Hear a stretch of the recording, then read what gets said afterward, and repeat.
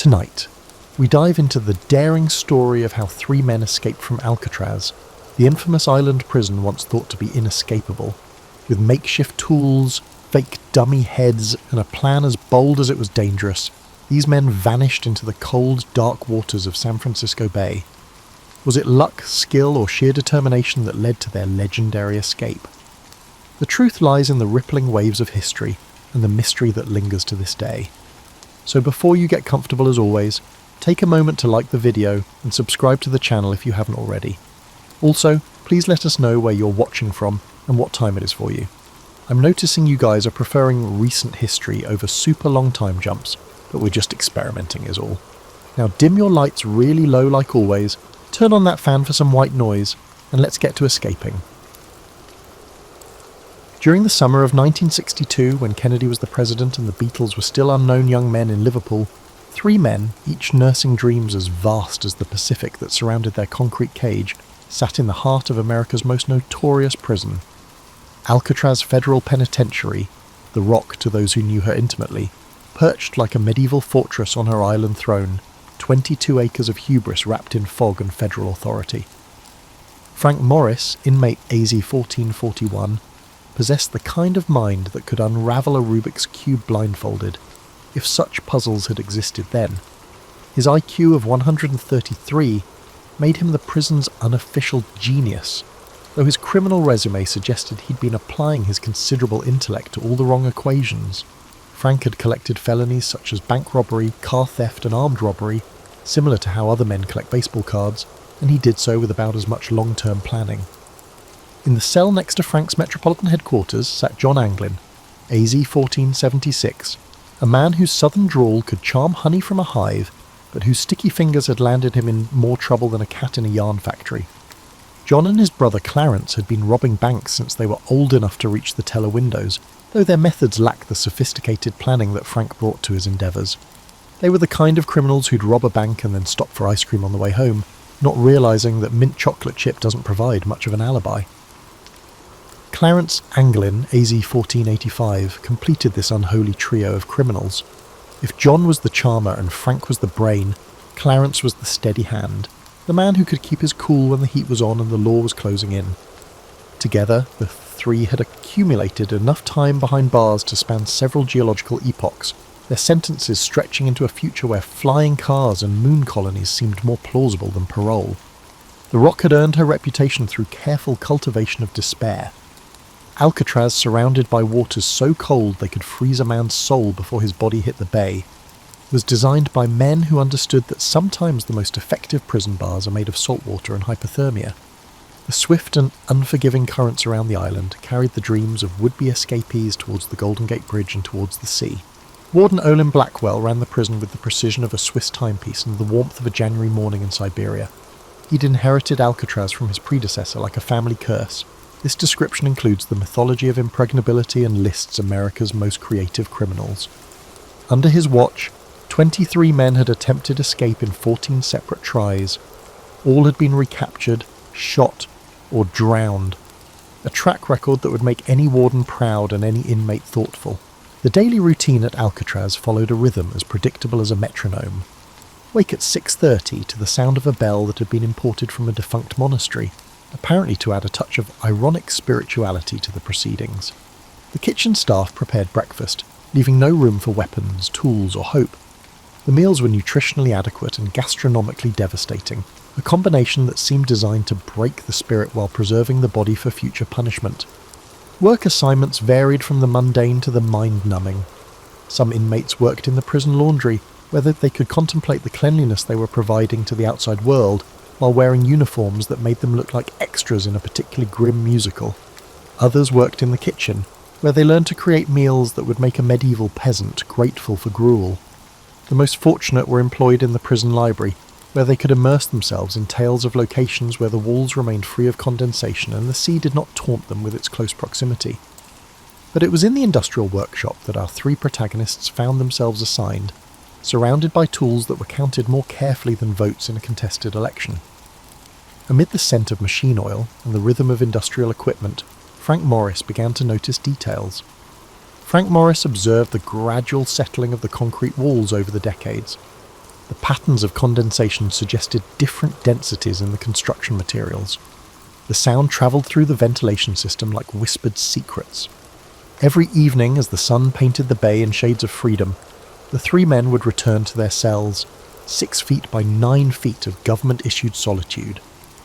But while their bodies were confined, their minds began to wander down paths that would have made Houdini himself nod with approval.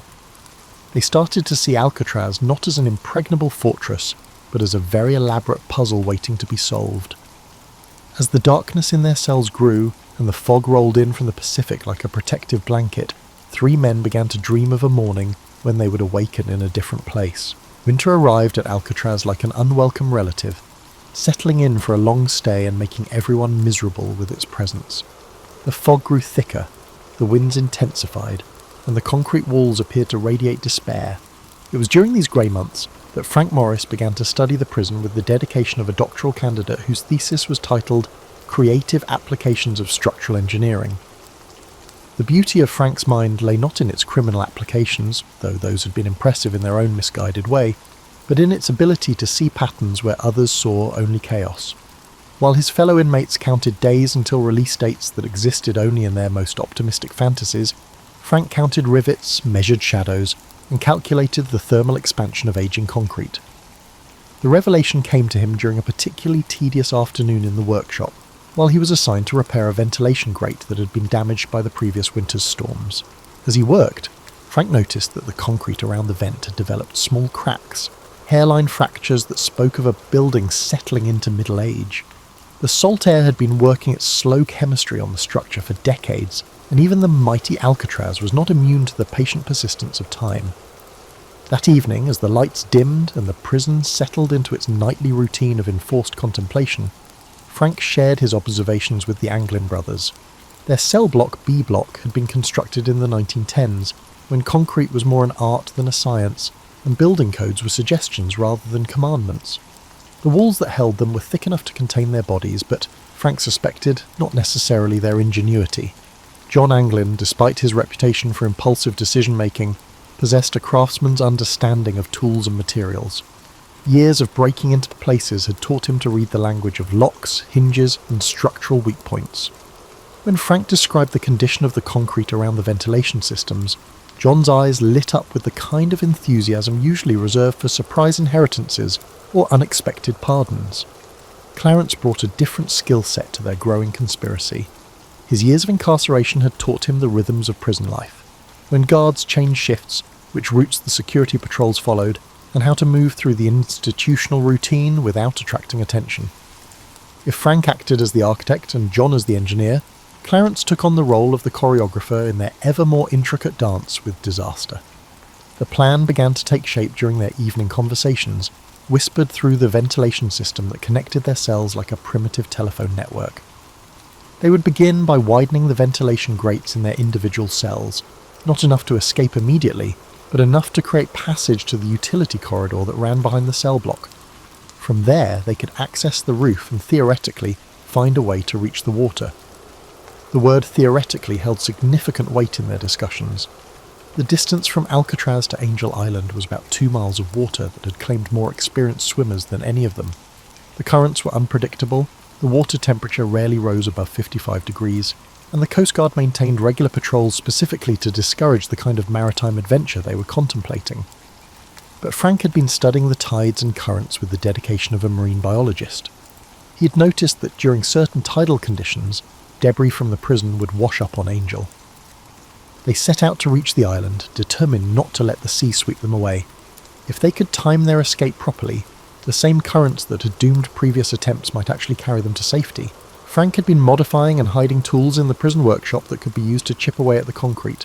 Frank meticulously sharpened and hardened the spoon handle. Frank had broken off a piece of the saw blade and concealed it in the sole of his shoe. Small tools that would do small work over a long time, the kind of patient progress that builds pyramids and topples governments. But tools alone wouldn't be enough. They would need to conceal their work from the daily cell inspections, which meant creating dummy walls that would hide the growing holes while appearing completely normal to casual observation. This required materials that weren't exactly available through the prison commissary. Paint that matched the cell walls, cardboard that could be shaped and coloured to look like concrete, and some way to hold it all in place. John Anglin's artistic talents, previously applied only to forging signatures and identification documents, would be put to more constructive use. He began experimenting with soap, paint chips and hair clippings to create a mixture that could be moulded into shapes and painted to match the cell walls.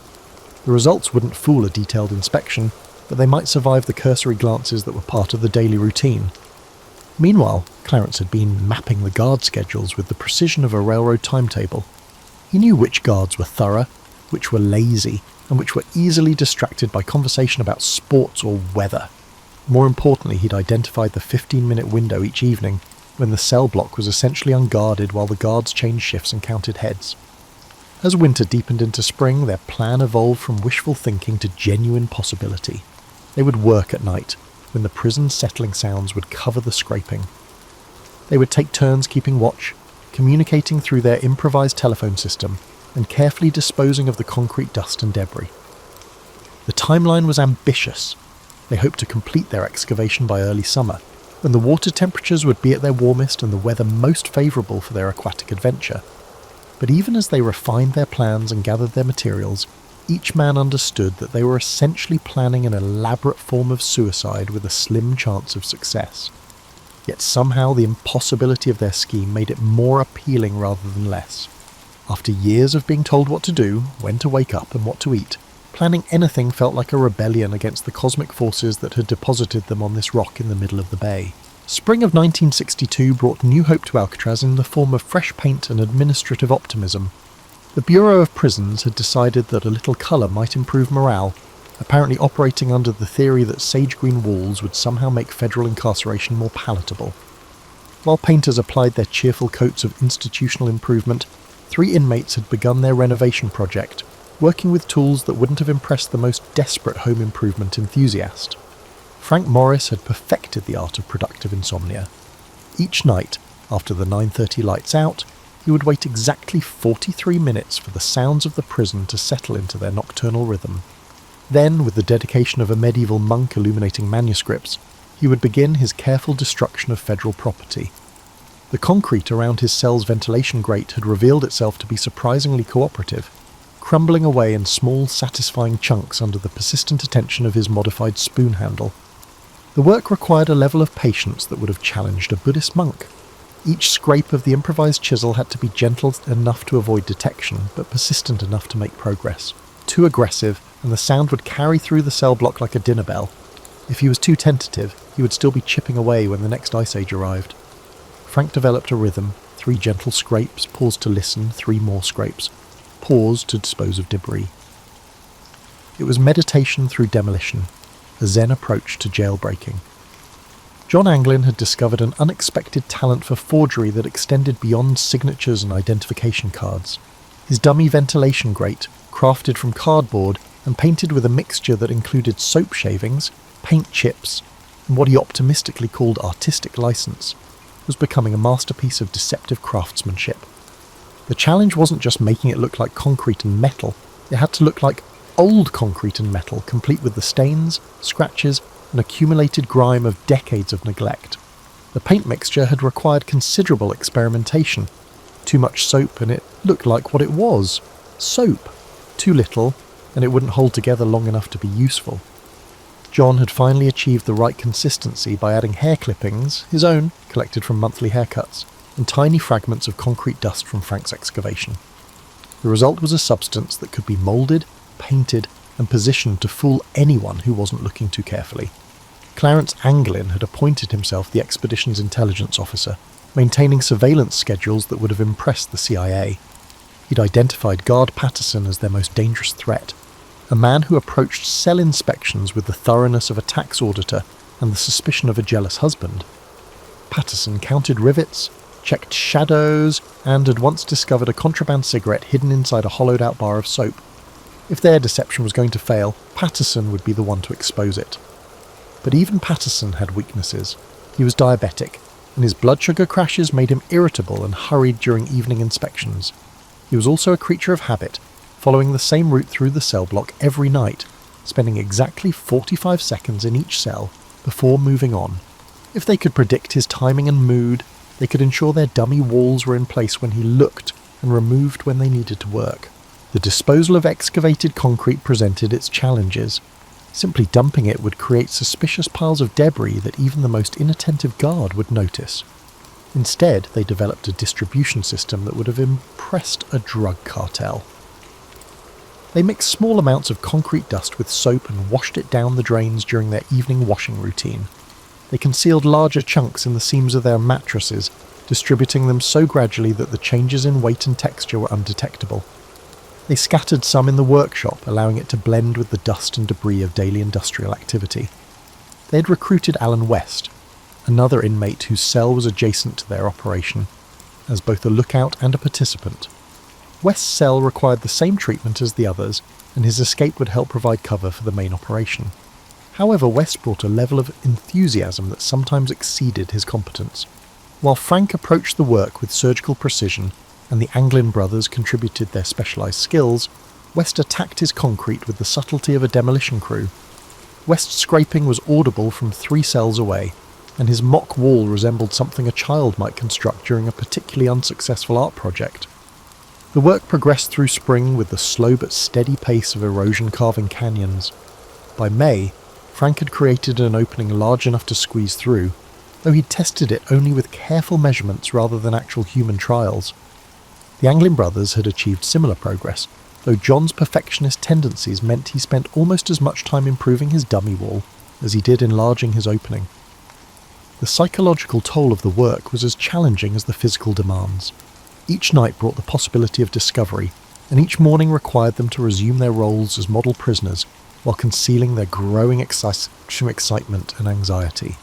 They had to maintain their routines, participate in work assignments, and interact with guards and fellow inmates as if their only concerns were the quality of the evening meal and the possibility of mail call. Frank found himself studying the guards with new intensity, not just for security purposes, but to understand how normal people behaved when they weren't planning impossible escapes. Guard Morrison had a habit of humming as he made his rounds. Guard Peterson had a habit of pausing at specific cells to engage in conversation with the inmates he held a particular dislike for. Guard Collins developed a nervous habit of jingling his keys whenever he felt anxious about something. These details would be crucial when the time came to move through the prison undetected. The weather had begun to cooperate with their plans. The fog that rolled in each evening provided natural cover, and the spring tides were creating current patterns that might actually help rather than hinder their water escape. Frank had been studying the movements of debris and seaweed, noting which pieces ended up on Angel Island and which disappeared into the Pacific. Their window of opportunity was approaching, but so was the increased risk that came with each passing day of their secret construction project. As May progressed toward June, 3 men continued their nightly routine of carefully destroying their prison cells while maintaining the facade of resigned acceptance. They had committed themselves to a plan that required perfect timing, flawless execution, and a considerable amount of luck. The alternative, spending the remainder of their lives in 6 by 9 foot concrete boxes, provided all the motivation they needed to continue their invisible demolition project. June arrived at Alcatraz with unusual warmth, as if the Pacific had decided to offer a brief respite from its customary indifference to human comfort. The unseasonably pleasant weather felt like a cosmic wink to 3 men who had been planning their departure for months, though they maintained the prison's routine with the dedication of method actors preparing for the performance of their lives. Frank Morris had discovered that escaping from Alcatraz required skills not typically taught in criminal enterprises. Take navigation as an example. The waters around the island moved with currents that followed patterns more complex than advanced calculus, and miscalculating their timing could result in a one-way trip to the Farallon Islands, or, more likely, the bottom of the bay. Frank had been studying the movement of everything from seagull formations to sandwich wrappers thrown overboard by the weekly supply boat, building a mental map of how the water moved and when. The breakthrough came when he noticed that prison garbage thrown into the bay during certain tidal conditions would wash up on Angel Island within hours. If they could time their escape to coincide with those same conditions, the treacherous currents that had doomed previous attempts might actually carry them to safety. It was a theory that sounded plausible in whispered cellblock conversations, but would require testing their hypothesis with their lives. John Anglin had been perfecting what he called the Great Deception, a collection of dummy heads that would occupy their beds during the crucial hours when guards conducted night counts. Using a mixture of soap, toilet paper, paint and hair, collected from the prison barbershop floor, John had created sculptures that bore a reasonable resemblance to sleeping inmates, assuming the guards didn't look too closely and the lighting remained appropriately dim. The heads were works of inspired improvisation. John used real hair, which he carefully arranged to match the individual hairstyles of the sculptures. The features were moulded from soap, painted with pigments extracted from magazine pages, and mixed with substances that John preferred not to identify too specifically. The ears were particularly challenging. Apparently, creating believable ears from soap required an artistic sensibility that John had never previously applied to anything more ambitious than forging signatures. Clarence Anglin had graduated from intelligence gathering to operational planning. He'd identified the exact route they would take from their cells to the roof, through the utility corridor behind the cell block, up a ventilation shaft that led to the roof, and then across the prison rooftop to a point where they could descend to the water without being seen from the guard towers. The journey would require them to navigate in complete darkness through spaces that were barely large enough for human passage, carrying equipment that couldn't be left behind. Alan West had become their weak link in ways that were both predictable and frustrating. While the other three had been methodically preparing for every aspect of their escape, West had been treating the project like an extended hobby rather than a life-or-death endeavour. His concrete removal had been inconsistent, his dummy wall was unconvincing, and his security awareness was approximately equivalent to that of a tourist taking photos at a military installation. The tools and materials for their water escape had been accumulated through a combination of theft, creativity, and what Frank called adaptive resource acquisition. Prison raincoats had been sewn together to create a makeshift raft and life preservers. They had sewed the raft together using thread from prison clothing and needles, fashioned from a metal scraps found in the workshop. The result looked like something that might have been rejected by a particularly undemanding Coast Guard inspection, but it would hopefully provide enough buoyancy to keep them alive until they reached land. Paddles had been carved from wooden pieces found in the workshop, shaped and smoothed during lunch breaks and stolen moments when guards were distracted. The paddles were crude but functional, assuming they didn't encounter waves larger than those found in an average bathtub. Frank had calculated that they would need to cover approximately 2 miles of open water, probably in fog, while being sought by every law enforcement agency in Northern California. The escape timeline had been planned with the precision of a military operation, though with significantly less reliable equipment. They would begin their departure at 9:45 p.m, 15 minutes after lights out, when the cell block settled into its evening routine.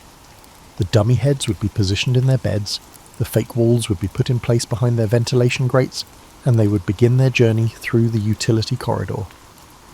The climb to the roof would be the most dangerous part of their internal navigation. The ventilation shaft was barely wide enough for human passage, and any noise during the ascent could alert guards to their escape attempt. They would have to climb approximately 30 feet in complete darkness, carrying their makeshift equipment while remaining absolutely silent. Frank had rehearsed the climb in previous reconnaissance missions, but the actual performance was a completely different matter. Once on the roof, they would have to cross approximately 60 yards of open space to reach their descent point, moving carefully to avoid being seen by guards in the towers. The guard towers had searchlights that swept the prison grounds on irregular schedules, and being caught in one of those beams would end their escape attempt in a hail of gunfire and official disappointment. The descent to the water would require them to climb down the outside of the prison building using makeshift ropes created from sheets and towels stolen from the laundry. The drop was approximately 50 feet, and the improvised climbing equipment would have to support their weight plus the weight of their escape materials. Frank had tested the rope strength using methods he preferred not to describe in detail, but the results had been marginally encouraging. As June progressed, their preparations entered the final phase. The concrete removal was essentially complete, but West continued to struggle with opening his act. The dummy heads were ready for their theatrical debut. The escape equipment was as prepared as prison resources would allow. Weather conditions were favourable, with fog predicted for the evening they had chosen for their departure. But perhaps most importantly, 3 men had committed themselves psychologically to an undertaking that required them to bet their lives on the accuracy of their planning and the reliability of their improvised equipment. They had reached the point where backing down was no longer possible, not because of external pressure, but because they had convinced themselves that freedom was worth the considerable risk of death. The date was set, June 11th, 1962. In less than 48 hours, they would discover whether months of planning and preparation had created a viable escape plan, or an elaborate form of suicide. The Pacific Ocean would render its verdict with the finality that only nature can provide. The morning sun painted San Francisco Bay in shades of gold and promise, while inside Alcatraz, 3 men moved through their daily routines with the focused calm of actors preparing for opening night. Each mundane activity, breakfast, work detail, afternoon recreation, carried the weight of finality, as if they were participating in a farewell tour of institutional life. Frank Morris spent the morning in the workshop with unusual attention to his assigned tasks, repairing ventilation equipment with the ironic dedication of a man who had spent months systematically dismantling similar fixtures. His hands worked automatically, while his mind ran through the evening's timeline like a conductor rehearsing a complex symphony. Every movement had been choreographed, every contingency considered, yet the fundamental uncertainty remained. Would their months of preparation prove sufficient, or would they join the ranks of Alcatraz's failed escape attempts? The Anglin brothers maintained their customary routine with studied normalcy, though John found himself paying unusual attention to details he might never see again. The afternoon light danced through the windows of the cell block, the sound of foghorns beginning their evening chorus. Years of daily interaction had made the guards' familiar faces as predictable as sunrise. These observations didn't stem from sentiment, as they couldn't afford it, but rather from the sharp awareness that often accompanies irreversible decisions. Alan West had been struggling with his concrete removal for weeks, working with the frantic energy of a student cramming for final exams. Although his opening was still slightly too small for comfortable passage, his perfectionist tendencies had run out of time. The tides would be favourable tonight, the guard schedules were optimal, and weather forecasts predicted the fog cover they needed. West would have to make his existing opening work or risk compromising the entire operation. As evening approached, the prison settled into its familiar rhythm of enforced routine. Dinner was consumed with the usual institutional efficiency, food that was nutritionally adequate and gastronomically forgettable, served by kitchen staff who had perfected the art of culinary indifference. Conversation followed the approved patterns. Complaints about food quality, speculation about guard personnel changes, and discussions of scores from newspapers that arrived days late and already obsolete. But beneath this surface normalcy, 3 men were conducting final equipment checks with the thoroughness of astronauts preparing for launch. The dummy heads were positioned and ready. The makeshift flotation devices were concealed and accessible. We tested the improvised ropes one final time, employing methods that would not draw the attention of casual observers. Everything was ready, as months of prison-based preparation could make it. At 9:30 p.m, the lights went out on schedule, and Alcatraz began its transition to nighttime security protocols. The 3 conspirators waited in their cells with the patience of experienced criminals who understood that timing was everything. If they arrived too early, the guards would still be conducting their initial counts. Too late, and that they would miss the tidal conditions that could mean the difference between reaching Angel Island and disappearing into the Pacific. 9:45 p.m. arrived with astronomical precision. Frank Morris began the delicate process of removing his dummy ventilation grate and positioning his soap sculpture head in his bed. The head looked reasonably convincing in the dim light, certainly convincing enough to fool a guard conducting a routine count from the cell block corridor.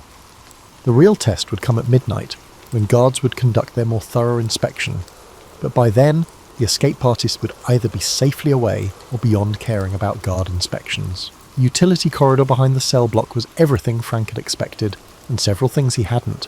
The space was cramped, filled with pipes and electrical conduits that seemed determined to catch on clothing and equipment. The air was thick with decades of accumulated dust and the metallic smell of aging infrastructure. Moving through the corridor required a combination of athletic ability and contortionist skills, complicated by the need to remain absolutely silent while carrying equipment that seemed designed to make noise at the worst possible moments. With the grace of a man who had spent considerable time practicing the movement, John Anglin emerged from his cell into the corridor. His dummy head was positioned, his fake wall was in place, and his portion of the escape equipment was secured and ready for transport. The months of preparation had honed a level of coordination that would have impressed professional dancers, despite the significant risk of missing a cue compared to audience disapproval. Clarence followed with the steady competence that had made him the operations logistics coordinator. Everything that could be planned had been planned, and everything else would have to be improvised based on principles of creative problem-solving and desperate innovation. The utility corridor evoked the atmosphere of a theatre's backstage area, where the performance held paramount importance and the audience consisted solely of armed critics. Alan West encountered his first major crisis at exactly 9:52 p.m. His ventilation opening, subway, despite weeks of enlargement efforts, remained slightly too small for comfortable passage. What had seemed like a minor issue during planning now revealed itself as a potentially catastrophic problem. West struggled with his opening while his partners waited in the corridor, precious minutes ticking away like a countdown to a launch that couldn't be postponed. The decision was made with the brutal efficiency that emergency situations demand. West would continue working on his opening and follow when he could. The others would proceed with the escape rather than risk the entire operation for one person's preparation problems. It was a calculated decision, but prison had taught all of them that survival sometimes necessitated abandoning those who couldn't keep up. The climb to the roof began at 10:03 p.m, 13 minutes behind schedule, but still within acceptable parameters. The ventilation shaft was as challenging as reconnaissance had suggested, narrow, dark, and filled with obstacles that seemed designed by someone with a sadistic sense of humour. Frank led the climb, followed by John and Clarence, each man carrying equipment that made the ascent more difficult than climbing a ladder while juggling flaming torches. The roof of Alcatraz stretched before them like a concrete ocean, bathed in fog that provided both concealment and navigation challenges. The guard towers were visible as points of light in the mist, their searchlights creating moving patterns that had to be avoided with the precision of dancers performing a deadly choreography. The three men moved across the roof with careful steps, aware that a single misstep could result in noise that would bring guards running from all directions. At 10:47 p.m, they reached their descent point and began the rappel to the water's edge. The improvised rope supported the men's weight, but they creaked and stretched in a way that made each man question whether he would successfully complete the descent or become an unwilling test of gravity's reliability. The water below was dark, cold, and moving with currents that would determine whether their months of planning would result in freedom or tragedy. As they prepared to enter the bay, three men stood at the edge of the Pacific Ocean, with equipment that looked like it had been designed by optimistic children and faith that had been tested by months of impossible preparation. Behind them lay Alcatraz, ahead lay the unknown, and all around them lay water that had claimed previous escape attempts, with the indifference of natural forces operating according to laws that didn't recognise human ambition. The moment of commitment had arrived. There would be no more planning, no more preparation, no more rehearsals. All they had was the water, the darkness, and the hope that their months of diligent labour had yielded something capable of guiding them towards liberation. At 11:23 p.m. on June 11th, 1962, three men slipped into San Francisco Bay with the quiet desperation of souls entering purgatory. The water's coldness was the liquid embodiment of all their doubts after months of planning. Frank Morris, the mastermind whose IQ had crafted their escape, found himself wondering if intelligence was any match for the primal forces of tide and current that now controlled their destiny.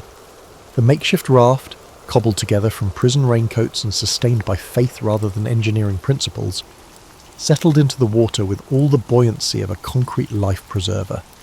What had appeared relatively seaworthy during their cell block planning sessions now stood as a testament to the victory of hope over hydrodynamics. The improvised paddles, carved from workshop scraps, then felt out about as effective as using spoons to navigate the Atlantic. John Anglin, whose artistic talents had created their deceptive dummy heads, discovered that artistic vision didn't translate to maritime navigation. The fog that had seemed like providential cover from the shore now surrounded them like a living entity, reducing visibility to approximately the length of their inadequate raft. Every direction looked identical, dark water fading into dark mist, with no landmarks visible and no clear indication of which way led to Angel Island versus which way led to the Farallon Islands and certain death. Clarence Anglin, the steady hand who had mapped guard schedules with military precision, found himself trying to apply that same methodical approach to reading water currents in complete darkness. The bay moved around them with liquid complexity, streams within streams, eddies and flows that seemed to follow patterns that were comprehensible only to marine biologists and the soiled spirits of drowned sailors. Every paddle stroke was a calculated guess, and every navigational decision carried a risk of hypothermia and drowning. The sound of their escape had been swallowed by fog and distance, but somewhere behind them Alcatraz continued its nightly routine, unaware that three of its most reluctant residents had departed without filing the proper paperwork. Alan West remained in his cell, still struggling with his ventilation opening, his escape attempt abandoned in favour of not alerting guards to the absence of his cellmates. His failure to join them was both a personal tragedy and a tactical advantage. One fewer person to crowd their inadequate raft. One more dummy head in place to maintain the illusion of normal occupancy. The Pacific Ocean began its examination of their escape plan with the thoroughness of a federal prosecutor reviewing evidence. Every weakness in their preparation was tested by waves that seemed larger than physics should have allowed, currents that pulled them in directions they couldn't identify, and water temperatures that made their improvised life preservers feel like ice cubes with straps. The raft, designed by hope and constructed by necessity, began to show signs of structural anxiety as salt water found every seam and tested every improvised repair. Frank had calculated that they needed to cover approximately 2 miles to reach Angel Island, but the calculations assumed knowledge of the starting point, destination, and direction, all of which had become theoretical concepts in the fog-wrapped darkness. The lights of San Francisco were obscured by the mist, and Angel Island felt as distant as another continent. Their navigation equipment relied on instinct, desperation, and 3 waterlogged paddles that were starting to show their own structural issues. The cold was becoming a factor that no amount of planning had adequately addressed.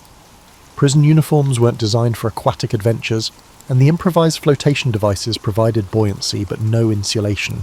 Each man could feel his body temperature dropping with the systematic efficiency of a thermometer in a freezer, and their paddling became less about navigation and more about generating enough movement to maintain circulation.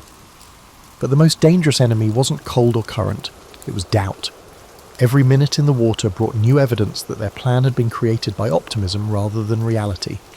The raft was too small, the equipment too improvised, the distance too far, and the conditions too hostile.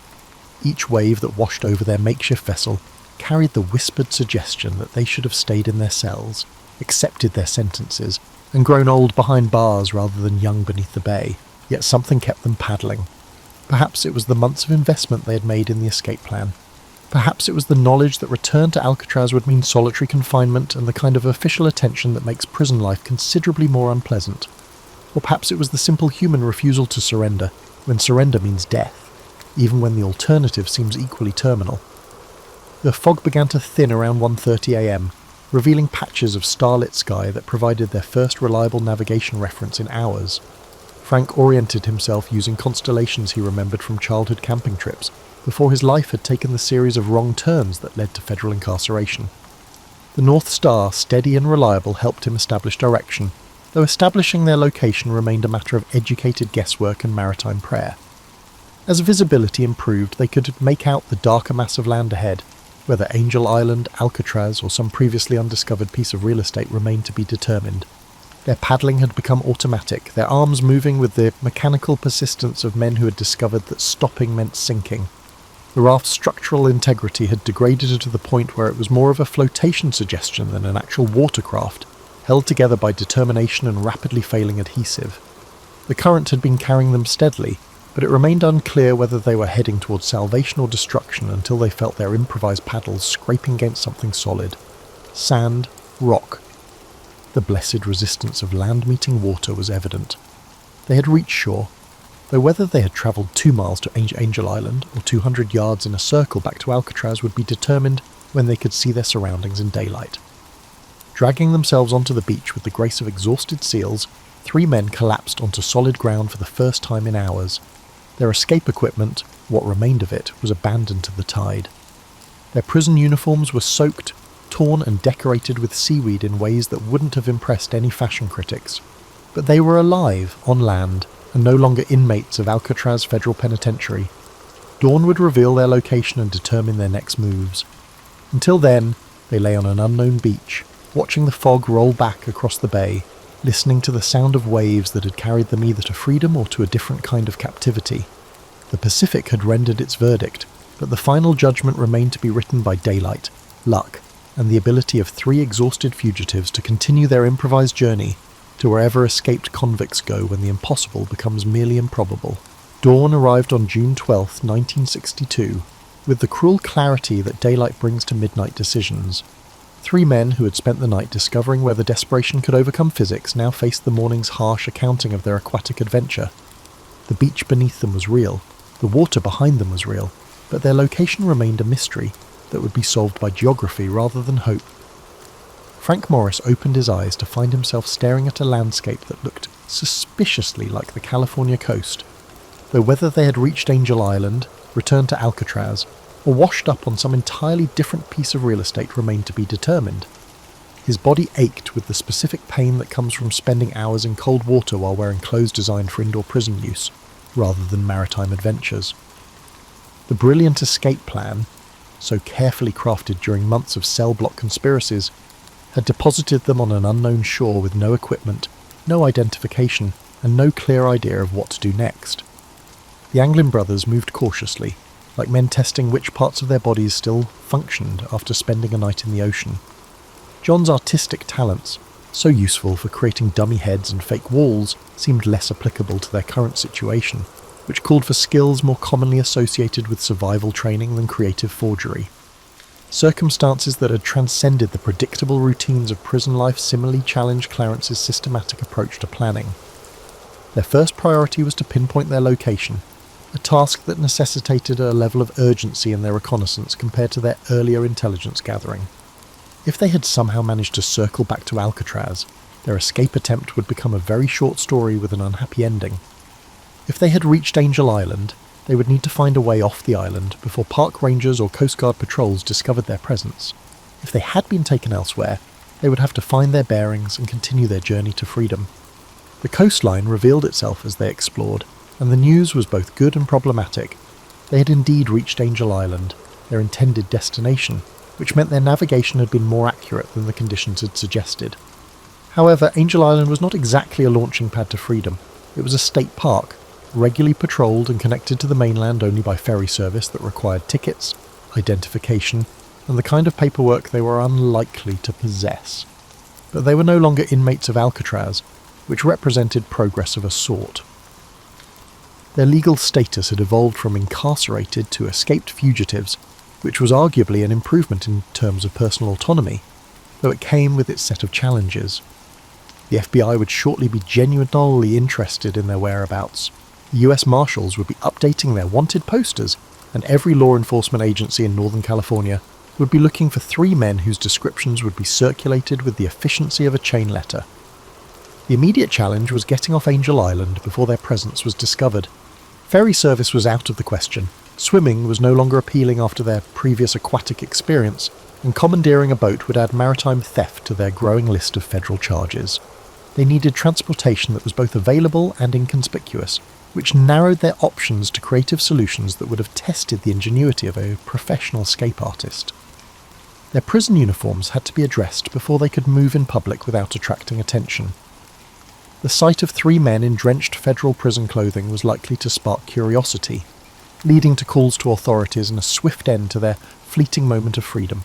They needed civilian clothes, which meant finding them through methods that were available to escaped convicts with no money, no connections, and no legitimate means of acquisition. The morning progressed with the methodical problem-solving that had characterized their escape planning. Frank's intelligence, John's creative resourcefulness, and Clarence's systematic approach were applied to challenges that were immediate and practical: food, clothing, transportation, and avoiding recapture long enough to establish some kind of sustainable existence outside federal custody. But even as they planned their next moves, each man understood that their escape from Alcatraz was only the beginning of a much longer journey. They had proved that the inescapable prison could be escaped, but they had also committed themselves to lives as permanent fugitives in a country where their faces would be known to every law enforcement officer from coast to coast. The morning sun illuminated the paradox of their success, warming their salt-stiffened clothes and revealing the California landscape in sharp detail. They had achieved the impossible, escaping from Alcatraz Federal Penitentiary, using improvised tools, handmade equipment, and planning that had been conducted entirely within the most secure prison in America. Yet their triumph had delivered them not to freedom, but to a different kind of captivity, the hunted existence of men who could never again live under their names or return to the places they had known. As they prepared to leave Angel Island and begin the next chapter of their story, 3 men stood at the intersection of legend and reality. They had become part of Alcatraz mythology, their escape joining the annals of impossible achievements that inspire others to attempt the improbable. But they had also learned that escaping from prison is only the first step in a journey that continues for the rest of their lives. however long those lives might prove to be. The Pacific Ocean, which had tested their resolve and nearly claimed their lives, stretched behind them like a liquid barrier between their past and their future. Ahead lay the mainland, with its opportunities and dangers, its promise of freedom, and its guarantee of perpetual pursuit. 3 men who had started as inmates had become fugitives, and their story was no longer about escaping from Alcatraz. It was about learning to live with the consequences of having done the impossible. Whether Frank Morris and the Anglin brothers survived their escape, established new identities, and lived out their days in anonymous freedom, or whether they perished in the bay that night, remains one of America's most enduring mysteries. On June 11th, 1962, 3 men showed that even the most secure prison is only as strong as the imagination of those it seeks to contain. They transformed themselves from criminals into legends, from prisoners into symbols of the eternal human desire to be free. And somewhere in the morning mist rolling off San Francisco Bay, their story continues, not as history but as possibility, not as fact but as the kind of truth that grows stronger with each telling, reminding us that sometimes the most impossible dreams are the ones most worth pursuing.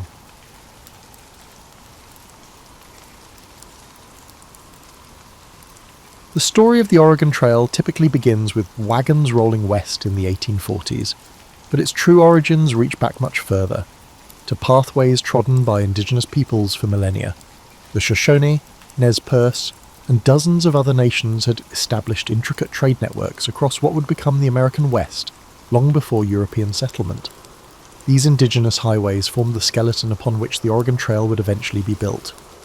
The conventional narrative credits Lewis and Clark with discovering the route west, but their 1804 to 1806 expedition relied heavily on indigenous guides like Sacagawea, whose knowledge of mountain passages proved invaluable. What's less discussed is how their journey was followed by fur traders who quietly expanded these routes throughout the early 19th century. In 1811, John Jacob Astor's Pacific Fur Company established Astoria at the mouth of the Columbia River, just 5 years after Lewis and Clark's return. To connect this remote outpost with St. Louis, fur trader Robert Stewart pioneered an east-to-west crossing in 1812-13, discovering South Pass in Wyoming's Wind River Range. This critical gateway through the Continental Divide, at a relatively moderate 7,412 feet elevation, would later become the trail's most crucial geographic feature, allowing wagons to cross the Rockies without navigating treacherous, high-altitude passes. While history textbooks often present manifest destiny as the driving force behind westward expansion, economic desperation propelled many early migrants. The Panic of 1837, a financial crisis that triggered a 6-year depression, left countless Americans jobless and landless. Oregon represented not conquest but survival. As one migrant wrote in 1843, "We do not go to make war on anyone or build an empire, only to feed our children and perhaps find peace away from the banks that have ruined us." The trail's formal establishment came through an unlikely source: missionary endeavours. In 1836, Methodist missionary Jason Lee travelled to Oregon's Willamette Valley to establish a mission among the Kalapuya people. Though his evangelistic efforts yielded few converts, his letters eastward painted Oregon as an agricultural paradise. Presbyterian missionaries Marcus and Narcissa Whitman made the journey the same year, with Narcissa becoming one of the first white women to cross the continent overland. The Whitmans established their mission among the Cayuse people near present-day Walla Walla, Washington. Their letters home, describing fertile valleys and a moderate climate, caught despite downplaying the complex diplomatic negotiations necessary to maintain peace with indigenous nations whose land they occupied. Their letters captivated the nation's imagination. The Whitmans' mission would later become a landmark stop on the Oregon Trail, and the site of tragedy when deteriorating relations with the Cayuse resulted in violence. Perhaps the most overlooked aspect of the trail's formation was the role of free black settlers in establishing Oregon country.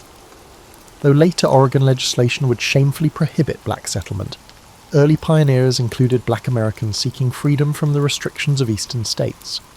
Moses Black Harris, a former slave-turned-mountain man, became one of the trail's most respected guides in the 1830s, leading multiple groups to Oregon and returning east to guide more.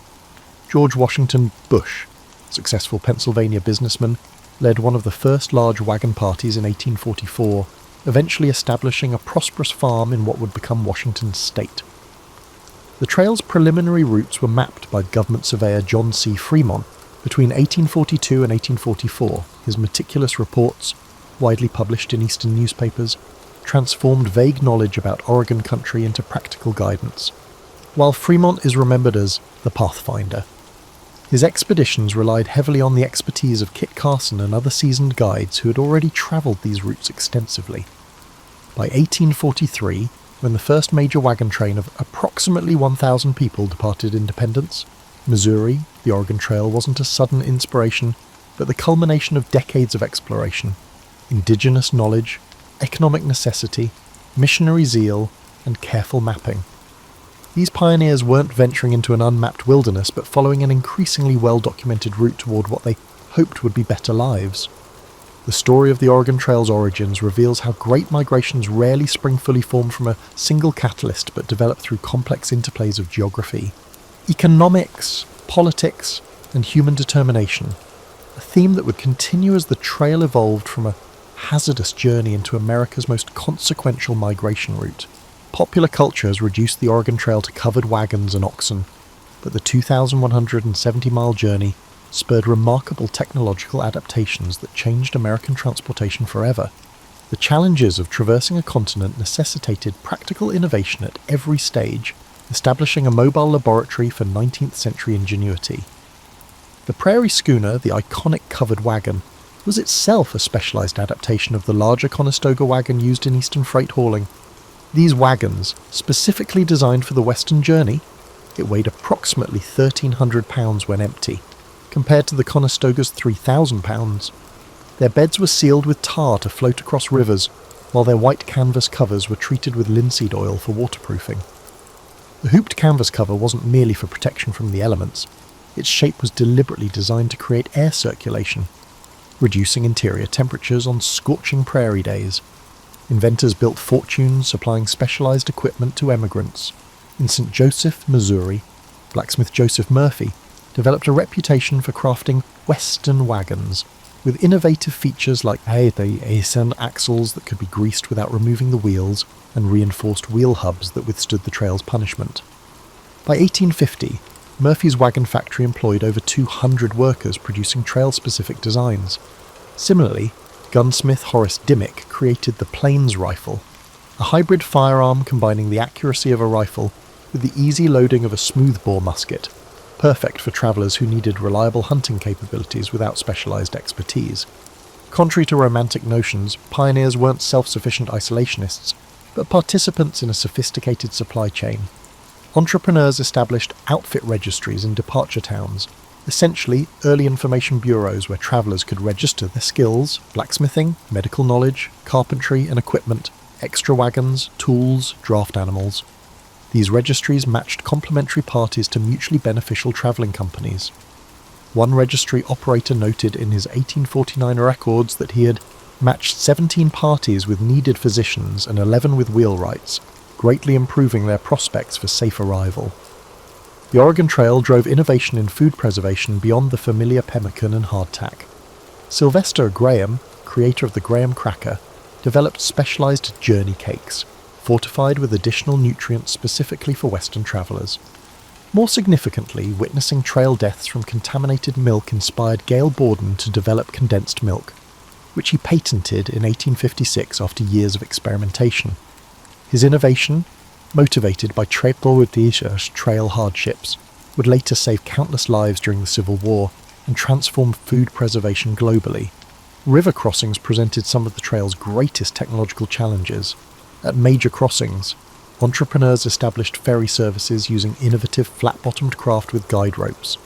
By 1850, Cornelius Oregon Smith had built a remarkable pontoon bridge across the Kansas River constructed of empty sealed barrels as flotation devices, demonstrating how the trail spurred practical engineering. After multiple drownings at the dangerous crossing of the Green River in Wyoming, mountain man William Sublette developed a unique ferry design using indigenous-inspired bull boats, bison hide stretched over willow frames, scaled up to accommodate wagons. The risk of becoming lost prompted the development of sophisticated navigational tools beyond compasses. Thomas Jefferson Farnham published Travels in the Great Western Prairies in 1843, which included the first topographical guide to the trail, with landmark sketches travellers could identify from any approach angle. Entrepreneur J.H. Colton produced specialised emigrant maps printed on linen. These maps, designed to withstand rain and rough handling, replaced paper. Some maps incorporated innovative panoramic views of mountain passes and river crossings from multiple angles to help travellers confirm they were on the correct path. Perhaps the most remarkable technological adaptation was in the area of communication. Using tree caches, travellers developed an emigrant mail system to leave messages for later travellers. By 1850, this had evolved into a sophisticated relay system where eastbound travellers would carry letters from those further west, and established post trees became known relay points. At Independence Rock in present-day Wyoming, travellers didn't merely carve their names, they recorded detailed information about water sources, grass conditions, and Indian relations ahead, creating a constantly updated intelligence network. Some innovations failed spectacularly. The Prairie Motor of 1845, a sail-powered wagon that worked brilliantly on flat terrain until the first serious wind tipped it over, remains a cautionary tale. Wind-powered water pumps designed for trail use proved too delicate for travel, but later became staples of Western settlement. The trail functioned as both laboratory and testing ground, where practical solutions either proved their worth or were rapidly abandoned. By understanding the Oregon Trail as a corridor of technological adaptation, rather than merely a path westward, we gain insight into how the journey itself transformed America. The pragmatic innovations it demanded, from specialised transportation to food preservation, laid the groundwork for industrial developments that would reshape the nation in subsequent decades. The Oregon Trail wasn't just a geographic link connecting east and west. It was an incubator for practical problem-solving that accelerated American technological development far beyond the journey itself. While school lessons typically frame the Oregon Trail as a pioneering adventure, it was fundamentally an economic endeavour of staggering proportions. The financial realities of the migration represent one of history's most overlooked aspects of this pivotal American journey. Preparing for the Oregon Trail required substantial capital investment. By the mid-1840s, outfitting a family of 4 for the journey cost approximately $600 to $800, equivalent to about $22,000 to $30,000 in today's currency. The cost included a wagon, $85, oxen teams, $50 per yoke, food supplies, $150, tools, weapons, and numerous specialised items. Consequently, the Oregon Trail was not primarily travelled by the destitute, but by middle-class farmers and tradespeople, with significant resources to invest in relocation. Economic preparations often began years before departure. Families sold farms and businesses, called in debts, and liquidated non-essential possessions. Many worked additional jobs for several years to accumulate the necessary funds. Meticulous financial planning became a hallmark of successful emigrants. Samuel Parker of Illinois kept a remarkable preparation ledger beginning in 1841, documenting every purchase and sale made in preparation for his family's 1845 departure. His financial strategy included specifically planting flax and tobacco in his final 2 eastern harvests, crops that commanded premium prices with minimal land use. The journey itself generated a sophisticated economic ecosystem along the trail. By the late 1840s, over 150 businesses had been established at key points along the route. Trading posts evolved from simple supply caches into complex commercial operations. At Fort Laramie, Wyoming, ledgers from 1849 to 1852 show transactions not merely for supplies, but for services including wagon repair, $5 to $8, oxen shoeing, $1.50 per hoof, letter forwarding, $1 per letter, and even wagon storage for those who decided to continue on horseback, $3 per month. The development of specialised trail occupations remains largely unexplored in conventional histories. Ferrymen at river crossings could earn $500 to $1,500 during a single migration season. Wheelwrights travelled the trail, offering repairs at premium prices. Trail guides charged $75 to $150 per diem for partial route guidance. One entrepreneurial individual, James Pritchard, made his fortune not by going to Oregon, but by operating a mobile blacksmith shop that travelled back and forth along the first 500 miles of the trail during migration seasons between 1848 and 1855. The economics of the trail involved sophisticated risk management strategies.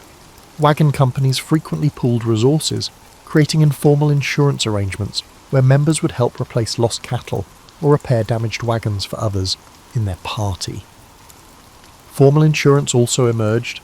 The Missouri Protection Company, established in 1846, offered trail insurance for 5% of the insured value of goods and equipment, with additional premiums for livestock coverage.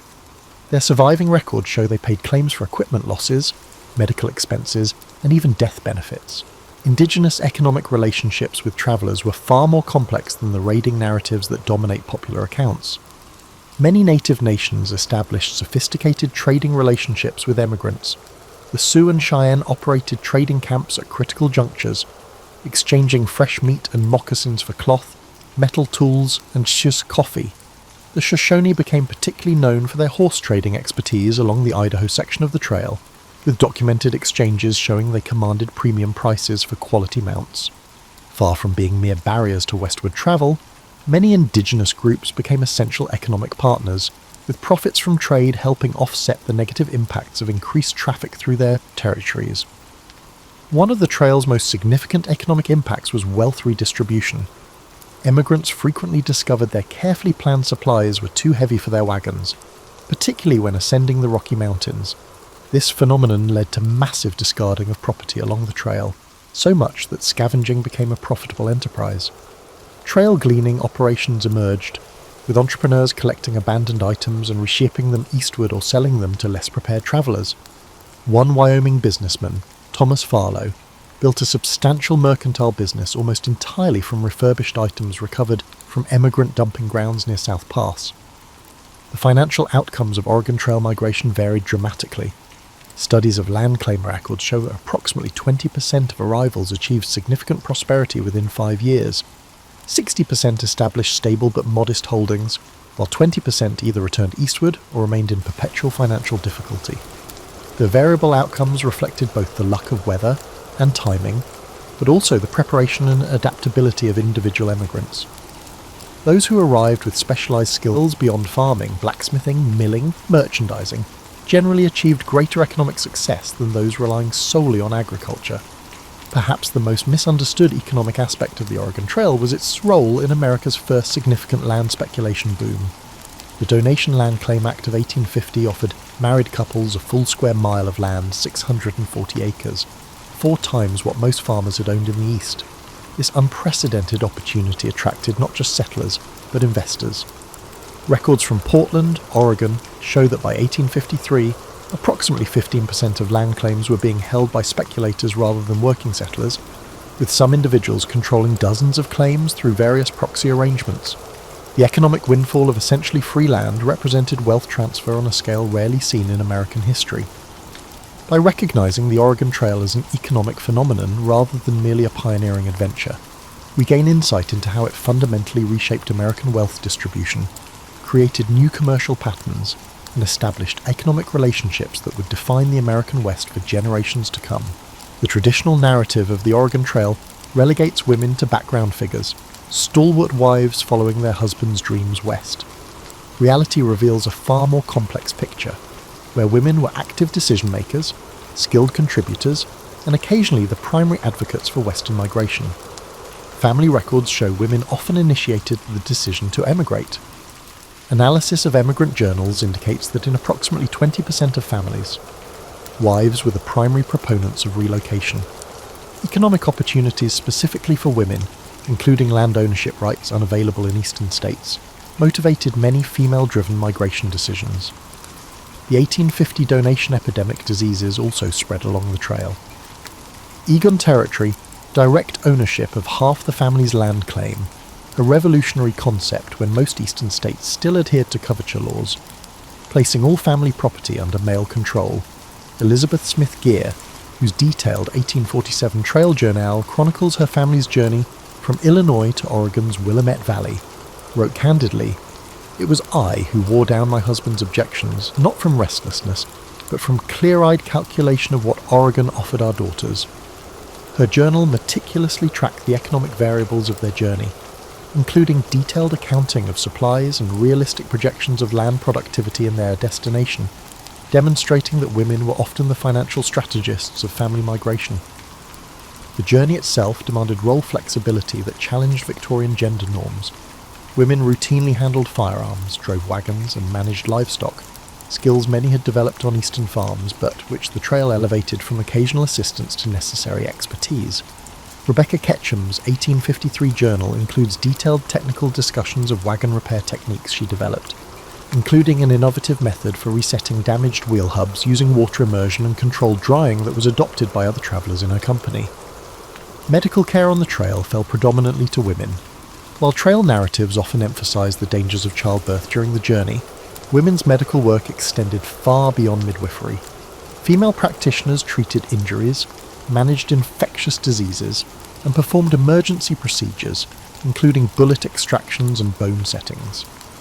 Tabitha Brown, who travelled to Oregon in 1846 at age 66, documented treating over 130 medical cases during her journey. After establishing herself in Oregon's Willamette Valley, she founded a boarding school that eventually grew into Pacific University, demonstrating how skills developed on the trail translated into institutional building in the West. Indigenous women played crucial roles in trail dynamics rarely acknowledged in traditional histories. Many served as cultural intermediaries, facilitating trade and diplomatic relations between travellers and native nations. The Sioux woman, known in records only as Mary, operated a trading post at the Platte River crossing from 1847 to 1851, where she not only exchanged goods, but also provided emigrants with critical information about trail conditions ahead. Sacagawea's famous role with Lewis and Clark established a pattern of indigenous female guides that continued throughout the trail era. Entrepreneurship among trail women manifested in various forms. Some operated mobile businesses during the journey, with journals referencing women who offered laundering services, baked goods, or tailoring at evening encampments. Sarah Bowman, known as the Great Western, due to her 6-foot height, established eating establishments at major trail stopping points in the 1840s, eventually building a network of restaurants from Missouri to California. Her business records show annual profits exceeding $5,000, an exceptional sum for the era. The trail journey reshaped family dynamics in ways that persisted in Western settlements.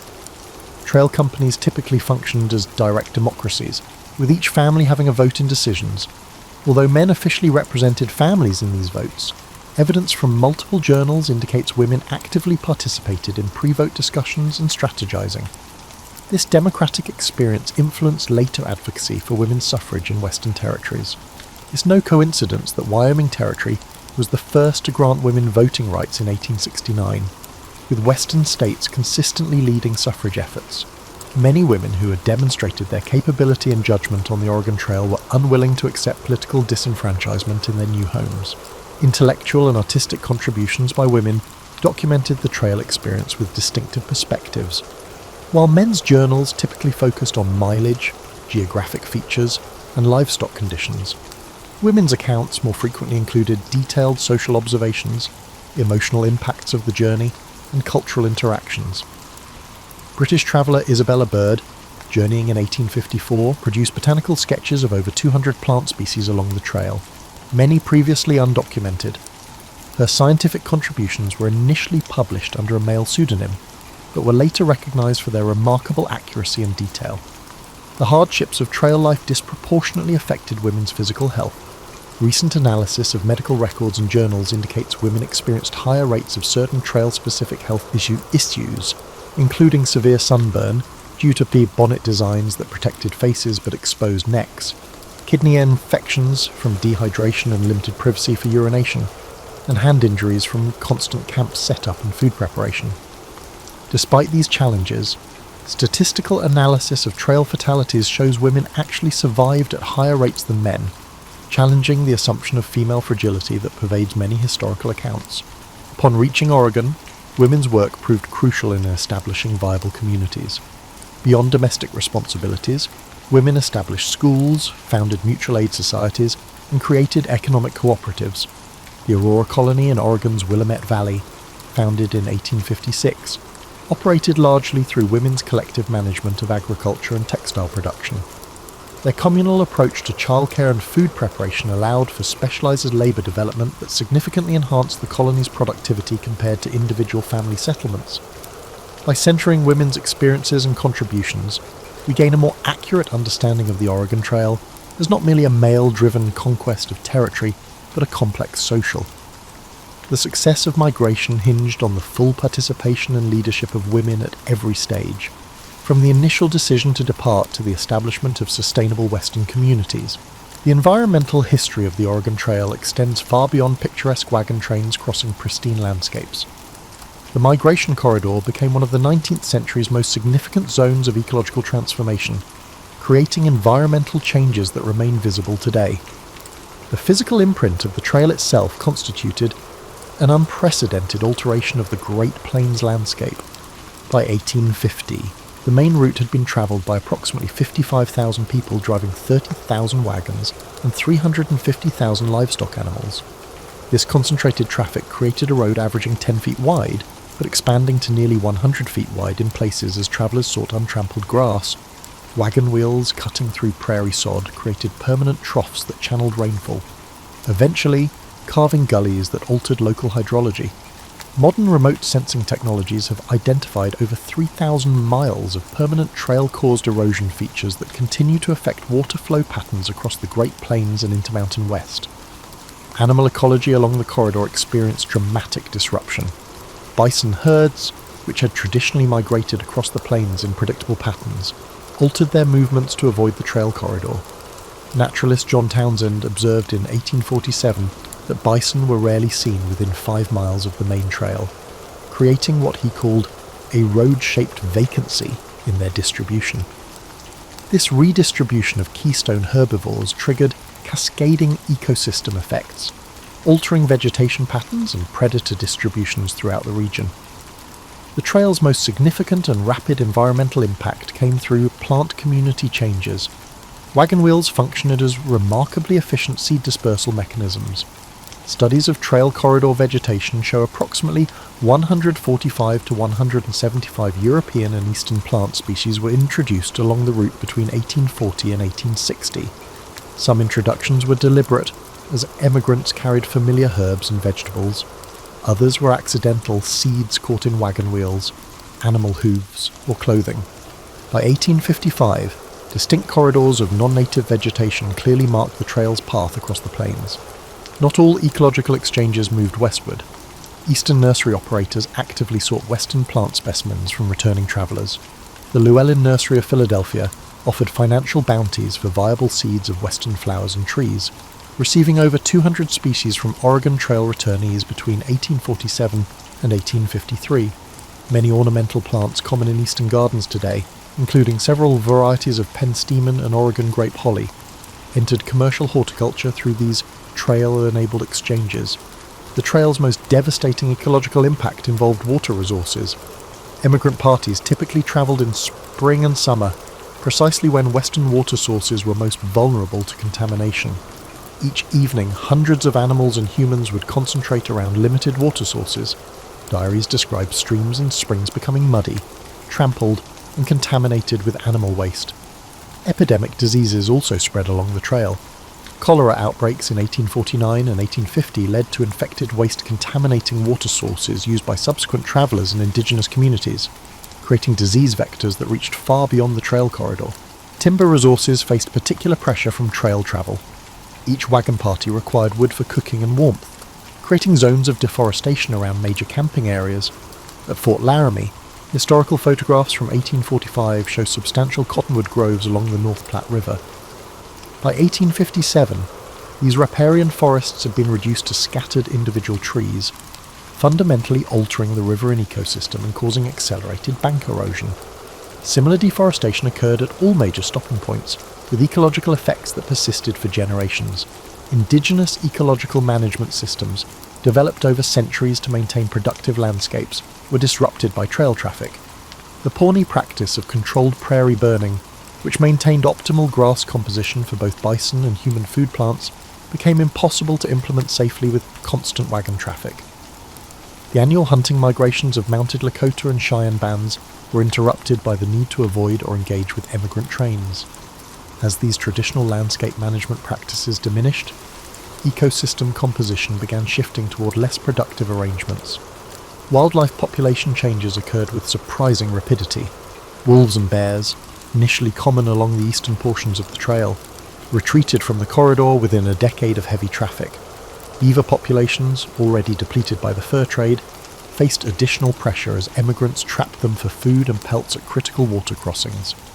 Meanwhile, opportunistic species, including ravens, coyotes, and certain rodents, thrived in the modified environment, expanding their populations along the trail corridor. The trail's impact extended to climate perception and expectations. Emigrant journals reveal evolving understandings of Western environments. Early travellers frequently described the plains as a desert, not meaning dunes, but using the 19th century definition of lands unsuitable for conventional Eastern agriculture. By the 1850s, promotional literature and guidebooks challenged this perception, advancing theories that rain follows the plough and claiming settlement would transform the climate. These optimistic misconceptions would later contribute to the Dust Bowl when farming expanded into regions with inadequate rainfall. The environmental legacy of the Oregon Trail persists in subtle but measurable ways. Modern botanical surveys reveal distinct patterns of non-native vegetation still following the historic route. Genetic studies of trout populations in streams crossing the trail show evidence of historic transplantation, as emigrants occasionally transported live fish in water barrels. Remote sensing reveals persistent changes in soil composition and hydrology along the corridor, creating what scientists now term a landscape legacy that remains visible nearly 2 centuries later. By understanding the Oregon Trail as an environmental event rather than merely a human migration, we gain insight into how 19th century population movements created lasting ecological transformations. The journey wasn't simply through nature, but represented a fundamental reworking of environmental relationships that would define the American West for centuries to come. Traditional narratives of the Oregon Trail often portray indigenous emigrant relations through a simplistic binary, either romanticize peaceful encounters or sensationalize conflicts. The reality reveals a complex spectrum of cultural exchanges, diplomatic negotiations, and evolving relationships that transformed both native and Euro-American societies. Language development along the trail corridor illustrates the depth of these cultural interactions. By the 1850s, a distinct trail pidgin had emerged, a simplified trade language combining English with Lakota, Shoshone, and other indigenous language elements. This practical communication system facilitated trade and diplomacy between travellers and various native nations. Phrases documented in emigrant journals show linguistic borrowing in both directions. Lakota words for geographic features entered emigrants' vocabulary, while indigenous traders incorporated English terms for trade goods. William Elsie, documenting his 1849 journey, recorded learning 37 Shoshone expressions specifically for negotiating river crossings and livestock exchanges. Records from Fort Laramie and Fort Hall reveal the evolution of complex diplomatic protocols. Rather than random encounters, interactions between emigrant parties and indigenous nations followed increasingly formalized patterns. By the late 1840s, Lakota and Cheyenne representatives routinely met emigrant parties at specific locations, expecting ceremonial exchanges, including tobacco offerings and formal speeches, before negotiations could begin. These diplomatic rituals reflected indigenous political concepts of building alliance relationships rather than simple commercial transactions. The trail stimulated significant material culture exchanges. Trade ledgers and emigrant journals document the high value placed on indigenous-produced goods, including moccasins, parfleche containers, and specialized winter clothing. Archaeological excavations of trail campsites reveal widespread adoption of indigenous material technologies. At emigrant campsites near South Pass, fragments of parfleche containers made from rawhide show evidence of Euro-American manufacture using indigenous techniques, suggesting technological adaptation rather than simple trade acquisition.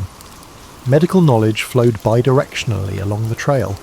Emigrant journals document adopting indigenous remedies for trail-specific ailments, particularly treatments for dysentery using Oregon grapefruit and willow bark preparations for pain relief. Simultaneously, native practitioners incorporated elements of Euro-American medicine, particularly in wound treatment techniques. The Journal of Margaret Scott, travelling in 1847, describes extensive medical consultations with a Shoshone healer who combined traditional plant remedies with suturing techniques learned from army surgeons at Fort Hall. Religious interactions along the trail corridor were more complex than the missionary convert narrative suggests. While some emigrants undertook explicit proselytizing, Journals reveal widespread curiosity about indigenous spiritual practices. Thomas Fletcher's 1846 journal describes his family participating in the Pawnee healing ceremony when his wife fell ill, noting they found more comfort in their sincere prayers than in our own preacher's distant formalities. Conversely, some indigenous individuals selectively incorporated Christian elements into traditional practices, creating syncretic spiritual approaches that served as bridges between worldviews. Food systems underwent significant exchange and adaptation. Emigrants adopted indigenous techniques for preparing bison, processing wild plants, and finding water sources. The pemmican that became a trail staple was directly adapted from indigenous food preservation methods. Meanwhile, native communities near established trail crossings incorporated new cultivars from emigrant seed stocks into their agricultural systems.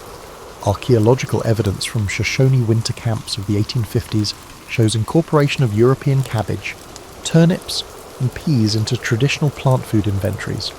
Sexual relationships and marriage formed another dimension of cultural exchange, though often under problematic power dynamics. Records indicate approximately 400 to 500 formal marriages between male emigrants and indigenous women between 1840 and 1860, with many more short-term relationships. These unions sometimes created bicultural mediators who facilitated broader community relationships. Children of these relationships often served as cultural bridges.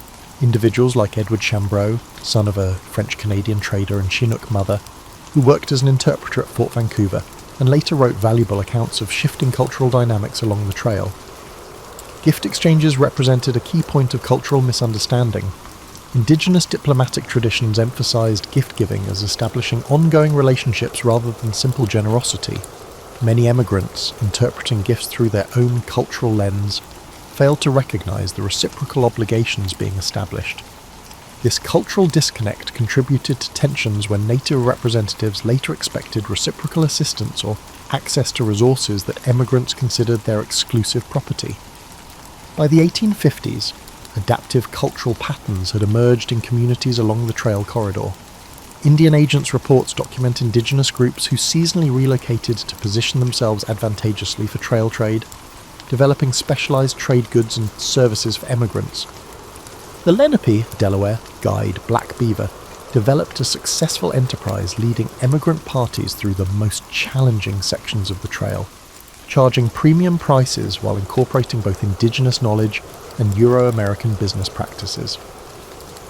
His service represented not capitulation to white expansion, but strategic adaptation to changing economic realities. The environmental knowledge exchange was particularly significant. Indigenous guides shared sophisticated understanding of Western ecosystems, teaching emigrants to identify edible plants, predict weather patterns, and locate water sources.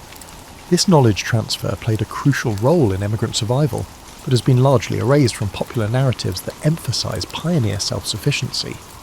Emigrant William Clayton's detailed 1847 journal attributes over 40 specific survival strategies to information gained from Shoshone guides, including techniques for finding potable water in apparently dry landscapes. The cultural legacy of these trail encounters shaped the developing American West in ways that persist today. Legal concepts, including usufruct rights, using land without owning it, entered Western water law through exposure to indigenous resource management systems.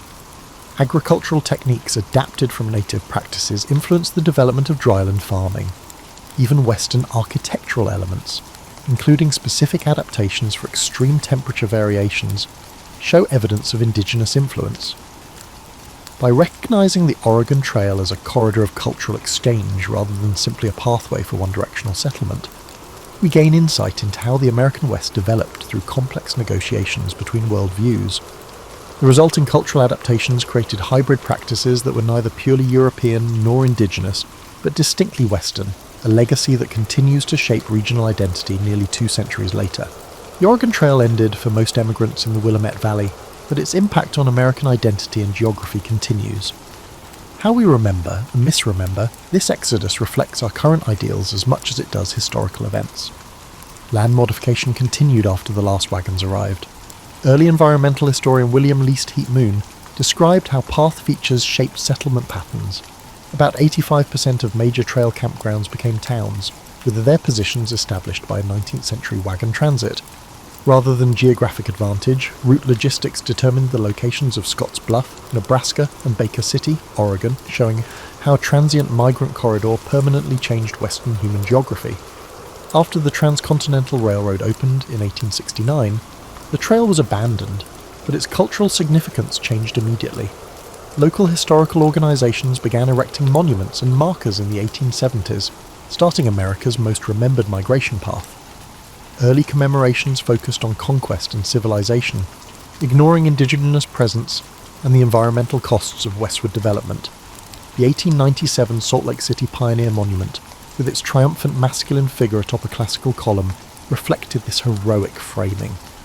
One of the first instructional computer games introduced the path to American education. Minnesota instructors Don Ravitch, Bill Heinemann, and Paul Dillenberger created the 1971 Oregon Trail computer simulation, which has taught generations of pupils a simplified version of the migration. Although popular for its "you have died of dysentery" moments, the game oversimplified myths of rugged individualism and eliminated complicated social institutions that permitted successful migration. The Oregon National Historic Trail was one of the original national historic routes constructed by the National Park Service during the 1970s American bicentennial celebrations. Over 300 miles of trail ruts and landmarks were preserved in this operation. The first interpretive frameworks emphasize pioneer experiences while downplaying indigenous perspectives and environmental repercussions. Modern archaeology has changed trail dynamics. Material remains from important camping places show intricate cultural interchange patterns. At Oregon Trail Crossing, sites along the Snake River, archaeological assemblages include both modified indigenous implements and European artifacts reused utilizing indigenous methods, demonstrating bidirectional cultural influence lacking from traditional narratives.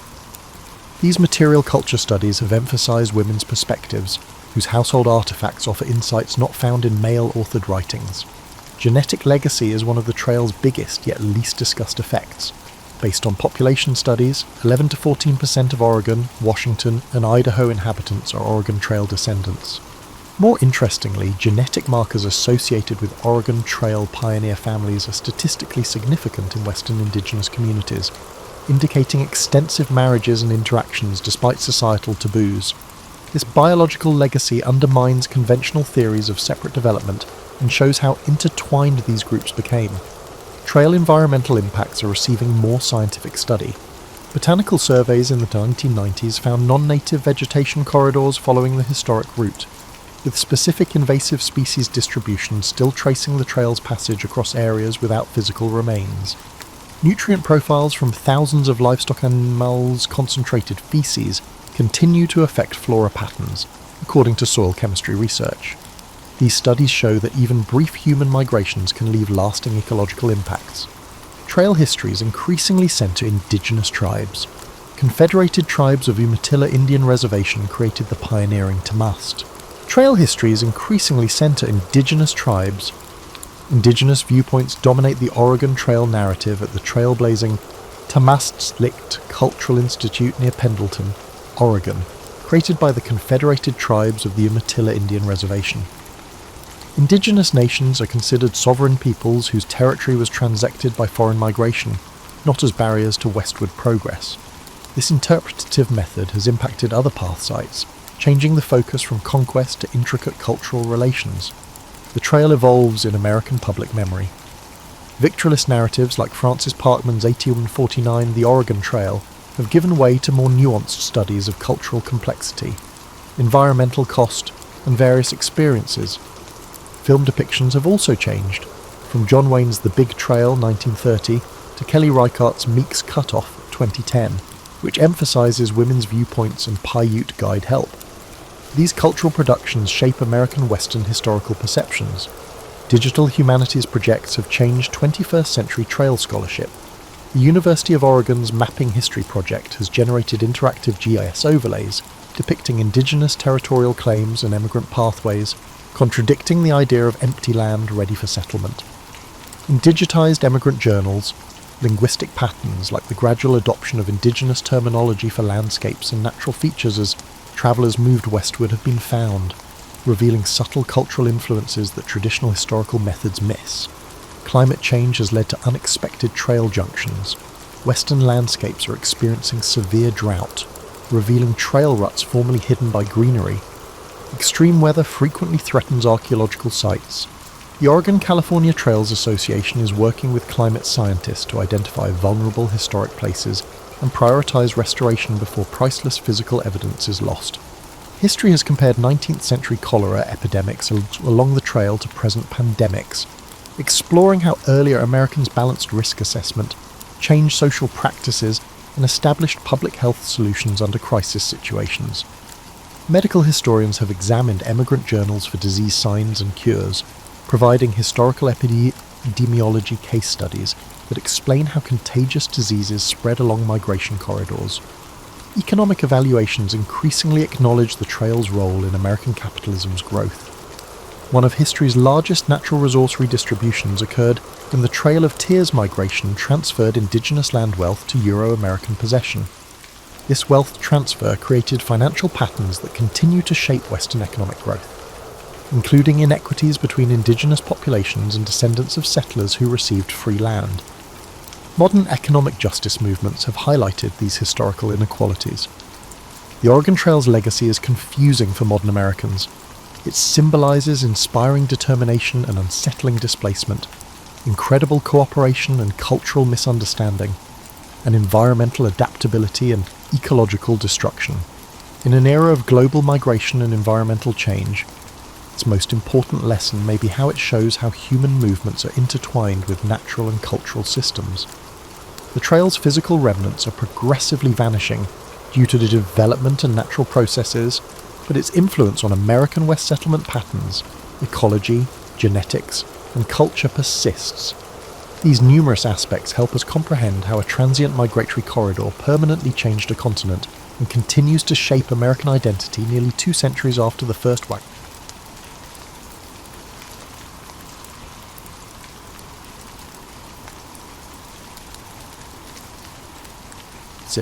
A city reeling from the aftermath of the 30 Years' War. In that era of upheaval, few would have predicted that this sickly, inquisitive child would mature into one of the most versatile minds of the 17th century. His father, Friedrich Leibniz, served as a moral philosophy professor, and though he died when Gottfried was only 6, his library lingered as a silent mentor. The boy, solitary and introspective, roamed among musty volumes, absorbing knowledge both classical and contemporary. Leibniz's early education diverged from the strict rote memorization typical of his age. Largely self-taught, he devoured texts on ancient history, geometry, theology, and logic. He cultivated a fascination with how systems of thought fit together, a prelude to the encyclopedic breadth he would later display. Adolescence found him rummaging in obscure Latin works and assembling his compendium of philosophical snippets. By 14, he had embarked on advanced studies at Leipzig University, an anomaly for someone barely in his teens. This precocious youth carried a restless energy. While classmates regurgitated standard lectures, Leibniz pressed forward with questions of his own. Could there be a universal language of thought, bridging all disciplines? How did geometry and logic intertwine? Professors were both dazzled and unsettled by his challenges to established dogma. Although he soon completed the Bachelor of Philosophy, the faculty, wary of his age and ambition, resisted granting him a doctorate. Undeterred, he shifted to Altdorf University near Nuremberg. There, at 20, he secured a doctorate in law, focusing on how jurisprudence and moral philosophy overlapped. Yet formal degrees were merely stepping stones. Leibniz believed in forging connections among multiple fields. He developed friendships with mathematicians and theologians alike. Already, he envisioned a unifying project, a characteristica universalis, a symbolic logic language that might allow all knowledge to be combined and analysed systematically. His inclination towards systems thinking was not purely academic. The Europe of his youth was torn by religious strife, Catholics and Protestants locked in mutual distrust, and he hoped that reason, carefully deployed, might foster reconciliation.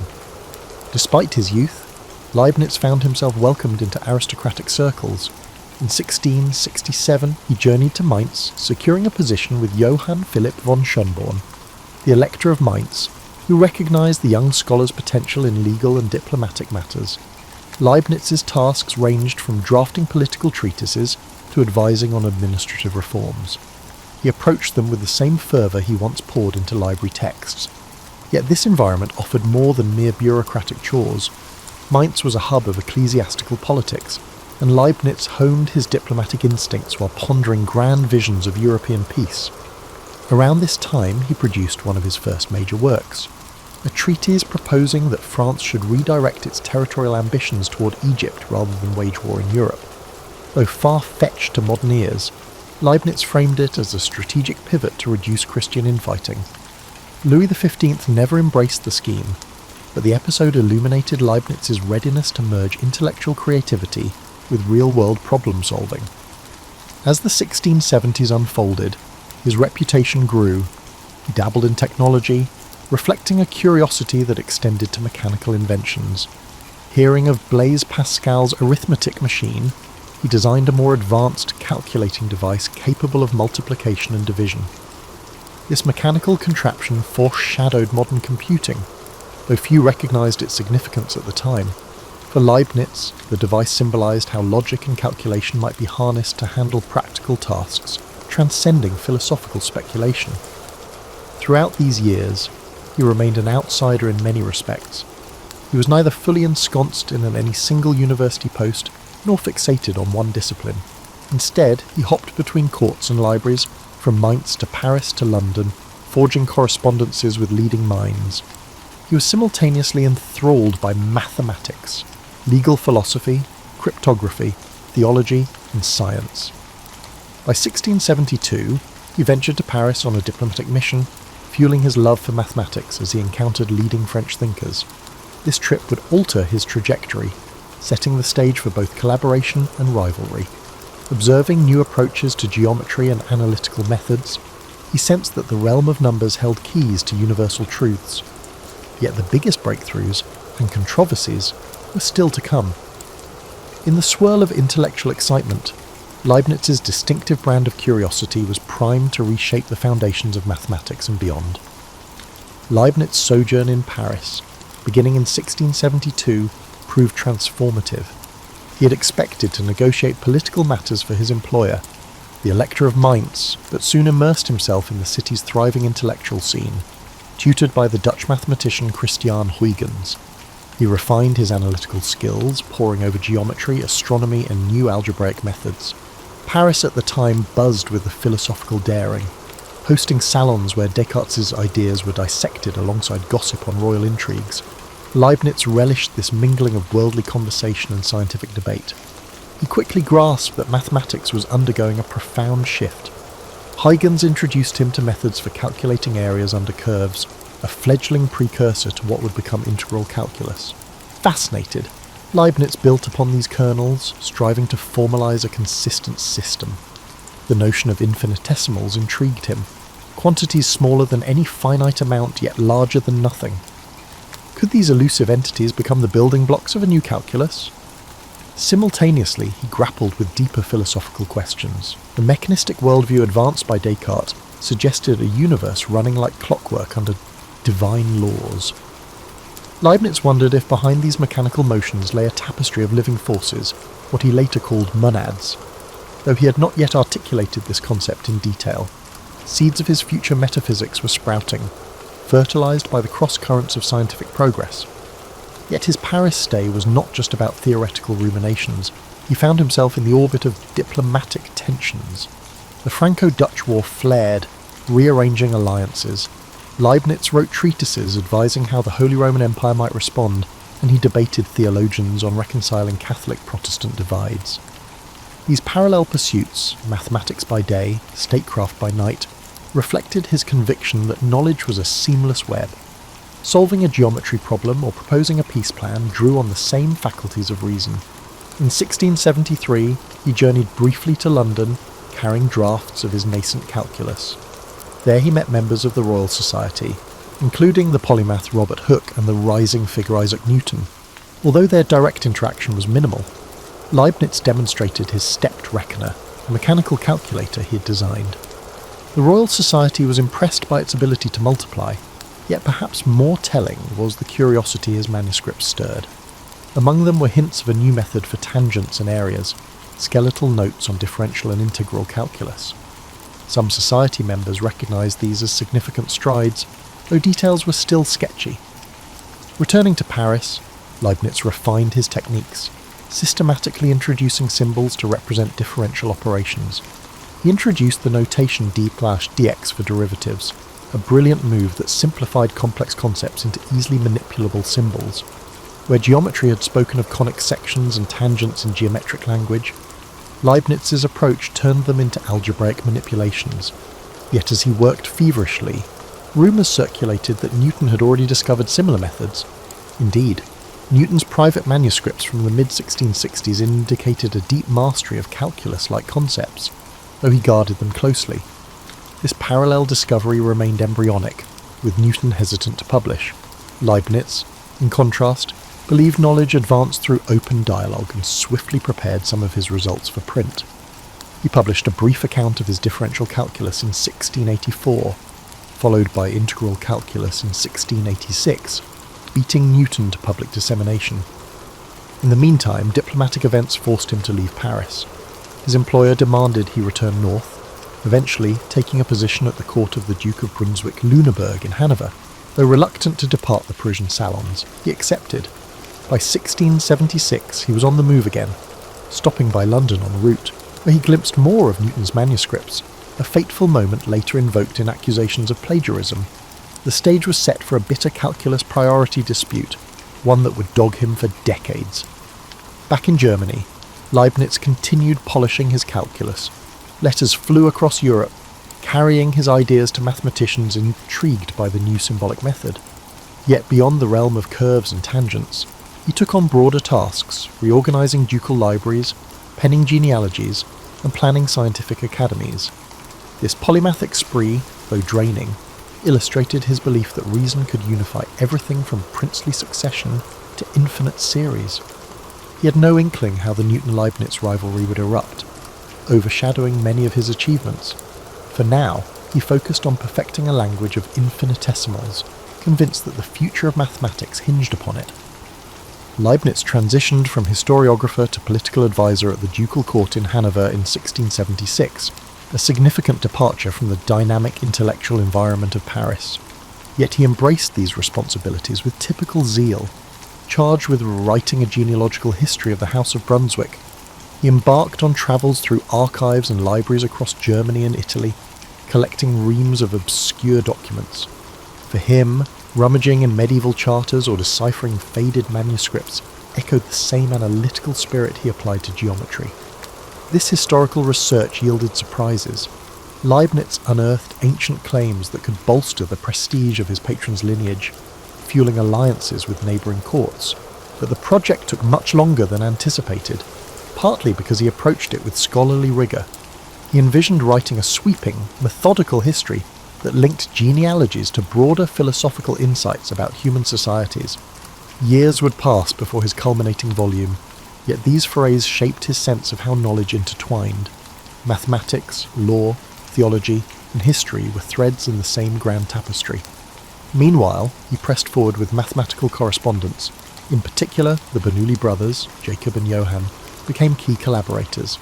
The Bernoullis recognized the power of Leibniz's differential notation, applying it to solve complex problems in fluid dynamics and infinite series.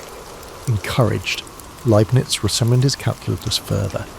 He delighted in seeing how these intangible infinitesimals produced tangible results. Mechanical curves, ballistic trajectories, planetary motions, everything seemed ripe for re-expression in the language of die and dx. However, the shadow of Newton was always present. By the 1680s, rumours circulated that Newton's supporters believed Leibniz had plagiarised from the English mathematician's earlier, unpublished papers. Some pointed to Leibniz's 1676 visit to London, where he had briefly seen Newton's manuscripts, but many in Europe regarded Leibniz's publication as independent and methodically elegant. Newton himself remained silent publicly but nurtured private grudges, uneasy about sharing credit. During these years, Leibniz also delved into philosophy. He corresponded with thinkers like Antoine Arnauld, a prominent Cartesian theologian, debating the nature of substance and free will. Gradually, He formulated a conceptual framework that would culminate in works like The Discourse on Metaphysics, 1686. This text advanced the idea that reality consisted of an infinite array of monads, each a self-contained mirror of the universe.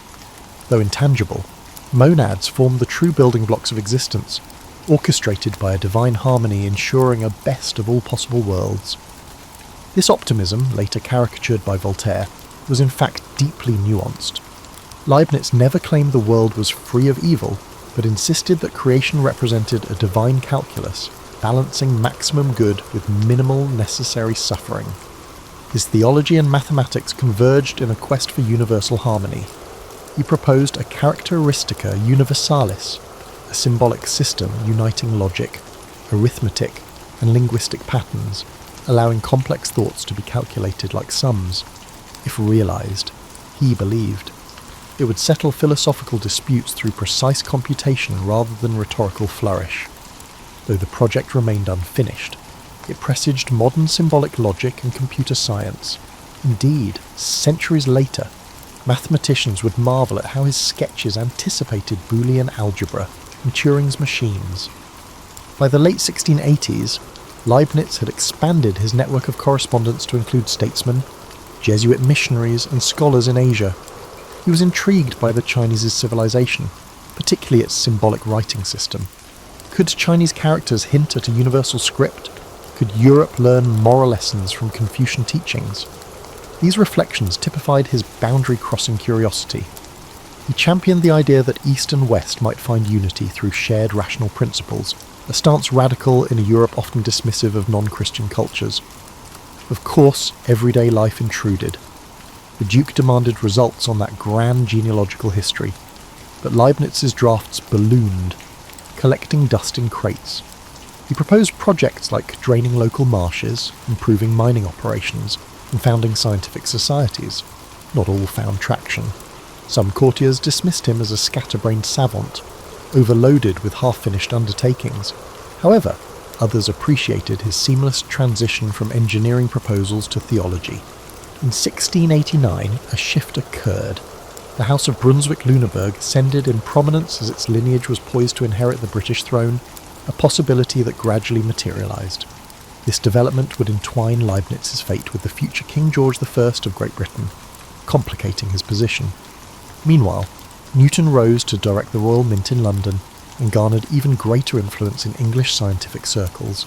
The stage was set for a transnational rivalry, both personal and intellectual, overshadowing the latter part of Leibniz's life. For now, he pressed on, weaving mathematics, diplomacy, and philosophical speculation into a single tapestry. The 1690s saw Leibniz at the height of his productivity, yet storms loomed on multiple horizons. He served the ducal court of Hanover, which grew more powerful as the lineage neared succession to the British crown. Meanwhile, Newton's circle in England simmered with suspicion over Leibniz's calculus. Whispers turned into murmurs. Had he lifted key insights from Newton's unpublished notes? Unbeknownst to Leibniz, these tensions would soon erupt into a full-scale controversy. Amid court responsibilities, Leibniz penned works on jurisprudence, economics, and even a treatise on geological theories of the Earth's formation, Protogaea. He systematically observed mineral formations, hypothesizing that the planet's layers recorded a hidden chronology. Although overshadowed by his mathematics, this interdisciplinary foray showed how he combined empirical observation with theoretical speculation. He insisted that theology, natural science, and history formed a continuum, each illuminating the others. One of his boldest philosophical statements emerged in Theodicy, published 1710, but conceived much earlier. There, he wrestled with the classic problem of evil. If God was all-powerful and all-good, why did suffering exist? Leibniz's resolution posited that ours was still the best possible world, shaped by the divine wisdom, balancing countless variables. Critics retorted that they minimized real horrors, but he believed human perception was too limited to grasp the cosmic calculus at play. This stance, while devout, also underscored his faith in rational analysis. Evil, in some measure, was necessary for the grand design. In mathematics, he advanced the discussion of series, engaging with the Bernoullis on infinite sums. The Basel problem Finding the sum of the reciprocals of squares sparked fervent exchanges. Leibniz didn't solve it fully, that honour would go to Euler later, yet he contributed critical insights. Each letter to the Bernoullis was a miniature treatise, replete with breakthroughs like the series expansion for arctangent, which let him approximate P with surprising accuracy. He recognised that infinite processes, once purely philosophical puzzles, could be harnessed for real computations. His public life in Hanover took new turns.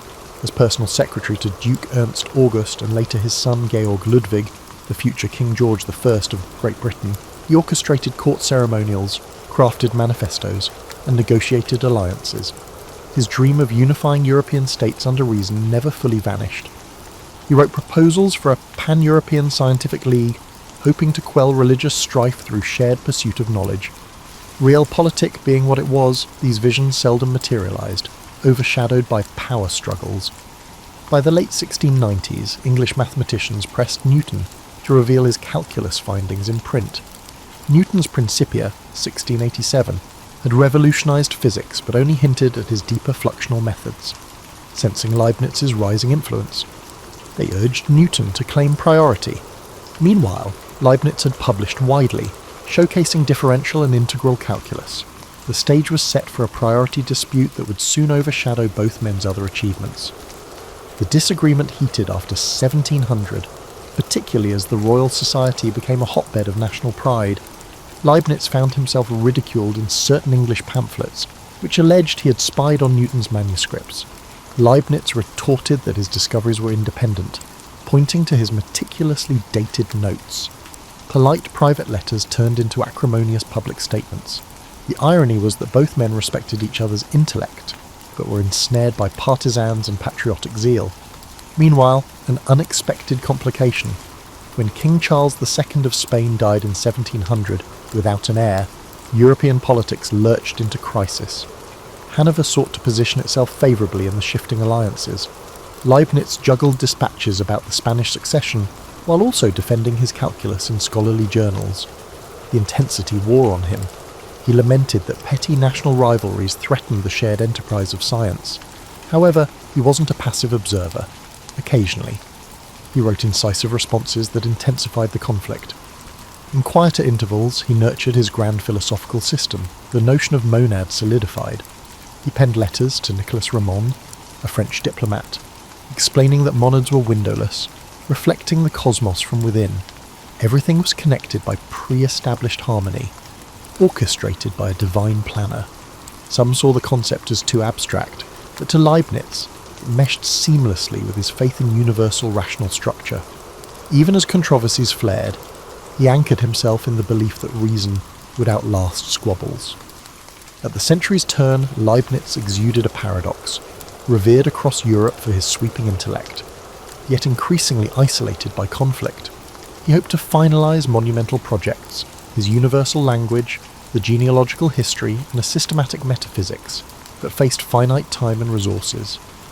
Approaching his mid-50s, he pressed on, certain that posterity would vindicate his endeavours even if immediate circumstances proved fraught. In the early 1700s, Leibniz's personal fortunes wavered. The Duke of Hanover, Georg Ludwig, was poised to inherit the British throne, which he did in 1714 as King George I. The occasion should have spelled triumph for Leibniz, who had long served the House of Brunswick-Lüneburg. Yet ironically, it led to estrangement. Eager to secure British goodwill, Georg Ludwig relocated to London, leaving Leibniz behind in Hanover with an unfulfilled directive: finish that massive genealogical history. The royal court in England barred him from joining until he completed his massive genealogical history. This snub stung.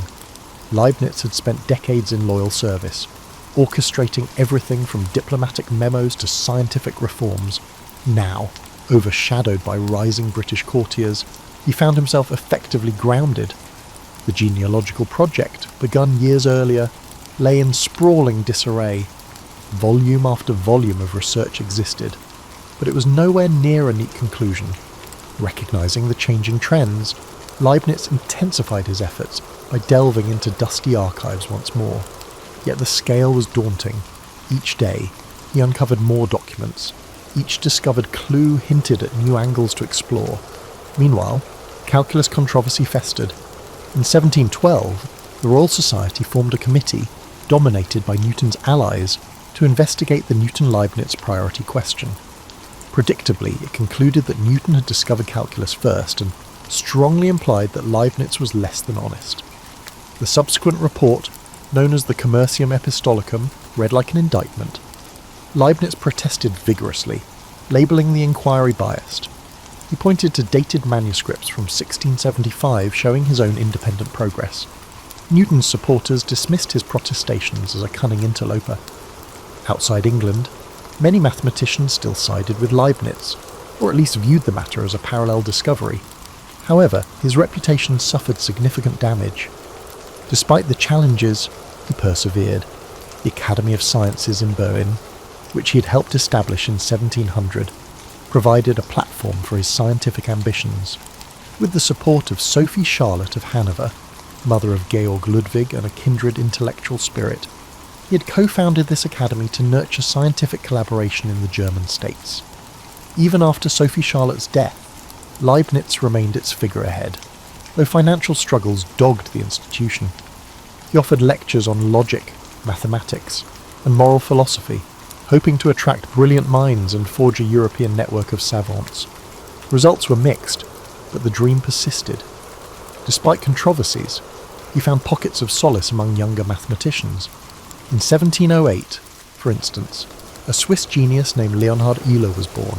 Though still a child, Euler would one day become a champion of Leibniz's notation. The seeds of future vindication were quietly planted. Meanwhile, the Bernoulli family continued to produce advanced results using Leibnizian methods. Johann Bernoulli and his pupils solved differential equations that shaped mechanics, all under the conceptual umbrella Leibniz had fashioned. Philosophically, he refined his monadology, culminating in a short treatise known simply as the Monadology around 1714. Written in French, it outlined how each monade was a windowless centre of perception, synchronized by a divine plan. While abstract, it explained everything from the illusions of causality to the unity of the cosmos. To some, it read like mystical speculation, to others, it was a rigorous extension of his rational theology. Either way, it showcased an astonishing range, weaving metaphysics, logic, and mathematics into a cohesive worldview. All the while, his health declined. He suffered from gout and other ailments, exacerbated by long hours hunched over manuscripts. His residence in Hanover was lined with notes, prototypes of mechanical devices, half-written manuscripts on code-making, plus stacks of philosophical correspondences. Observers sometimes thought him a hoarder of ideas, forever on the brink of finalizing a grand synthesis, but never quite concluding. Indeed, his insatiable curiosity served as both a boon and a burden. Socially, he was increasingly lonely. Many of his closest patrons had died or drifted away. Georg Ludwig, now George I, rarely consulted him. Newton's circle spread rumours that cast him as discredited. The younger generation in the German courts found him eccentric, yet a small cadre of devotees recognised his brilliance. They offered quiet encouragement, urging him to publish more systematically. He tried, but the burdens of the genealogical history kept him tethered, and his myriad side projects swallowed time. Approaching 70, Leibniz felt the weight of unfulfilled plans. He yearned to see a universal science bridging all disciplines. He hoped to unify Christian denominations through reason, to build mechanical calculating machines for everyday tasks, and to see his beloved academies flourish. Yet life had whittled away many illusions.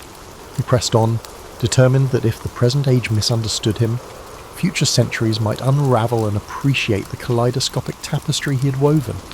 By 1716, Leibniz's health was in a rapid downward spiral. Gout attacks became frequent, confining him to his chambers. He corresponded relentlessly from his sickbed, dictating letters that ranged from theological queries to advanced calculus problems. The genealogical project, still incomplete, weighed upon him like a perpetual storm cloud. He fretted that his inability to deliver it kept him alienated from the court he once served so faithfully. Despite physical torment, his mind remained agile. In these final months, he drafted addenda to his philosophical works, clarifying the nature of God's interaction with monads and reaffirming his concept of pre-established harmony. He toyed with expansions to his universal logical calculus, though few around him grasped the depth of this notion. Occasionally, local visitors found him immersed in code-like symbols scrawled in the margins of pages, attempting to refine the universal language he had long championed. The watchful eye of the world, however, was directed elsewhere. In England, Newton's star shone bright. The Royal Society bustled with new discoveries in physics and astronomy, lionising Newton as the era's supreme intellect. Among continental mathematicians, Leibniz still had defenders, but many avoided the priority debate, seeking to maintain favourable relations with English patrons. The calm acceptance that both men had discovered calculus independently was overshadowed by patriotic fervour. It pained Leibniz to see scientific enterprise tainted by a nationalistic rivalry, but he was too frail to launch new campaigns for reconciliation. Meanwhile, in Hanover, the genealogical archives remained a labyrinth. Leibniz's assistant, Johann Georg von Eckhart, struggled to impose order. The scale of the research dwarfed any realistic timeline. Leibniz's critics within the court whispered that he was stalling or incompetent. He tried to explain that thorough scholarship couldn't be rushed, but such arguments fell flat. Even benevolent courtiers held the belief that his diverse interests had dispersed his efforts, condemning him to incomplete masterpieces. In a poignant twist, King George I visited Hanover briefly in 1716, but made no effort to see his once esteemed advisor. Official records note the king's arrival, lavish entertainment, and dinners with local officials. Leibniz, laid up in his house, received no summons. The slight cut was deep. After decades of loyal service, he was all but invisible to the monarch he had helped ascend. Gossip circulated that Leibniz had become an eccentric footnote to Hanoverian power, useful once, but now overshadowed by more straightforward administrators. Amid this gloom, a flicker of hope arrived. Mathematicians in Basel and Paris wrote politely to say they still used his notation. Younger scholars credited his differential approach for clarifying certain series expansions. Certain French savants expressed admiration for his philosophical breadth, even if they found some ideas cryptic. This acknowledgement cheered him, affirming that seeds planted in earlier decades still bore fruit. Yet the toll on his body was irreversible. In November 1716, he succumbed to illness. His passing was quiet, nearly unnoticed by local dignitaries. Legend holds that only his personal secretary accompanied the coffin. No state funeral, no grand eulogy. That a man of such towering intellect could depart so unceremoniously underscored how ephemeral court favour could be. Letters announcing his death trickled across Europe, prompting scattered obituaries. Newton is said to have responded with indifference. Others, like the Bernoullis, penned tributes praising Leibniz's brilliance while lamenting the bitterness of the calculus feud. For a time, his memory lingered in pockets of the continent, but was overshadowed by the mighty Newtonian edifice in England. The 18th century marched on, enthralled by Newton's physics, as Leibniz's contributions simmered quietly in the domain of pure math and logic. Only later, particularly with the rise of symbolic logic in the 19th and 20th centuries, would historians revisit his manuscripts to discover how visionary his attempts at a universal logical framework had been. In death, as in life, he remained a figure of paradox, near forgotten by the princely family he served, overshadowed by Mohammed Newton in the public eye, yet revered in specialised circles that recognised the depth of his innovations over centuries. As his letters and papers were studied more thoroughly, the full scope of his genius emerged. He was not simply the other inventor of calculus, but a pioneering philosopher, logician, historian and diplomat. The universal tapestry he strove to weave would continue unfolding long after his solitary funeral. Long after Leibniz's quiet burial in Hanover, the intellectual world gradually rediscovered his legacy. Throughout the 18th century, the dominance of Newtonian physics eclipsed any hint of continental mathematics. But behind the scenes, mathematicians in Basel, Berlin, and Paris refined Leibnizian calculus. The Bernoullis, along with Leonhard Euler, integrated Leibniz's notation into an edifice that made advanced differential equations tractable. By the mid-1700s, a new generation scarcely questioned which style of calculus they used. Leibniz's notation had prevailed for its clarity. Still, the philosophical side of his work awaited fuller appreciation. His monadology circulated in limited circles, mystifying many. Enlightenment thinkers like Voltaire ridiculed the best of all possible worlds as naive optimism. In his satire Candide, Voltaire lampooned a thinly disguised Leibniz as Dr. Pangloss, forever rationalising horrors. Consequently, for decades, the Leibnizian worldview was misread as a Pollyannish refusal to face reality. Yet other thinkers sensed deeper currents. Immanuel Kant, though forging his path, engaged with Leibniz's rationalist ideas. The tension between empirical data and innate concepts found echoes in Leibniz's attempt to unify logic and experience.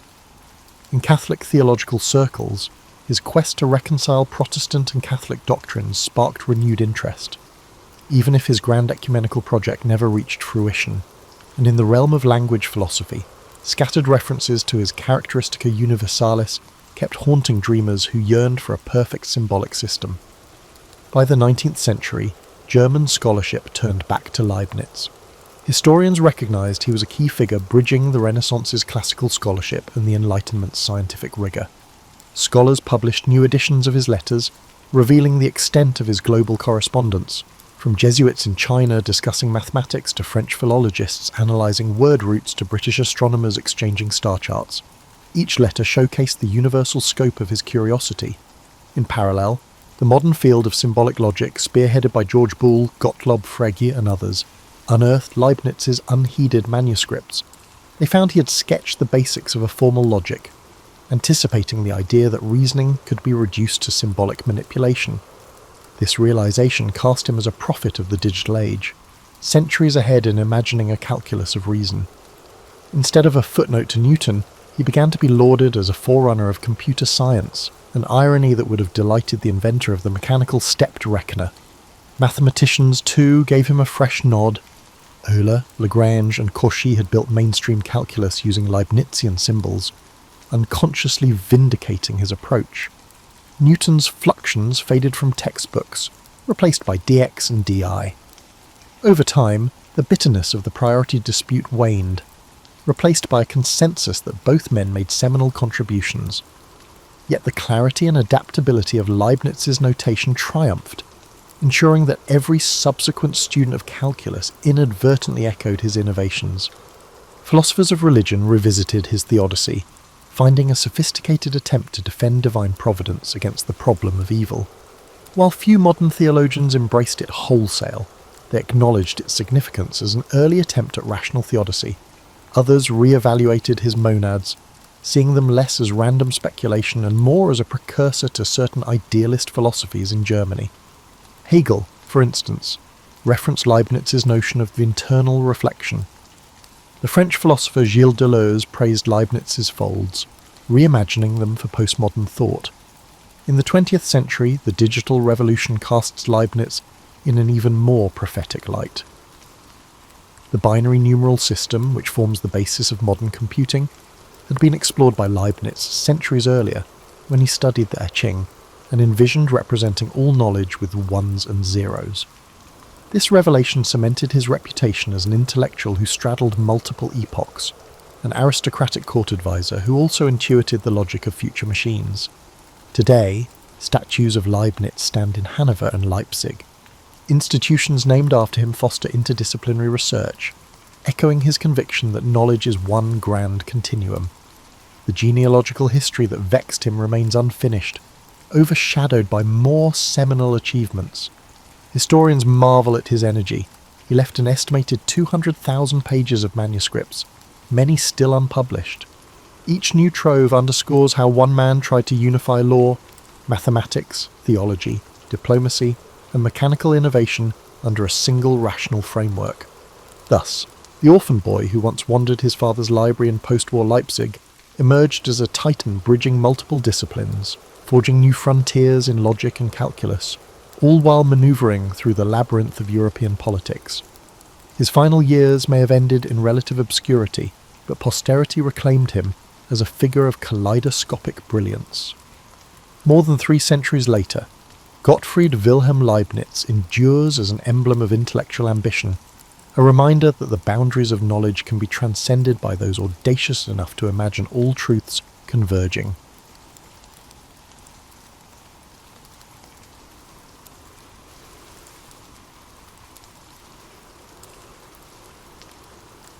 In the waning days of Rome's glory, a young deacon named Leo quietly ascended to prominence. The Western Empire was in danger of disintegrating in the year 440. Instead of looking to senators or generals for advice, imperial officials looked to a churchman.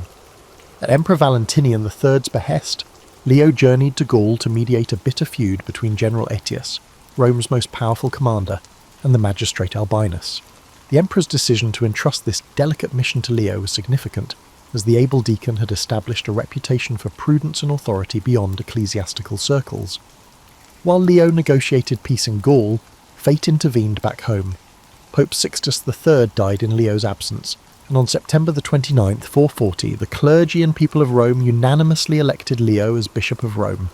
The news reached him up north. The mediator would now become the supreme pastor of the Western Church.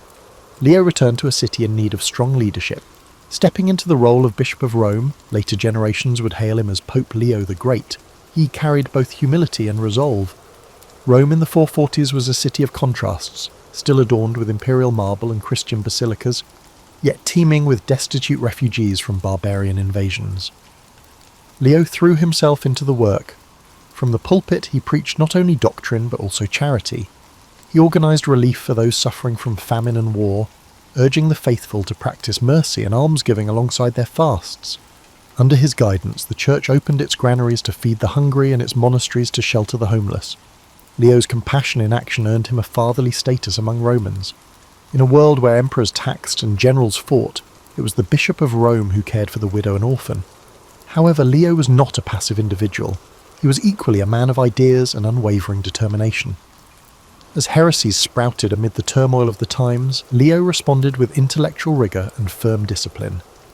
When news came that certain priests in distant Aquileia were tolerating the Pelagian heresy, Leo swiftly ordered a synod to correct them. In Rome, he discovered a secret sect of Manichaean dualists lurking in the shadows, likely refugees from the recently fallen African provinces. The Pope reacted decisively. He investigated, preached fiery sermons against their false light, and, according to his contemporary Prosper of Aquitaine, even burned their forbidden books. By 444 he declared the capital cleansed of the Manichaean contagion. Such actions might seem harsh to modern eyes, but to Leo's mind the very soul of Rome was at stake. If the empire was crumbling, at least the faith must stand firm. Leo's blend of compassion and authority extended his influence beyond the usual spiritual realm. The Western imperial court itself acknowledged his leadership. In June 445, Emperor Valentinian III issued a remarkable decree recognizing the primacy of the Bishop of Rome based on the merits of Peter and the dignity of the ancient capital. Provincial governors were even ordered to enforce papal summonses, a legal nod to Leo's supremacy over Western Christendom. This feat was unprecedented. Once merely primus inter pares, first among equals of bishops, the Bishop of Rome now held a recognized preeminence. Under Leo's stewardship, the very title of Pope, once used broadly for any bishop, became reserved exclusively for Rome's bishop.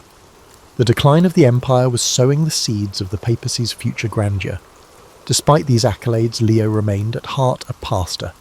He corresponded with distant churches, arbitrating disputes in Gaul and Spain as a trusted father figure. He drew around him learned men like Prosper to assist in administration and correspondence. Ever mindful of his exemplar, St. Peter the Apostle, Leo championed the idea that the Pope is Peter's heir, carrying the keys of spiritual authority. The ultimate test of this conviction was imminent. As the mid-5th century approached, ominous tidings spread across the Alps. A storm was gathering in the north. The Huns, led by a warlord whose name was already spoken in dread whispers, were on the move. Unbeknownst to Leo, destiny was steering him toward a singular role, not only as a teacher and shepherd of souls, but as Rome's protector in its darkest hour. The stage was set for an encounter that would resound through the ages, and the humble deacon-turned-pope would soon be called upon to save an empire. Pope Leo I was solidifying his spiritual authority while the Western Roman Empire around him was on the verge of collapse. By the mid-5th century, Rome's dominion had shrunk to a pathetic core. Little more than Italy and part of Gaul, observers noted of the Western realm. The grandeur of Caesar and Augustus was now a ghost-haunting crumbling walls. Gone were the rich provinces of North Africa. The Vandals had seized Carthage in 439, cutting off Rome's critical grain supply. Hispania and Gaul were carved up by Visigothic and Burgundian kings who paid only token respect to the emperor. Across the sea, Britannia, once a Roman diocese, was abandoned to wild Anglo-Saxon warlords. The Western Empire in Leo's time was essentially an Italian kingdom struggling to survive, its frontiers pressed on all sides by so-called barbarians, and its treasury drained. The city of Rome itself, though still symbolically powerful, was a mere shadow of its former self. The imperial court had long since relocated to Ravenna, a marsh-girt city easier to defend. In Rome, ancient monuments decayed even as new churches rose. The populace, much diminished from a century ago, lived in uneasy suspense. Memories of the Visigoth sack of 410 still lingered like a national trauma. Elderly Romans could recall the horror when Alaric's Goths breached the walls and looted the Eternal City for 3 days. The psychological scar had not healed. Now, 4 decades later, rumours spread that an even fiercer enemy was approaching Italy's borders. Children heard frightening tales of the Hun with his ruthless horsemen and felt their parents' anxiety. Many asked, was history repeating itself? Or worse, was this the end of Rome at last? In the palaces of Ravenna, Emperor Valentinian III reigned in name, but real power was precariously balanced. The true strongman was Flavius Aetius, the Magister Militum, master of soldiers. Famed for both his cunning and his controversial alliances, Aetius had spent his youth as a hostage among the Huns, even befriending their leaders. Hardened by that experience, he knew Rome could not fight all its enemies at once. With grim pragmatism, Aetius had struck deals with some barbarians to fight others. In 437 he formed an alliance with Attila's Huns to demolish the Burgundian kingdom in Gaul, eradicating it from its core. Western Rome was forced to play a desperate game of divide et impera in order to survive. By the late 440s, Aetius managed a fragile coalition holding Gaul against the Visigoths and Italy against the Ostrogoths. But the Huns, once his occasional allies, were becoming an ever greater threat. Aetius knew Attila's character too well. The Hun king's ambitions had no limit. The cultural fabric of the empire was also fraying. The old pagan aristocracy had mostly bowed to Christianity, but not always sincerely. Some clung to classical traditions and nostalgic dreams of Rome's past, while the new reality, a Christian empire fighting for its life, demanded a different ethos. In this atmosphere, spiritual interpretations of Rome's misfortune flourished. Many Christian Romans, Leo among them, viewed the successive calamities as divine chastisement for the empire's sins. Was God using barbarian invaders as a scourge to humble Rome? The question was pondered in sermons and letters. Decades earlier, St. Augustine had written The City of God after the 410 sack, explaining that earthly empires rise and fall while the City of God endures. Now Augustine was gone. He had died in 430 as Vandals besieged his city of Hippo, but his ideas lived on.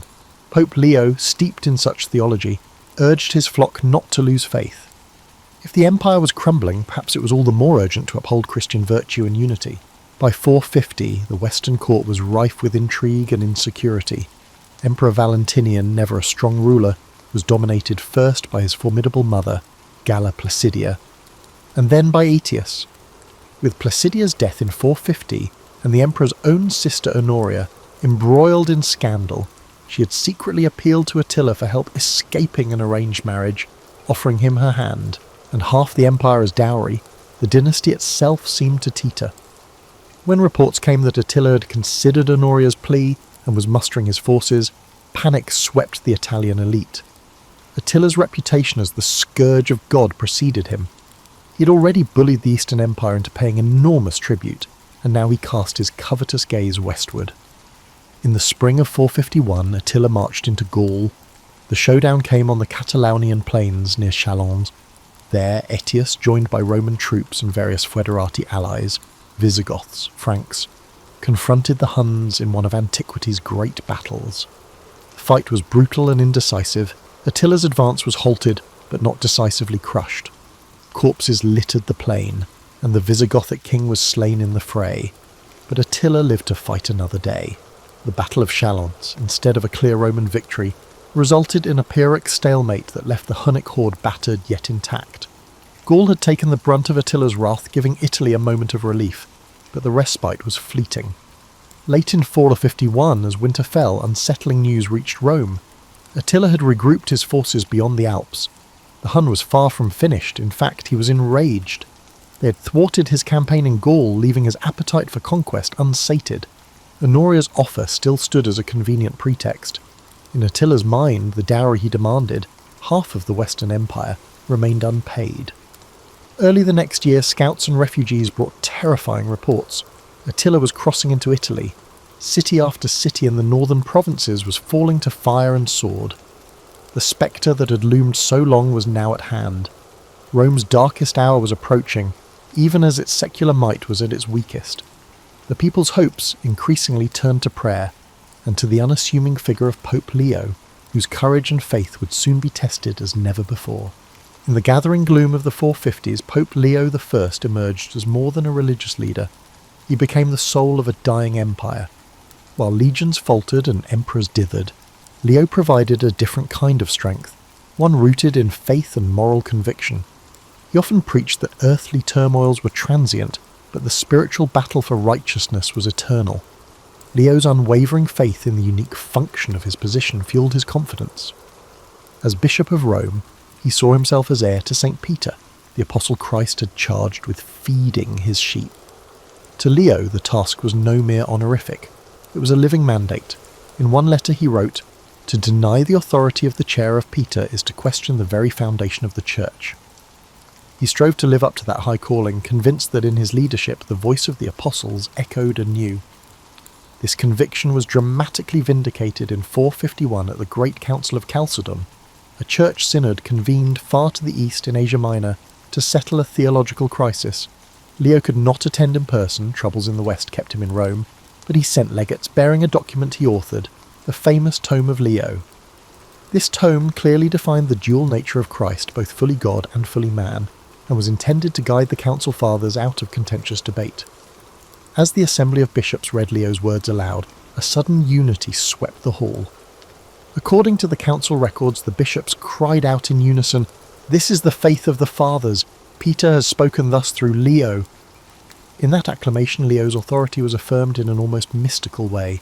It was as if St. Peter himself had stood among them, teaching through Leo's voice. The Roman Pope's stature soared. He was now revered as Leo the Great, a pillar of orthodoxy and a figure of international renown. For Leo personally, it was confirmation that his leadership carried not just human approval, but divine sanction. Back in Rome, Leo leveraged this moral authority to bolster the city's resolve. He preached frequently to his flock, tailoring his message to the tumultuous times. In homilies, he called the invasion threats a test of faith. Drawing on scripture, he likened Rome to the biblical Nineveh, a mighty city that could be spared from destruction if its people repented and turned to God. He urged public fasting and prayer vigils, and it was said that the churches were filled day and night with supplicants crying for deliverance. The Pope himself led processions through the streets, venerating relics of saints and imploring heavenly aid to avert the scourge approaching Italy. To a population frightened by news of flaming towns in the north, Leo's calm and resolute presence was a godsend. He told them, God did not abandon Jonah's Nineveh, nor will he abandon Rome, seat of his apostles. Such words gave hope to the hopeless. Leo's influence extended even into the imperial palace. When Emperor Valentinian III and his court vacillated on how to deal with Attila's impending onslaught, Leo did not hesitate to offer counsel. Some accounts suggest it was Leo who volunteered to personally meet the Hun, a proposal that stunned the imperial advisors. Others say the idea originated from the emperor, who realised that no general or diplomat had the gravitas to face Attila on equal terms, whereas the saintly Bishop of Rome just might. Regardless, by the beginning of 452, everyone's attention was focused on Leo, possibly the sole individual capable of saving Rome from the abyss. It was a heavy burden for a man of the cloth, yet Leo prepared to shoulder it with the same sense of duty that had guided him all along. There was a profound symbolism in Leo's stepping forward. Here was a representative of spiritual authority confronting the might of worldly violence. The clash was not simply between a pope and a warlord, but between two world views, one of faith, mercy and moral suasion, and another of conquest, fear and raw power. Leo understood this. In quiet moments of prayer before his departure, he surely reflected on the trials of past leaders of the Church. He prayed at the tomb of St. Peter in the Vatican Basilica, seeking courage. Tradition holds that Leo had a vision there, hearing the words, "Peace be with you, I am with you," as if spoken by Peter or an angel. Empowered by this reassurance, Leo arose determined to act. If Attila was indeed a scourge sent as punishment, then Leo would be the intercessor pleading for mercy on Rome's behalf, a new Moses before the Pharaoh, or a David against Goliath armed only with faith. By the spring of 452, Attila's forces had stormed into northern Italy, and panic gripped the land. Emperor Valentinian remained safely behind Ravenna's walls, and General Aetius, lacking an army strong enough after the Gaulish campaign, could do little. It was in this vacuum of secular leadership that Leo's moment arrived. The Pope gathered a small delegation to accompany him, among them the former consul Gennadius Avienus and the ex-prefect Memmius Trigetius, distinguished Romans who lent political weight to the embassy. But there was no question who led it. Dressed not in armour, but in simple clerical robes, Leo set out northward, determined to confront the unconfrontable. As he left the gates of Rome, citizens wept and cheered him in equal measure, praying for his success, fearing for his safety. Behind him trailed an austere retinue of priests and deacons carrying holy relics and perhaps gifts for the Hun king. It was an unprecedented sight, the vicar of Christ riding forth to meet the terror of the world. The sun-baked Italian roads ahead were uncertain, but Leo's purpose was clear. In his heart burned both the courage of a lion and the compassion of a shepherd. Whatever happened on this journey, Rome's fate and Leo's legacy would forever be intertwined on that fateful day when faith stood face to face with fury. While Leo advanced north, Attila the Hun drove his war host relentlessly south. To understand the collision course of these two figures, one must step into Attila's world, a world of vast open. The vast steppes echoed with thundering hooves, symbolising a destiny forged in blood and superstition. Attila was no ordinary barbarian chieftain. He styled himself as something far grander, even cosmic. A legend circulated among his people that a sacred weapon had fallen into Attila's hands, the Sword of Mars. A humble shepherd, the story went, discovered an ornate sword in a field, revealed by the blood of a limping heifer. He presented it to Attila, who exulted in the find. Believing it a gift from the war god, whom Romans identified as Mars, Attila took it as a sign of divine favour. He thought he had been appointed ruler of the whole world, and that through the Sword of Mars supremacy in all wars was assured to him. So writes the historian Jordanes, echoing the accounts of Attila's contemporaries. Armed with this talisman and unshakable self-confidence, Attila saw himself as an instrument of godly wrath, a scourge sent upon the earth. Indeed, later Romans would call him Flagellum Dei, the scourge of God, believing that he was a punishment for the sins of humankind. Under Attila's command, the Hunnic Empire reached its zenith. From the plains of Hungary across the Danube and into Germany, he united a confederation of Huns, Alans, Ostrogoths, and other tribes through charisma and fear. He became sole ruler in 445 after allegedly murdering his brother Bleda, an act that removed the last check on his power. Ruthless as he was, Attila was also a shrewd strategist. He realised that brute force alone wouldn't sustain his dominion. Cunning diplomacy and psychological warfare were equally potent. Throughout the 440s, Attila alternated devastating military campaigns with calculated negotiations. He extorted the Eastern Roman Empire for gold year after year, first £700, then £2,100 annually, after he battered their armies in 447. The Eastern Emperor, Theodosius II, preferred paying off the Huns to facing them in battle, a policy that enriched Attila immensely. By the year 450, Attila's treasuries were brimming with tribute, and his warriors had gained seasoned experience from numerous skirmishes and sieges. Despite ruling over such wealth, Attila led a simple life by choice, akin to a warrior monk. Roman envoys who visited his encampment were astonished by his austerity. The historian Priscus, who dined with Attila during a diplomatic mission, recorded that while lavish food on silver platters was served to guests, Attila himself ate nothing but meat off a wooden trencher. He drank from a wooden cup, whereas his lieutenants sipped wine from gleaming goblets of gold. His clothes were plain and clean, devoid of the jewels that adorned other chieftains. Such discipline both impressed and unnerved the Romans. It suggested a man of unwavering determination, unaffected by decadence or distraction, a leader capable of instilling unwavering loyalty by empathizing with the struggles of his followers.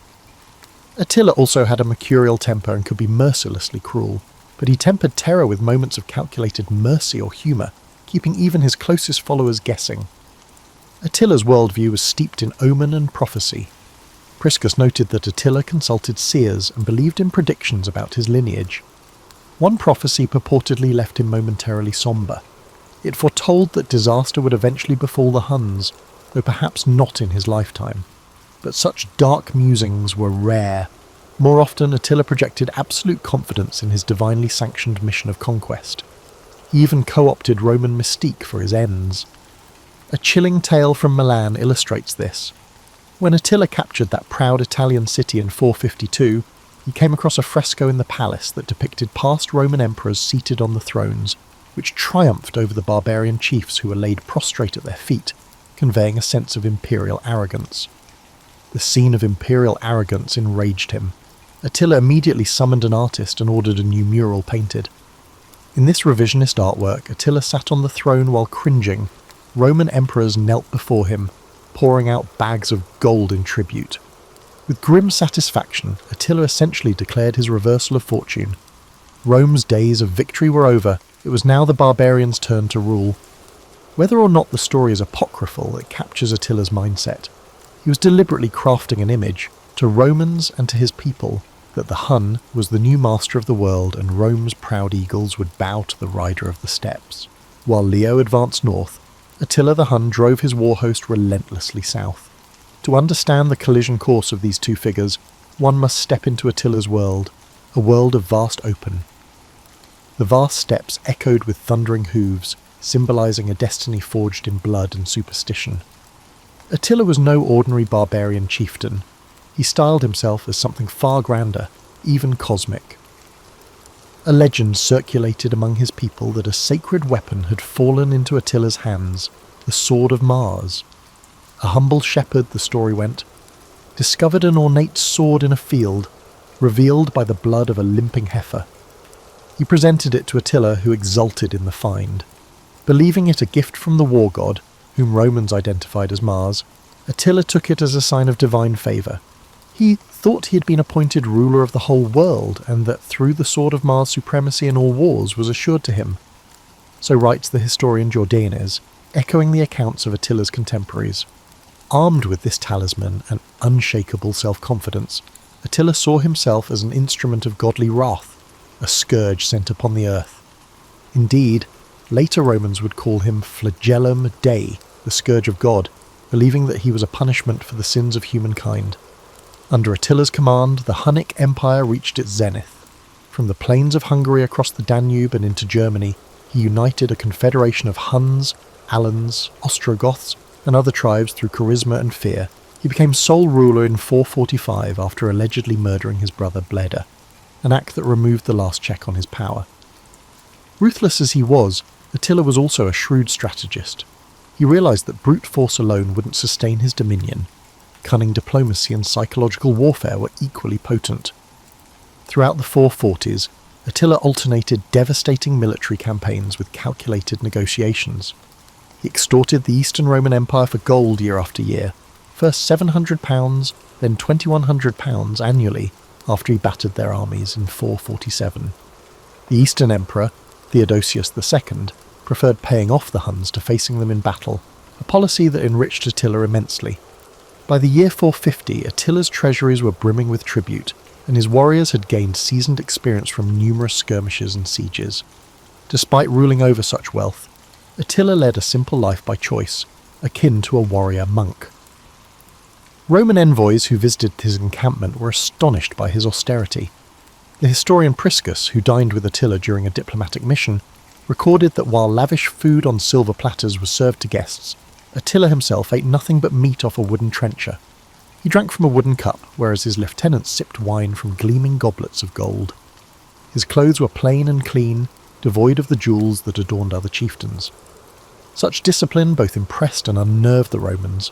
It suggested a man of unwavering determination, unaffected by decadence or distraction, a leader capable of instilling unwavering loyalty by empathising with the struggles of his followers. Attila also had a mercurial temper and could be mercilessly cruel, but he tempered terror with moments of calculated mercy or humour, keeping even his closest followers guessing. Attila's worldview was steeped in omen and prophecy.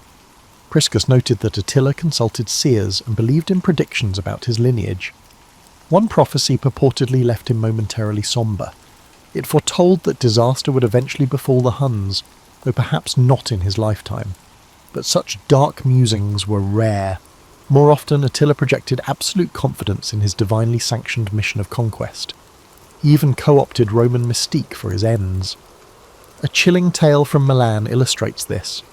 When Attila captured that proud Italian city in 452, he came across a fresco in the palace that depicted past Roman emperors seated on the thrones, which triumphed over the barbarian chiefs who were laid prostrate at their feet, conveying a sense of imperial arrogance.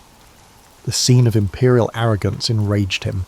Attila immediately summoned an artist and ordered a new mural painted. In this revisionist artwork, Attila sat on the throne while cringing. Roman emperors knelt before him, pouring out bags of gold in tribute. With grim satisfaction, Attila essentially declared his reversal of fortune. Rome's days of victory were over. It was now the barbarians' turn to rule. Whether or not the story is apocryphal, it captures Attila's mindset. He was deliberately crafting an image, to Romans and to his people, that the Hun was the new master of the world and Rome's proud eagles would bow to the rider of the steppes. In the sultry August of 452, northern Italy lay crushed under the Huns' heel. The Huns trampled fields, left villages empty, and filled the air with thick smoke from burnt towns. Down the ancient Via Aemilia, a strange procession made its way against this tide of destruction. Pope Leo I, mounted perhaps on a sturdy mule or horse, led a small band of envoys and clergy steadily northward. Each mile brought new evidence of Attila's wrath. Charred farmsteads, refugees huddled by the roadside, and tales of unspeakable carnage. Leo's heart must have been heavy, yet he pressed on, radiating a calm conviction that bewildered those who met him. There are accounts of peasants kneeling as he passed, as if sensing that this man carried the last hope of Rome on his shoulders. Clad in the simple white garments of a bishop, Leo cut an incongruous figure on a battlefield. But to the desperate Italians, the sight of the unarmed pope heading toward the invader inspired a flicker of faith. If anyone could appeal to Attila's mercy, perhaps it was this saintly man. Meanwhile, Attila had pitched camp near the Mincio River, not far from where it flows into the Great Po. The summer heat and disease in his ranks urged him to conclude business quickly. Rome beckoned just over the horizon. Attila sent scouts ahead toward the capital, who returned with curious news. The city's gates were still shut, no army in sight. Instead, a delegation of high-ranking Romans was coming to parley. Attila agreed to receive them. Perhaps he believed that a quick negotiation could secure both a hefty ransom and Honoria's hand, which would allow him to claim victory without further bloodshed. Or perhaps he relished making Rome prostrate itself. Either way, a meeting was arranged on the open plain. Attila ordered his war tent prepared with appropriate pomp. The Hun camp bustled, banners emblazoned with dragon motifs fluttered, horses neighed, and rings of leather tents stretched to the horizon. Battle-scarred warriors, curious about the Roman Pope, gathered at a respectful distance when the envoys arrived. They came in state. Leo, flanked by the ex-consul Avienus, and ex-prefect Tragetius, and attended by a train of priests bearing processional crosses and icons. To Attila's warriors, the scene was a novel sight.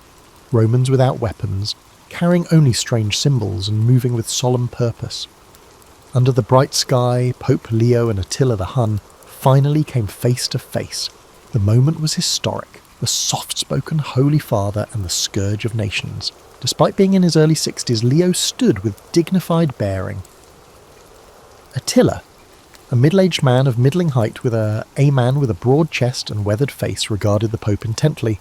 Attila was known for his habit of rolling his fierce eyes to intimidate those in front of him. One might imagine he attempted the same on Leo, yet Leo did not flinch. Clad in simple robes, the Pope met the barbarian's gaze with steady, compassionate eyes. An observer described Leo at that encounter as fearless, as one who trusts not in himself but in God. Attila, who had terrorized tens of thousands, now encountered a man who showed no fear. The conversation that unfolded has been lost to time. No transcript exists, but through various accounts and a dose of imagination, we can reconstruct its tenor. First, The Roman envoys likely offered formal salutations. Avienus, experienced in diplomacy, probably spoke, "Attila, most noble leader of the Huns, we come on behalf of the Senate and people of Rome." They might have offered gifts, chests of gold or jewelled goblets, tokens of Rome's esteem or desperation. Attila listened impatiently.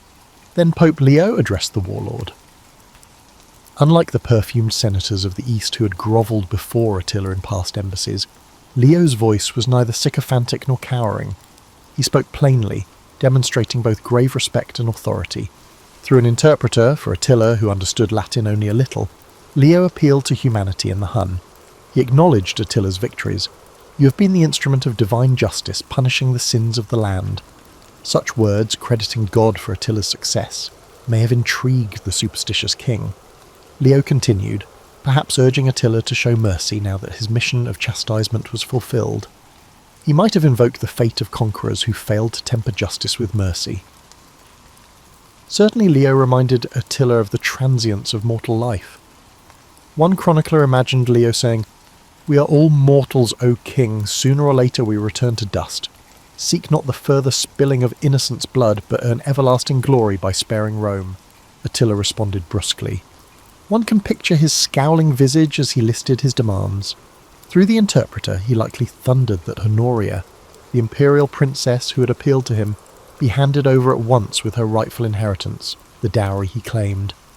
He may have also demanded an annual tribute of gold from Rome to replace what the Eastern Empire had stopped paying. Attila was a man used to dictating terms, yet even as he spoke something gnawed at him. Here was this unarmed priest calmly rebutting the scourge of God. Leo answered Attila's demands firmly. The emperor could not yield his sister as a bride, for that matter was already settled. Honoria had been punished for her rash offer. As for tribute, Leo likely pleaded that Italy was spent and ravaged. There was little left to give. Perhaps he offered what he could from the church's treasury, emphasizing that further devastation would only bring diminishing returns. A starved, plague-ridden land would profit no conqueror. As the negotiations seesawed, Attila's temper might have flared, but each time Leo responded with steady reasoning and moral exhortation. He reminded Attila of Alaric's fate. The Goth had died soon after taking Rome. Was it truly wise to risk the same anger of heaven? Attila's pagan priests in his retinue exchanged nervous glances. They too had heard the stories. The Hunnic king, despite his bravado, felt a chill. At that very moment, according to the later legend, miraculous vision sealed the outcome. Attila suddenly fell silent, eyes widening at a point above Leo's head. To his astonishment, he beheld what seemed to be two towering figures in the air, saintly men clad in armour, one carrying a sword that blazed in the sunlight. These spectral warriors, who were visible only to Attila, glared at him as if to say, "Do not touch this man or this city." Paul the Deacon, a writer from centuries later, would identify the warriors as the apostles Peter and Paul who had come from heaven to protect Rome. Attila, who believed in omens, felt a stab of fear. Was this a divine warning? Whether one credits the miracle or not, something stirred in Attila. He, who had never lost a negotiated advantage, suddenly softened. The fierce light in his eyes dimmed. Attila, the untamable, gazed at Pope Leo's peaceful face and found no enemy there, only a beseeching father figure. In that instant, the dynamics shifted. Attila raised a hand, signalling an end to the debate. He announced his decision. The Huns would withdraw, he would spare Rome. The Roman envoys must have suppressed a deep sense of relief upon hearing those words. Terms were likely agreed upon, perhaps a one-time payment of gold, certainly a promise that Honoria's issue would be dropped. Attila made a final pronouncement, half warning, half concession. "Tell your emperor this. This peace is not permanent. If Rome wishes to remain safe, let it remember to give Attila what is Attila's." It was merely a show of strength to maintain the status quo. Leo inclined his head, accepting the conditions, whatever they were, and offered a blessing. The meeting was over. Attila had yielded, against all expectation. The Pope and his party turned back toward Rome, carrying the almost unbelievable news. Behind them, Attila retired to his camp, pensive. The sun was dipping low as the two groups parted ways. Roman chroniclers later rejoiced that no sword was drawn that day, no blood spilled. A battle had been won by words and faith alone. Attila's chieftains were astonished. Some protested, "Shall the mighty Attila be turned back by a preacher's tongue?" But others, those who knew of the worsening supplies and the whispers of plague, were secretly glad. They feared a doomed assault on Rome as much as any Roman did. In the privacy of his tent that night, Attila brooded. Perhaps he felt an unaccustomed twinge of admiration for Leo, or perhaps simply relief that he could retreat without testing Rome's cursed fate. Either way, the decision was made. By dawn, the Hunnic banners were pointed north. The scourge of God began his march out of Italy. Pope Leo I had achieved an unimaginable feat. He gazed into the eyes of the most feared man on earth, causing him to blink. Rome was saved, at least for that season. Raphael's famed fresco in the Vatican, painted over 1,000 years later, dramatizes the legend. Pope Leo, depicted serenely on horseback, raises a hand toward Attila, while above the Pope, 2 warrior saints brandish swords in the sky. This artistic fantasy captures the essence of how contemporaries and posterity viewed the encounter in 452, a turning point where the tide of destruction miraculously halted at the gates of Rome. Leo saved Rome on that fateful day near Mantua, not through the use of force, but through the strength of his character and faith. The aftermath of the meeting was immediate and profound.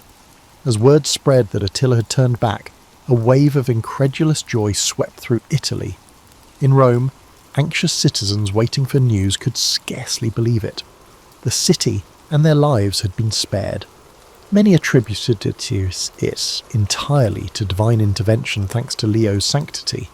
The Pope's status reached unprecedented heights. Rome welcomed him back as Pater Patria, the father of the fatherland, a title no humble churchman had ever held. The relieved Romans truly deserved to call Leo Magnus the Great.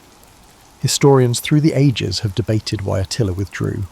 Some near-contemporary observers, like the chronicler Prosper of Aquitaine, insisted that it was Leo's personal impact on Attila that made the difference, that the Hun was so impressed by the holy man's courage and eloquence that he simply gave up his designs. Another source, the historian Priscus, who knew Attila's court firsthand, offered a more pragmatic rationale. Attila's men were growing afraid. They recalled how Alaric had died after sacking Rome, and they urged Attila not to invite a similar curse. Modern scholars point to logistics and disease. Indeed, a later chronicle suggests that at that very time, plague was ravaging Attila's army, and supplies were running perilously low, while the Eastern Emperor Marcian had dispatched troops to harry Attila's homeland.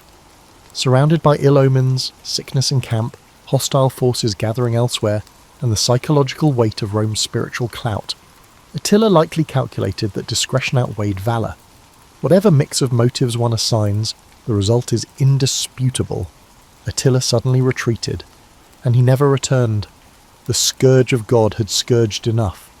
Leo's triumph, however, was not a permanent deliverance. He knew as much.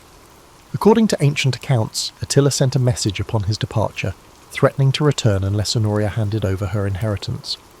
Attila made this gesture to save face, but in reality he had lost his chance. The following year, in 453, Attila the Hun tragically passed away on the eve of his latest wedding feast. The legendary conqueror succumbed not on the battlefield but in his marital bed, reportedly bursting a blood vessel and choking on his blood after heavy drinking. His bride Ildico awoke to a corpse. The superstitious saw divine justice in this inglorious end. With Attila's death, the unity of the Hunnic Empire perished. His sons quarrelled and, within a decade, the Huns ceased to be a major threat. Rome had survived Attila. However, the lifespan of the Western Roman Empire was short. In 455, just 3 years after Leo's encounter with Attila, Rome faced another deadly menace. Genseric, king of the Vandals, sailed his fleets from North Africa and landed at Ostia. This time there was no massive barbarian host at the gates, but a naval invasion. Emperor Valentinian III had been assassinated. Political chaos reigned. Once again, Leo filled the void. Unarmed and accompanied by his clergy, he went out to meet Genseric, employing the same courage and moral plea he had with Attila. The Vandal was a different man, however, and negotiations yielded only a partial success. Genseric agreed not to burn the city or massacre its inhabitants, but he would plunder, and plunder he did. For 2 weeks in June 455, the Vandals methodically looted Rome. The treasures of ages, the temple of Jupiter's gilded roof and the spoils Titus had taken from Jerusalem, were carted off to Vandal Africa. Leo could not prevent this humiliation. Nonetheless, even Genseric's begrudging restraint was attributed to Leo's influence. The Pope's entreaties at least spared Rome the flames. The massive basilicas of St. Peter and St. Paul, where terrified citizens had flocked for sanctuary, were left intact by Vandal hands. This mitigation counted as another testimony to Leo's clout. Once more, the secular authorities had utterly failed, and once more it was Leo, and Leo alone, who stood as Rome's protector. Pope Leo I lived on for a few more years after these tumultuous events, dying in 461. He was buried as a hero in Rome, his tomb adorned with the inscription Defender of the City. His legacy only grew with time. In ecclesiastical history, Leo is remembered for his theological contributions, the Tome of Leo and the strengthening of papal primacy. But in popular memory, it was the day he saved Rome that truly made him a legend. Over the centuries, the story of Leo and Attila acquired an almost mythical aura. Medieval writers embroidered it freely. The apparition of Saints Peter and Paul threatening Attila, hinted at in Paul the Deacon's 8th century account, became a staple of the tale. Artists immortalised the scene. Apart from Raphael's Renaissance fresco, earlier the Baroque sculptor Algardi carved a grand relief in St. Peter's itself, showing Leo backed by heavenly figures driving away the Hun. Such images reinforced the narrative that Rome was saved not by human might but by divine intervention, channeled through Leo the Great. Yet for all the embellishment, the core truth endures and rings down the ages. In a moment of existential peril, when the material defences of an ancient civilization had failed, one man's moral courage prevailed. Leo's encounter with Attila stands as a testament to the power of persuasion over the sword and of faith over fear. It highlights the shifting world of the 5th century. As the Western Empire crumbled, the spiritual authority of the Church was rising to fill the void. Leo's success with Attila wasn't just a lucky diplomatic coup, it was a sign of the new epoch dawning. In the centuries that followed the fall of Rome, the last emperor would be deposed in 476, just 24 years after Leo's stand. The bishops of Rome, now firmly called popes, would increasingly assume roles of civic leadership, protectors, and power brokers in the remnants of empire. Leo had set the example. He showed that a pope could marshal not armies, but something perhaps equally compelling: moral suasion, unity, and hope in the face of despair. In separating myth from reality, modern historians acknowledge the practical factors that led to Attila's retreat: hunger, disease, and strategic considerations, but they also acknowledge that Leo's diplomatic mission was crucial. Without it, Attila might have lingered long enough to sack Rome before those factors fully unravelled his campaign. Leo gave Attila a face-saving exit and a spiritual scare to boot. That was enough. In the summer of 422, an unlikely saviour in a plain cassock saved the Eternal City from annihilation. For the generation that witnessed it, there could be no doubt. Pope Leo I had saved Rome. It was a bright spot in an age of collapse, a story retold with gratitude and awe. To this day, when one stands in St. Peter's and looks up at the marble relief of Leo driving away Attila, one is reminded of the power of courage and faith to alter the course of history. In Leo's voice lay the echo of an empire's spirit, and the promise that even in history's darkest chapters, a single steadfast soul can shine brightly enough to turn back the tide of destruction, if only for a moment. And occasionally, that moment is all that civilization needs to survive. The sun set on the Western Roman Empire not with a single cataclysm, but through decades of slow decay. Pope Leo I, however, had already sealed his place in the annals of survival, diplomacy, and faith. As Rome's political fabric crumbled, Leo's influence continued to expand. Even in death in 461, his legacy was carried on by popes who modelled themselves not just after St. Peter, but after Leo's blend of spiritual fervour and diplomatic steel. His tomb in the old St. Peter's Basilica became a shrine not only of theological memory, but of civic pride, a place Romans could point to and say, "This man stood when others fled." The 5th century saw chaos, fragmentation and loss. Italy became a patchwork of Gothic rulers, Gaul drifted toward Frankish hands, and Africa became a Vandal kingdom. Yet the institutional church remained remarkably cohesive. This was, in part, Leo's doing. His letters had established a papal administrative style that reached bishops far beyond the crumbling empire's borders. His tome had crystallized Christology for centuries to come. His sermons, preserved, copied and studied, continued to nourish Christian identity in a post-imperial world. Yet the story of Leo's meeting with Attila continued to evolve, not just in church memory but in public imagination. The miracle, whether historically accurate or not, resonated deeply. In a world of collapsing order, the myth of a shepherd confronting the wolf and turning him away felt truer than any dusty chronicle. Artists, poets, theologians, and even emperors clung to this narrative. Leo's courage became archetypal, echoed in later eras when popes would stand up to kings, emperors, or even fascist regimes. Meanwhile, Attila's name lived on in darker legend. Although Attila died in 453 AD under anticlimactic circumstances, drunk and bleeding on his wedding night, his empire soon dissolved afterward. His sons quarrelled over the remnants, the cohesion of the Hunnic tribes vanished. By the end of the 5th century, the Huns were no longer a power, not even a memory in the lands they once terrorised.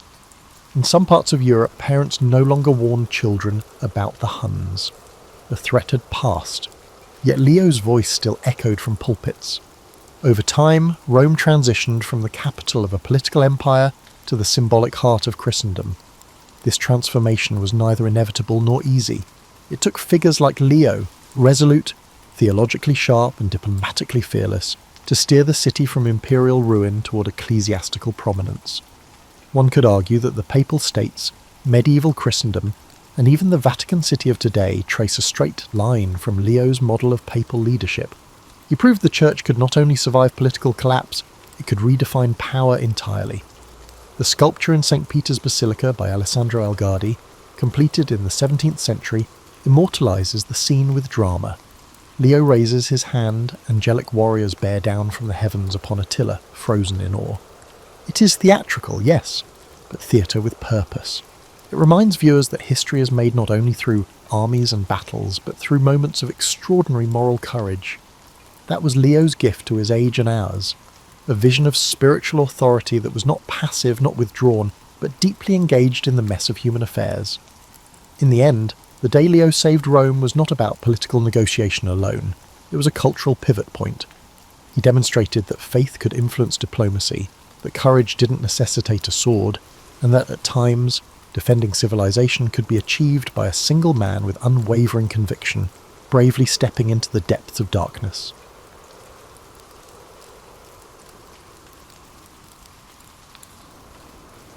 He was born in Frankfurt in 1929, entering a world already trembling beneath financial hardship and political acrimony. From the outset, she displayed a lively temperament, an eagerness to scribble down thoughts on scraps of paper, a tendency to examine curious objects in the house with unguarded fascination, and a readiness to question the grown-ups around her. Yet before she truly got to know the city of her birth, before she could form a bond with the rhythms of German streets, her family decided to leave. A gathering storm which transformed from sporadic political slogans into a monstrous force dictating who deserved to exist freely and who did not, compelled them to leave. Her father, Otto Frank, was a thoughtful man, by turns reserved and quietly determined. He had no taste for radical politics. His mind was anchored to the practical. Otto recognised that Germany was changing. He had once pictured it as a place of vibrant culture, his homeland, a nation that championed arts, literature, and philosophy. But by the time Anne was 4, it had become a place that turned hateful eyes toward Jewish families like his. The Franks uprooted themselves, leaving old neighbours behind and stepping into what they hoped was a kinder environment in Amsterdam. Amsterdam in the early 30s was not entirely tranquil. No place in Europe could claim complete serenity then, but it at least allowed the Franks to breathe without immediate fear. For Anne, it was a wonderland of bicycles clacking over cobblestones, flower stalls lining canals, and people whose different accents floated through the city like a living orchestra. She was intrigued by each subtlety of daily life. She watched the canal waters shift from grey to glittering green and found novelty in the simplest tasks, from brushing up on Dutch words to examining the swirl of watery reflections on her window. Still, life was not always breezy. Otto took on various entrepreneurial ventures in Amsterdam, a spice business, then one dealing with pectin for jam making, attempts at building stability for his family in uncertain times. Yet, beyond the household table, talk about balancing budgets and maintaining a reputable standing among local merchants, Anne had her personal curiosities. She was the type of child to craft stories in her head while overhearing adult conversations, weaving little narratives about the passers-by she saw from her vantage point by the window. Outside her home, she was known to be friendly but occasionally moody, quick-witted in a way that others sometimes found surprising in someone so young. Certain teachers at her school found her liveliness endearing, others found it distracting, especially when she giggled during lessons or whispered jokes to her classmates during grammar drills. She had a capacity for charm, but she was equally able to slip into lonely daydreams if something, an unkind remark, an abrupt shift in a friend's demeanour, muddied her sense of belonging. By the age of 10, Anne's environment gave her ample room to explore. She visited street markets with her mother, Edith, noticing the layers of life in every merchant's stall, the haggling, the laughter, the day's frustrations. Margot, her older sister by 3 years, was softer spoken and more academically inclined. The contrast between the two sisters became a household joke, Margot with her pristine schoolwork, Anne with her comedic flair and unstoppable chatter. Yet behind that playful tension was genuine affection. When nights were cold, Anne might slip into Margot's bed for warmth, and they would whisper about petty jealousies and fleeting hopes, simple concerns overshadowed by the swirling chaos in Europe. Though the Franks tried to keep talk of politics discreet, Anne absorbed more than she let on. She caught a glimpse of a neighbour reading a Dutch newspaper with bold headlines about persecution in Germany. Her father's whispers with friends, hushed but urgent, hinted that the calm in Amsterdam could fracture at any moment. Even so, Anne pressed on with childlike tenacity. She was growing, she wanted fresh notebooks and new friends. She wanted experiences beyond her parents' experiences, and if the world was threatening to shape her future in frightening ways, she was determined to keep her own sense of curiosity intact. A family friend would sometimes bring over pamphlets from Germany, detailing new anti-Jewish edicts. Otto read them in silence, his brow creased. Still, he managed to maintain a semblance of optimism. Perhaps the Netherlands would stay safe, he reasoned. Perhaps all of this ugliness would remain confined to distant borders. But the dread was difficult to fully conceal. Anne sensed it in the way her mother's voice caught when asked about the future. She felt it in the hush that settled over her father's face when he listened to the radio in the evening, straining to hear news of the next ominous shift in Europe. In the meantime, she grew comfortable in her new city, walking canals with that open-hearted stare reserved for the young. The promise of tomorrow still excited her. The possibility of a new friend, a new game, or a new rumour swirling at school. She was, after all, still just a child, not entirely conscious of the forces that were about to tighten their grip on her life. The curtains were only just beginning to draw shut on a chapter she had barely started writing. During the late 1930s, Amsterdam's charm still glowed, though a sense of caution dimmed the edges of daily life for Jewish families. Anne learned the city through her own lens, a mixture of innocence and growing awareness. She observed the chattering customers in small cafes, the varied dialects of dock workers, and the clatter of trams. She found it all mesmerising. Yet, she was not naive. At school, she overheard quiet discussions among older classmates, unpleasant changes in neighbouring countries. She would sidle close, gleaning half-facts about hatred and unbridled authority. In many ways, her mother, Edith, served as a shield. Edith believed in preserving a sense of normalcy. She insisted on routines, Sunday lunches, bedtime reading, and making sure the girls wrote in neat cursive. Anne, perched beside her mother on the sofa, would sometimes stare at the ticking clock, listening to the seconds slip by as Edith talked about personal values, about compassion, and about keeping one's dignity. The words might have sounded old-fashioned to some, but Anne found comfort in them. She saw her mother as gentle yet quietly sturdy. Meanwhile, Margot was forging her path in academics. Teachers often praised her discipline and intelligence. Anne sometimes bristled at the comparisons. She recognised the familial pride. Margot was considered the reliable one, but she also wanted to make her own mark. So, while Margot was off reading textbooks, Anne would roam corners of Amsterdam with a friend, giggling about inconsequential details, the shape of a dog's ears, a funny hat worn by a passerby, or the new marquee outside the local cinema. Beneath the laughter, though, she felt the silent undercurrent of war creeping into everyday conversation. As the political climate worsened, the Franks took more precautions. They heard stories of relatives in Germany who had lost businesses, homes, or worse, vanished altogether. Although Otto and Edith tried to spare their daughters the details, Anne was discerning. She began to grasp that some people viewed families like hers with malice that defied logic. She noticed fewer carefree outings, fewer times her father returned from work wearing that small, confident smile. Even so, she clung to humour, scribbling short stories in notebooks. They were full of lively characters, sometimes overshadowed by moral dilemmas she overheard adults discussing. In her own fictionals, she rearranged reality to make sense of it. At school, Anne forged relationships that were both superficial and meaningful. Some classmates were simply partners for projects. Others were confidants who exchanged hushed confessions about shifting alliances in Europe. The teachers seemed increasingly tense. The slightest classroom disruption could ignite frustrations. Sometimes talk of censorship or newly imposed rules floated around the corridors. When a classmate whispered that their family was planning to flee to Britain, Anne's heart pounded in fear and envy. Fear, because it confirmed that danger was near, envy because that option might not be open to her. The sense of uncertainty pressed on her chest at night.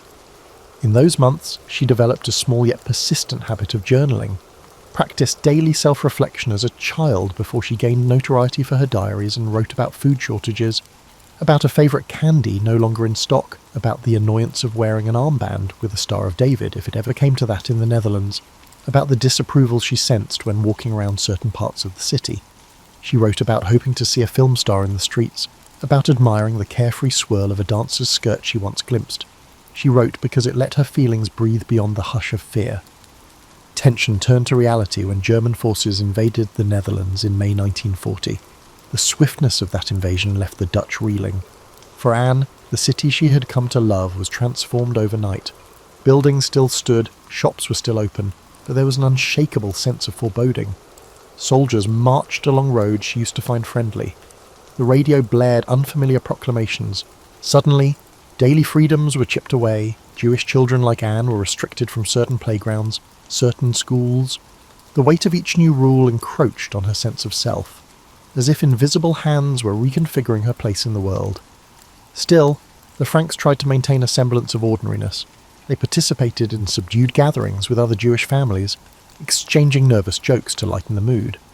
Anne noticed the flickers of worry in adult conversations. How does one navigate forced restrictions? Could one travel safely? The men discussed forging connections to get visas or find safe houses, while the women lamented about rationing or the difficulty of obtaining essential supplies. For Anne, these evenings often ended with her retreating to her bedroom, mind swarming with 1,000 questions. She tried to keep her voice steady, telling Margot ridiculous jokes to break the tension. The jokes often fell flat, but they were attempts to cling to normalcy. Increasingly, day-to-day activities felt like illusions. An insurmountable occupying force muffled the city's vibrant pulse. Anne would watch from her window as uniformed men passed by, hearing the slow crunch of boots on cobblestone. A sense of dread would seep into the depths of her stomach. She yearned for the old city, the one still alive in her memories, a place of swirling canal reflections and laughter among street vendors. She missed the version of life where she could imagine any future she wanted, without the weight of a designated identity forced upon her by prejudice. And yet, even in these shadows, she held on to a spark of hope, perhaps borrowed from her father's quiet optimism, that a better day would come if they could only outlast the madness. The year 1942 arrived with a more oppressive atmosphere. Anne could feel it in the stiffening posture of her teachers and the solemn hush that fell whenever an official notice was posted in the neighbourhood. She turned 13 that June, though the celebrations were muted. Her family still managed a birthday cake, scrounging for ingredients wherever they could. And it was in that flickering moment of normality that Anne received a checkered diary. She had always enjoyed writing, but this diary felt different. It had a lock, symbolic in ways she did not yet understand. It promised a private domain for her expanding thoughts. Shortly after, life changed abruptly. Orders circulated that Jewish families might be relocated, or worse, taken away. When Margot received a summons to a labour camp in Germany, Otto recognised the writing on the wall. He had already prepared a secret hiding place, a concealed section of the office building where he ran his business. The plan had been set for some time, but the final push to execute it came with terrifying immediacy. The family packed their things hurriedly. leaving behind large pieces of furniture, personal belongings, and cherished objects that would have signalled a life in progress. Anne's head spun that day. She tucked her new diary under her arm, while her mother insisted on bringing a few personal mementos. The ordinarily chatty Anne found herself tongue-tied as they walked through the dim streets early in the morning, wearing several layers of clothing to avoid carrying suitcases. She was scared to look at anyone's face. She feared the disapproval or suspicion that might lurk in a passerby's eyes. When they finally reached the annex, slipping into its hidden corridors, she felt an odd mixture of relief and dread. She felt a mixture of relief at having found a temporary shelter and dread at what isolation would do to them all. The secret annex was cramped, made up of several small rooms behind a movable bookcase. The Franks were joined by another family, the Van Pels, whom Anne would later label Van Daen in her diary, and a dentist named Fritz Pfeffer, Albert Dussel. The arrangement was necessary for survival, but hardly conducive to comfort. Thin walls meant little privacy. Often, someone would be in the makeshift kitchen at odd hours, rustling through meagre supplies. The single bathroom demanded coordination and patience, especially in the mornings when personal space was at its premium. At 13, Anne chafed under these conditions. She missed the outdoors, the swirl of city life, and her friends. In her diary, she spilled raw honesty onto the pages, frustration with the grown-up scoldings, her disagreements with Mrs. Van Pels, her feelings of being misunderstood by her mother. She felt stifled by the incessant reminder that she must remain quiet during certain hours so the workers downstairs wouldn't suspect their presence. She discovered how footsteps on creaky floorboards could set her pulse racing. Every muffled noise became a potential danger. The annex was a fortress made not of stone but of secrecy, where any slip in vigilance might lead to catastrophe. Yet, amid the tension, there were flickers of hope. Helpers on the outside, trusted employees like Miep Gears, risked their safety to provide supplies and updates. Through them, Anne kept a tenuous link to the world beyond. She heard rumours of Allied forces pushing against Nazi lines, gleaned stories of neighbours who had managed to flee. The news was not always comforting, often it relayed more horrors, but it was a reminder that life existed beyond the walls she now inhabited. Anne's emotional world became increasingly complex. She found that her diary was the sole outlet where she could shed the mask she wore around the annex's cramped quarters. She named the diary Kitty, personifying it as her confidant. Each page was a story on which she could vent her teenage frustrations, the pangs of budding romance she harboured for Peter Van Pels, the sense of inadequacy she felt when compared to Margot, and the longing to be recognised as more than a chatterbox. She craved independence, yet her entire existence now depended on the group's collective ability to stay invisible. The mental strain of living in tight confinement tested everyone. Small disagreements ballooned into thunderous standoffs. Someone's cooking style became a proxy for deeper resentments. A snore at night might provoke laughter one day, and fury the next. Anne, perceptive as she was, noted these shifts. She saw how fear chipped away at adult composure. Even the calm, steady Otto lost some of his cheerful veneer. He worked painstakingly on ledgers and accounts, trying to help manage the business from afar. But it was an odd charade, acting as though life was normal while concealed behind a bookshelf. As weeks turned into months, the outside world receded. The war raged on beyond their concealed perch. Occasionally, Anne glanced out a hidden window at the church tower that loomed above the city. Its bells reminded her that life still ticked forward, unstoppable. Every ring was a brief invitation to imagine the bustle of a free world. And yet, each ring was also a reminder of her entrapment, that the clock was running in a timeline she could not fully join. Every day, she wrote. She poured her observations into lines that tried to reconcile the tension of living with hope in the midst of imminent danger. The confines pressed in on her, forging a young mind's determination to remain spirited even when shadows lengthened. As summer gave way to autumn in 1942, the secret annex adopted its own patterns, stilted ones, but patterns nonetheless. Office workers rustled in the building below, hushed in the mornings. The inhabitants tiptoed through daily chores, mindful that a dropped spoon or a raised voice might shatter the fragile illusion of an empty space overhead. Afternoons brought slight relief. The offices would close, allowing more freedom of movement and the chance to whisper with fewer constraints. Anne's self-awareness deepened in this seclusion. She dissected every glance, every offhand remark exchanged among the annex residents. She noticed subtle changes in her mother's eyes, sadness marinated with resignation. She saw new lines etched across Otto's forehead, reflecting the weight of shepherding them all through this ordeal. And she recognised reflections of her own changing emotions mirrored in Peter Van Pel's, who retreated into corners of the annex to escape the watchful gaze of adults. Peter fascinated her. He was different from the boys she used to know of at school, who laughed loudly and chased one another through the streets. He was awkward, uncertain, often caught in the crossfire of his parents' arguments. In that environment, Anne began seeing him as more than a housemate. There were fleeting moments in the attic space, rummaging for a jar of beans or a quiet place to think, when their eyes met. It was a wordless connection, the electric hum of adolescence overshadowed by the hum of approaching warplanes. She continued filling her diary, now with an emphasis on self-examination. She asked why she often argued with her mother, why she felt overshadowed by Margot, and how she could nurture a sense of individual identity in a place that demanded conformity for survival. At times, she was startled by her introspections. She was discovering corners of her mind she never would have explored in a free-flowing world. The enforced stillness gave her time to question everything. This internal blossoming did not come without friction. Anne's spirited nature grated on others. Mrs. Van Pel's found her chatter too bold, her opinions too insistent. Fritz Pfeffer, a meticulous man accustomed to his own routines, complained that Anne's nighttime writing disturbed his need for rest. Yet, the more they tried to rein her in, the stronger her resolve grew.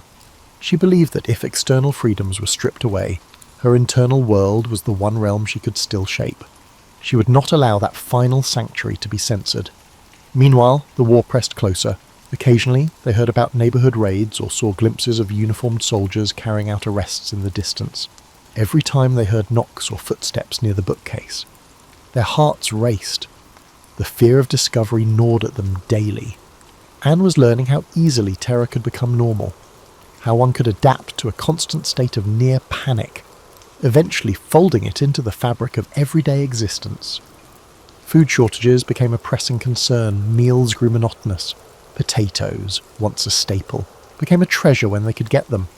Dried beans and cabbage soup rotated through their limited menu. These hardships kindled resentment. It was simple to blame each other for miscounted rations or mistakes in planning.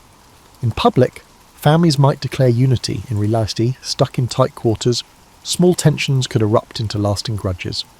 Anne documented this. She wrote about overhearing whispered accusations, about the tension swirling in the cramped kitchen when an extra morsel of bread was unaccounted for. Yet even in these fractious moments, an undercurrent of mutual dependence bound them. They knew they either survived together or fell together.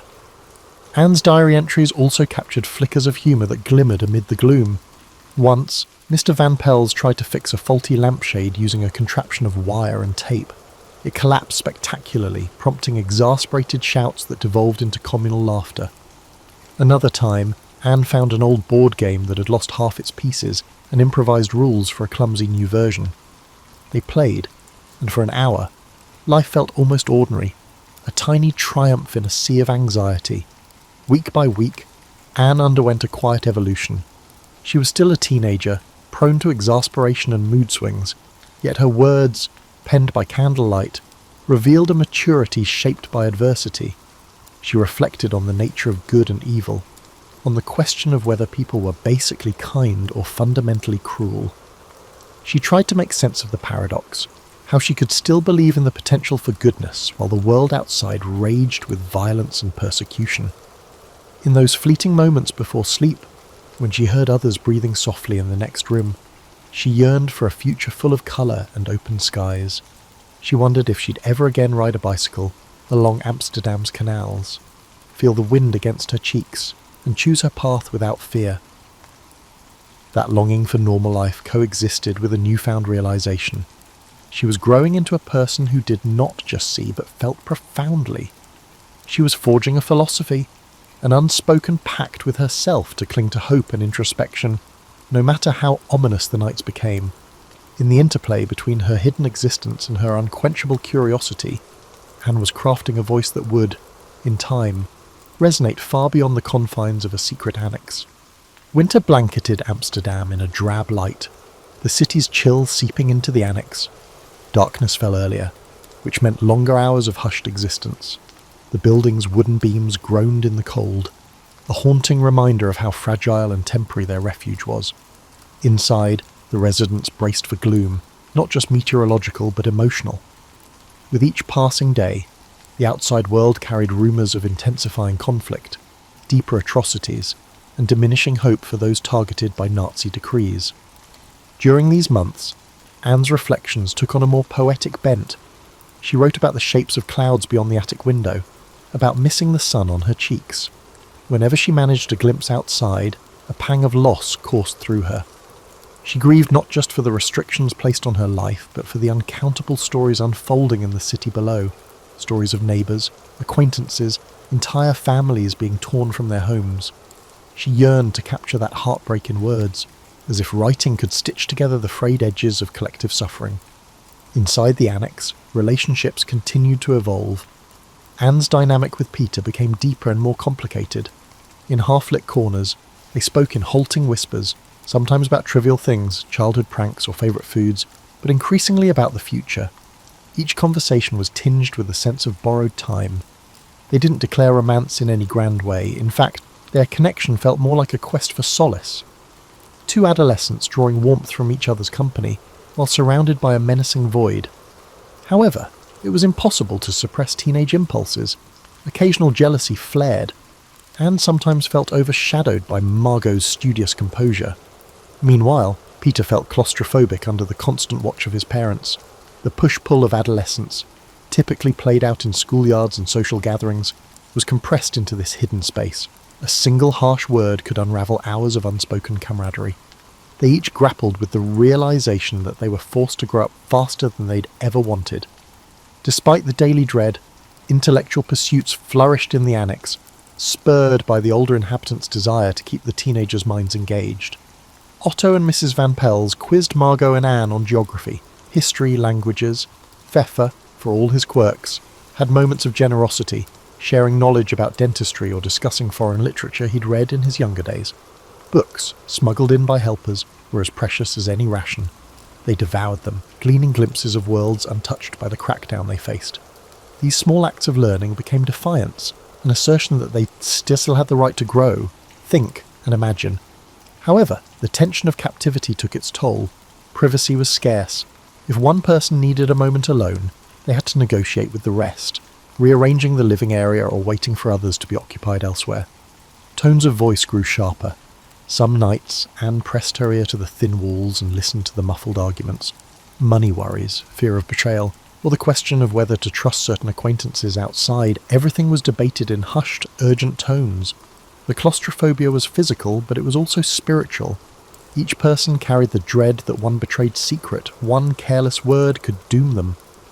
In the diaries, Anne noted these cracks in the foundation of their enforced togetherness, but she did so with a remarkable empathy for the adults. She recognised they were doing their best in unthinkable circumstances. Otto tried to maintain an even temperament, urging reason when tempers flared. Some nights, he'd gather everyone to read a book aloud or discuss a snippet of radio news. For a short while, the flickering lamp would illuminate a circle of sombre faces, each participant clutching at hope that maybe, just maybe, the tide of war was turning. As the winter wore on, the line between day and night blurred.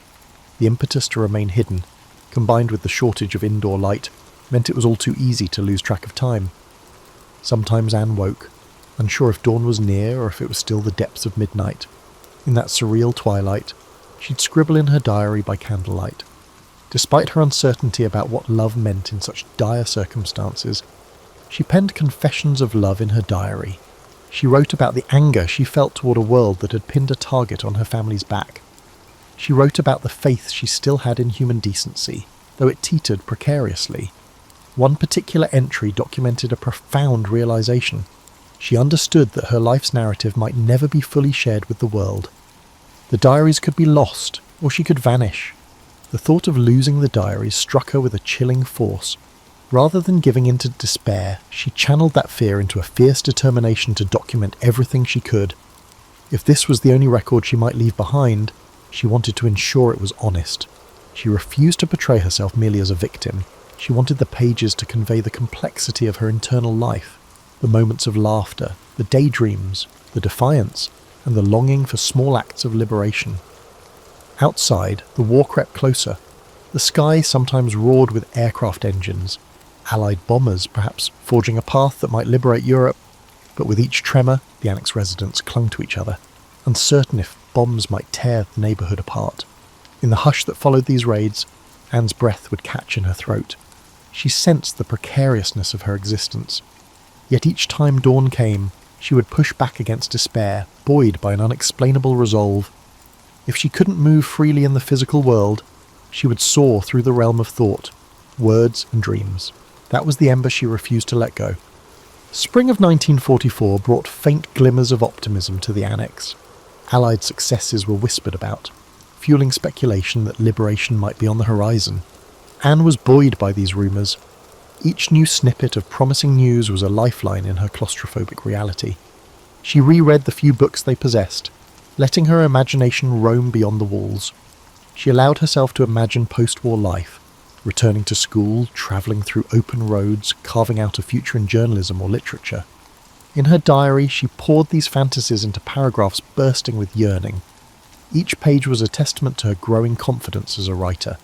She refined her style, grappling with bigger questions about humanity and morality.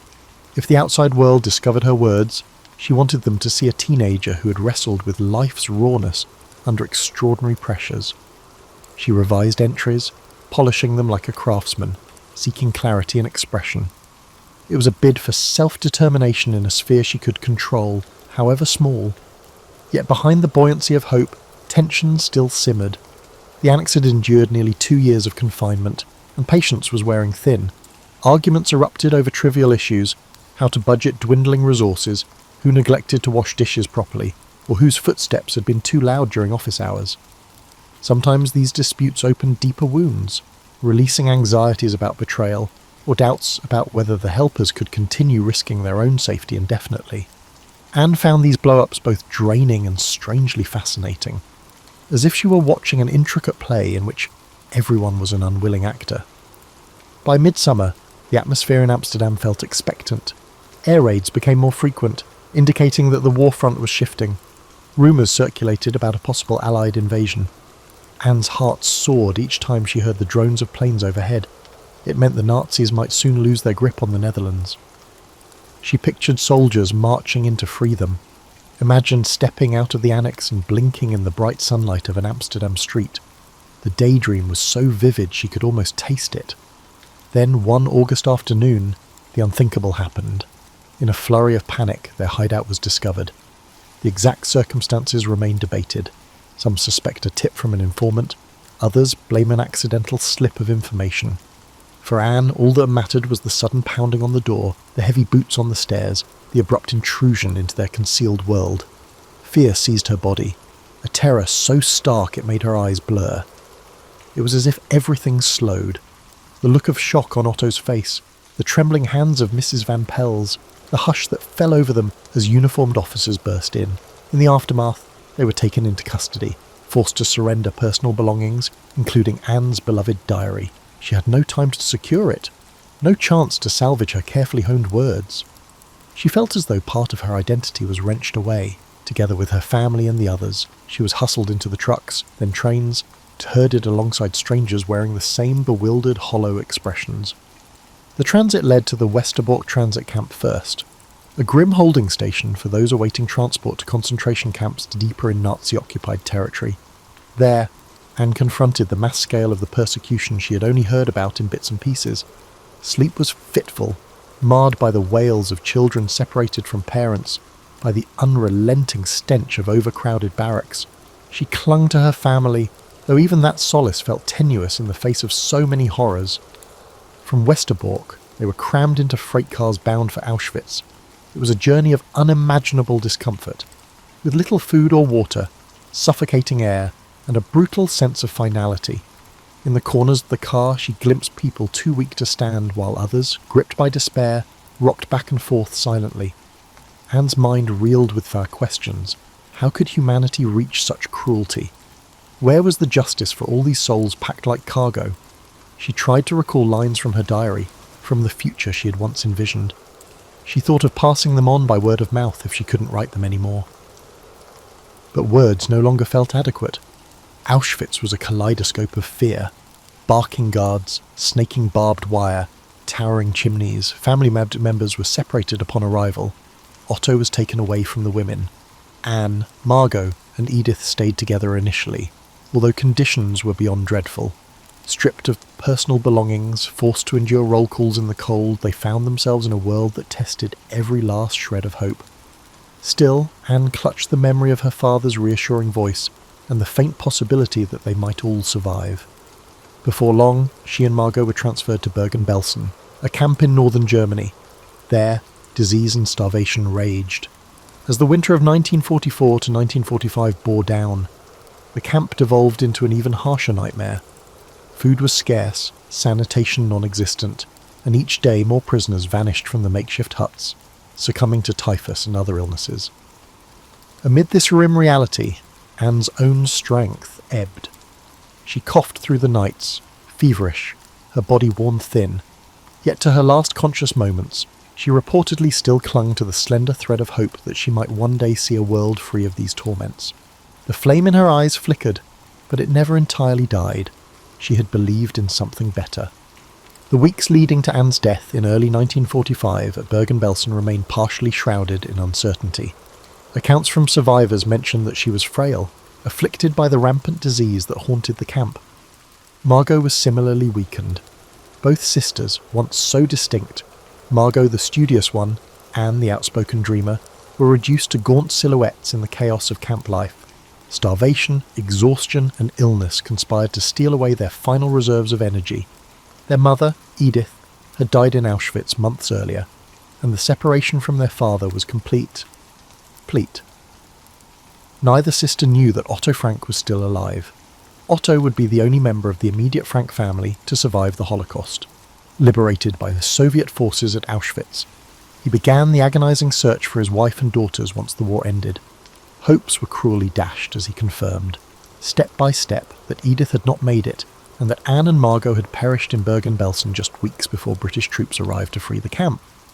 In that painful discovery, Otto lost more than his family. He lost the future he'd fought so hard to protect during their years in hiding. Amid the staggering grief, a slender thread of continuity emerged.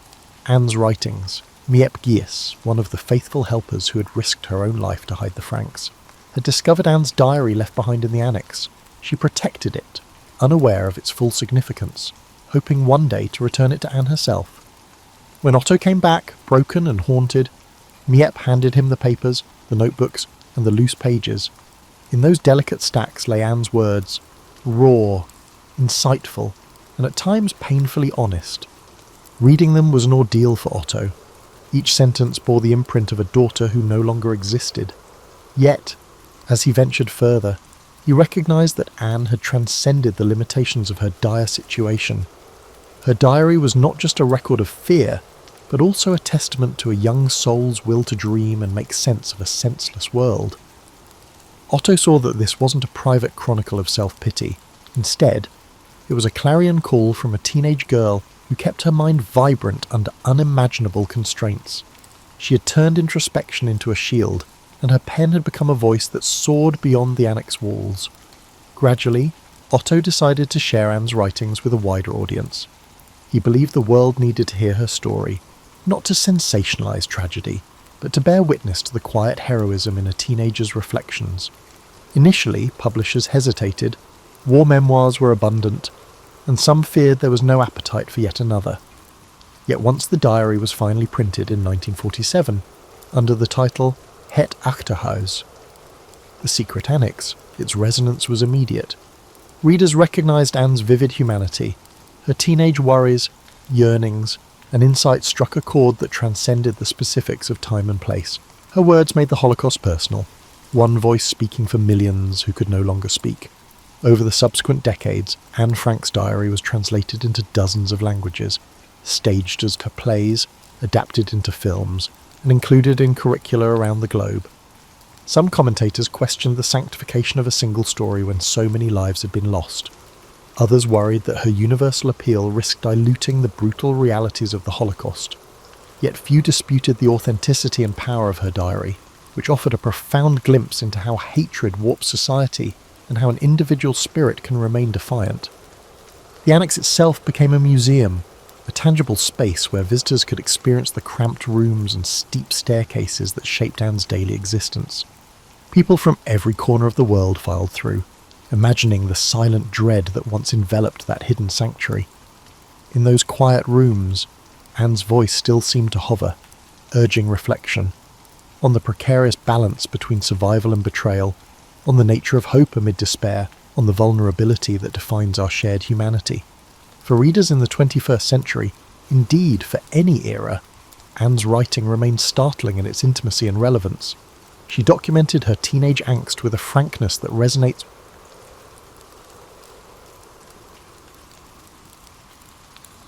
Tonight, we explore the life and contributions of Rosalind Franklin, the brilliant scientist whose pioneering work in X-ray crystallography was instrumental in the discovery of the DNA double helix. Her dedication to science and her role in one of the most significant breakthroughs of the 20th century continue to inspire generations of researchers today. So before you relax, as always, take a moment to like the video and subscribe to the channel if our content helps you. Also, let us know where you're watching from and what time it is for you. We're always open to requests for stories boring and interesting. If you guys ever have any in mind, let us know. Now get rid of those bright lights, turn on your fan if you have one, and let's begin. Rosalind Franklin's name often appears as a footnote in the story of DNA, overshadowed by the fame of James Watson and Francis Crick, yet her life was neither trivial nor easily summarised. Born in London in 1920 to a prominent Jewish family, she grew up when few encouraged women to pursue rigorous science. Even as a child, she displayed a fierce hunger for knowledge that defied social norms. Her father, Ellis Franklin, supported her education yet worried about her independent streak. At St Paul's Girls' School, she excelled in math, chemistry and languages, while her peers aimed at more conventional futures. A scholarship to Newnham College, Cambridge, put her among mentors who valued her promise but questioned women's roles in labs. Undeterred, she poured energy into research, proving her place through diligent work. When World War II broke out, Britain needed scientists. She joined the British Coal Utilisation Research Association, studying carbon's microstructures. There, she discovered a passion for methodical experimentation. She also encountered X-ray crystallography, a technique aligning perfectly with her meticulous nature. After the war, a fellowship in Paris brought her to Jacques Méring's lab, where she refined her skill in X-ray diffraction. Her high standards and exacting methods yielded notable papers on carbon structure, establishing her as a rising star in crystallography. By the early 1950s, King's College London offered her a position to study DNA. Maurice Wilkins and his team believed X-ray diffraction could unlock the molecule's secrets. Franklin arrived armed with expertise, determined to implement new protocols and improve equipment. Lab tensions surfaced quickly. Wilkins had expected a collaborator. Franklin insisted on autonomy. Some colleagues admired her precision, while others found her difficult. Still, she pressed on, convinced that careful data could cut through any confusion. Working with her student, Raymond Gosling, she captured a series of images, the most famous labelled Photo 51, revealing a striking helical pattern. She wanted more evidence before announcing a conclusion, preferring thoroughness over speculation. Yet behind the scenes, her data slipped into other hands. Unbeknownst to her, a colleague showed Watson and Crick her diffraction results. Already pursuing a helical model, they seized her findings as key confirmation. Franklin, for the moment, was focused on perfecting her analysis, unaware that her painstaking work was fueling a major discovery elsewhere. Even so, the tension at King's grew. Franklin's direct style clashed with Wilkins's reserved manner. She believed in complete control over her research methods, irritating those accustomed to a more hierarchical lab, but she remained steadfast, adjusting humidity levels and rechecking angles to sharpen her images. Each improvement hinted she was on the brink of a monumental revelation. That revelation, however, would not bear her name alone. While Franklin refined her data, Watson and Crick raced forward, preparing to unveil their model of D. She had no inkling of the behind-the-scenes drama. In the darkroom, her camera captured crystal patterns that would change biology. She trusted her data to speak for itself, unaware that the world soon would hail Watson and Crick as the architects of DNA's double helix. At this stage, Franklin's story was poised between breakthrough and overshadowing. Her rigorous approach had delivered vital clues to life's molecular code, yet social dynamics and academic politics threatened to rob her of due credit. In the realm of science, data does not always guarantee recognition for the one who gathers it. Rosalind Franklin had produced a priceless glimpse into DNA's form, setting the stage for history to unfold in ways she could not have predicted. She was born into a family of philanthropic tradition, with her uncle serving as the first Jewish mayor of London. From a young age, she was taught the importance of service and intellectual rigour, a combination that would shape her character. In her teenage years, she gained a reputation for sharp wit and an unwavering focus on academic goals. These traits did not always endear her to peers who expected more demure behaviour, but she was undeterred. She had glimpsed a future in which women could stand at the frontier of discovery, and she was determined to claim it. In her journals, she expressed a love for puzzles and a fascination with structure. Whether examining minerals or deciphering abstract problems, she found solace in unravelling complexities. This mindset translated seamlessly into her later work, where precision became both her shield and her compass. It also fueled her tenacity, driving her to pursue every question until she reached its hidden core. Rosalind Franklin's arrival at King's College London came with grand hopes, but the lab's culture soon tested her resolve. She joined Maurice Wilkins, who believed they would share DNA research duties. Franklin's forthright style, however, clashed with Wilkins' quieter approach. Worse, the leadership chain for the DNA project remained vague, fostering confusion about who was truly in charge. Despite these challenges, Franklin pressed on, exploring how DNA fibres changed under varying humidity. She distinguished between A and B forms of the molecule, and her fastidious X-ray diffraction work produced the famed Photo 51, which showed an unmistakable helical pattern. Franklin acknowledged the significance of the image, yet she refrained from making hasty assumptions. She spent hours perfecting exposures, checking angles, and analysing the precise details etched onto photographic plates. Meanwhile, across town at the Cavendish Laboratory in Cambridge, James Watson and Francis Crick took a contrasting approach. Model builders at heart, they chased the DNA structure by trial and error, fueled by snippets of data gleaned from various sources. When Wilkins revealed Photo 51 to Watson, unbeknownst to Franklin, the evidence dovetailed perfectly with their double helix hunch. By early 1953, Watson and Crick completed a model that would make scientific history. Their publication in Nature was concise yet transformative, announcing a double helical structure that explained DNA's replication mechanism. Wilkins and Franklin each contributed supportive papers, but the spotlight fell squarely on Watson and Crick.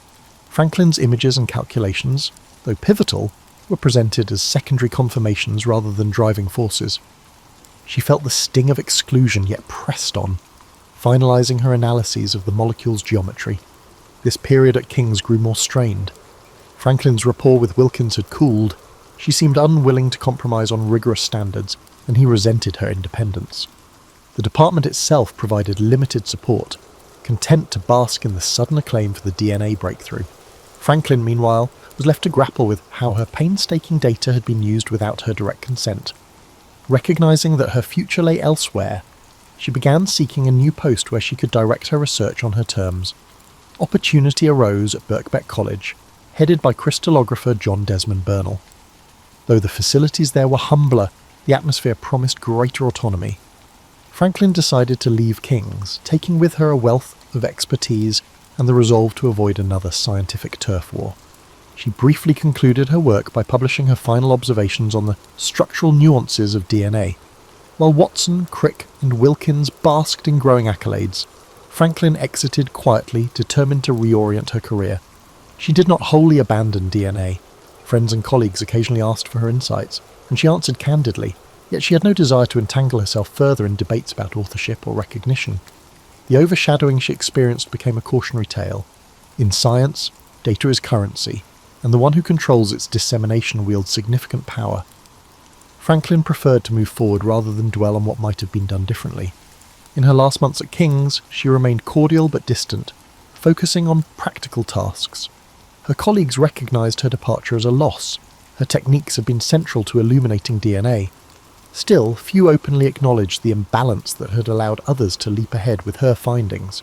Privately, Franklin harboured disappointment at the missed chance for genuine collaboration, yet she rarely indulged in public complaints, believing the project's success should outweigh personal grievances. She fully engaged in planning her new life at Birkbeck by the mid-1953. She aimed to pivot to viruses, which she saw as a logical extension of molecular biology. If DNA held the code, viruses manipulated it for replication. It was a fresh frontier, free of the swirl around the double helix. Some wondered if she might regret turning away from a molecule that had just earned global fame. But Franklin's mind was already set. She craved an environment where precision and exploration mattered more than departmental politics or star power. In this decision, Rosalind Franklin demonstrated a fierce independence that would define her future endeavours. The DNA story continued to unfold, with Watson, Crick, and Wilkins moving into the scientific limelight. Franklin, meanwhile, headed for new challenges, confident that her diligence and clear-sighted approach would again yield groundbreaking discoveries. The transition set the stage for the next chapter of her life, a chapter in which viruses, not DNA, would become her primary focus. Rosalind Franklin's move to Birkbeck College in 1953 allowed her to escape the tensions around DNA and forge a fresh path in virus research. Under John Desmond Bernal, she found greater independence for her meticulous approach. While viruses lacked the immediate fame of DNA, Franklin considered them equally vital. If DNA was life's blueprint, viruses were intruders capable of hijacking that plan. Her chosen subject, the tobacco mosaic virus, TMV, presented unique challenges. Franklin painstakingly prepared samples to ensure uniformity, using X-ray diffraction to decode TMV's rod-like structure. She teamed up with Aaron Klug and others, methodically interpreting diffraction patterns. Even as a smaller lab, Birkbeck became a haven where Franklin could shape projects by her exacting standards. She still carried scars from King's College. Some wondered why she had shifted from DNA to viruses, but Franklin pressed forward. Drawing parallels to her earlier work, she again insisted on data-driven analysis, never rushing to publish before confirming every detail. Her lab environment combined intensity with a collaborative spirit, offering trainees an unparalleled education in crystallographic rigour. Between 1954 and 1955, Franklin's group made steady gains. They confirmed TMV's protein subunits arranged in repeating units around the viral RNA. These findings, though less glamorous than the double helix, garnered respect among structural biologists. Unfazed by the overshadowing DNA narrative, Franklin kept expanding her scope. She ventured into spherical viruses, hypothesizing that structural symmetry might unify diverse pathogens. Her reputation grew, and she presented at conferences, describing how the same methods that had illuminated DNA could unpack viral design. Publicly, Watson and Crick dominated headlines, but within crystallography circles, Franklin was acknowledged as a leading figure. She rarely spoke of the DNA controversy, though colleagues sensed unresolved feelings. Instead, she concentrated on perfecting viral data. Believing scientific progress mattered more than personal credit. Outside the lab, Franklin led a quiet life. She enjoyed travel and found respite in the outdoors, but her main passion remained the quest to visualize biological structures. Funding was tight, and she often lobbied for grants to buy better equipment. Each new insight strengthened her conviction that viruses, small yet formidable, merited the same painstaking scrutiny as DNA. By 1956, her work expanded further. Collaborators like Aaron Klug advanced diffraction analysis, revealing intricate protein shells encasing viral RNA. Franklin believed these advances might guide future strategies against viral diseases. The thoroughness she had applied to DNA now propelled virology forward, an accomplishment overshadowed by the double helix's spotlight but crucial to understanding viral replication. Yet signs of illness emerged. She dismissed bouts of pain as stress, unwilling to slow down. Unbeknownst to her, she faced a serious condition that would soon escalate. For the moment, research remained her anchor, and she pressed on, analysing each image that emerged from her diffraction apparatus. Her dedication ignited excitement at Birkbeck, motivating younger scientists to follow in her footsteps. Though Watson, Crick and Wilkins gained prizes and public adoration for DNA, Franklin never openly displayed envy. Friends noted she remained courteous about the double helix, maintaining the stance that data, not politics, fueled real progress. In her lab, she was known for forging new ground in virus structure, determined that careful work would eventually earn its acknowledgement. Amid these virus studies, Franklin's commitment to excellence never wavered. She had departed King's to find a more supportive environment, and at Birkbeck, she discovered purpose in unravelling new puzzles. The breakthroughs she spearheaded may not have led to global headlines, but they contributed significantly to the emerging field of molecular virology. All the while, her health concerns simmered beneath the surface. She continued to travel and lecture, sharing insights and forging collaborations. Researchers worldwide adapted her techniques, marvelling at how the same X-ray approach used on DNA could dissect viral architecture. Each success confirmed her choice to abandon the fame of DNA and explore a less explored path. Rosalind Franklin's years at Birkbeck stand as a testament to her resilience and intellectual drive. Where others saw missed fame, she saw a chance to deepen knowledge on a frontier with vast implications for medicine and agriculture. This period defined her as more than the woman behind Photo 51. She became a leading light in virus crystallography, advancing an entire field through tireless devotion. By late 1956, Rosalind Franklin could no longer dismiss her discomfort as mere fatigue. Severe abdominal pain sent her to a specialist, where she received a stark diagnosis: ovarian cancer. News of the disease hit hard. She was only in her mid-30s, with a thriving lab at Birkbeck and an unrelenting drive to uncover the secrets of viruses. She tackled the situation with the same unwavering determination that characterized her scientific pursuits. Franklin underwent surgery, followed by radiation treatments that left her exhausted. Remarkably, she insisted on working whenever she felt even a little strength. Her laboratory colleagues witnessed a woman who, despite obvious pain, maintained precise standards and pressed forward with X-ray diffraction experiments. Some urged her to rest, but she believed that meaningful research could serve as a form of hope, both for herself and for the broader scientific quest. Meanwhile, her research group continued its progress on tobacco mosaic virus. Aaron Klug and John Finch helped manage day-to-day tasks, but Franklin remained the intellectual force behind the projects, analysing data from her hospital bed when necessary. She had always been meticulous, but now her instructions became even more methodical, as if every experiment needed to be double-checked due to the uncertainty of time. Medical treatments showed initial promise. Franklin's health rebounded enough for her to attend conferences and deliver lectures with renewed vigour. In early 1957, she travelled to the United States to discuss her virus findings. Colleagues there marvelled at her clarity of thought and appreciated her willingness to share data and techniques. She returned to London with fresh ideas for comparing the structures of different plant viruses, convinced that a unifying principle might exist across various shapes and sizes. Her perseverance garnered admiration from both peers and subordinates. Many had witnessed how overshadowed she'd been in the DNA story. Yet here she was, forging new breakthroughs under the most challenging circumstances. In private, Franklin confessed occasional frustration about the slow recognition for her virus work. But she rarely let bitterness creep into daily lab interactions. Instead, she strove to uplift younger researchers, reminding them that quality data was the bedrock of scientific progress. That year, she initiated a project examining the poliovirus structure, though she knew it would be demanding. Polio remained a global health concern, and Franklin hoped that precise diffraction studies might reveal new angles for vaccine development. She collaborated with researchers at other institutions, coordinating sample exchanges and cross-checking results. The effort required significant energy, but Franklin refused to lower her standards. By mid-1957, however, her health took another downturn. Hospital visits became more frequent, and her doctors suggested further treatments. This time, the prognosis was darker. She confided in a few close friends, admitting she feared she might not complete her most ambitious projects. Still, she held on to the lab as her anchor, juggling medical appointments with diffraction sessions that extended late into the night. In August, a sudden improvement sparked renewed optimism. She joked with colleagues about planning a celebratory trip once she fully recovered.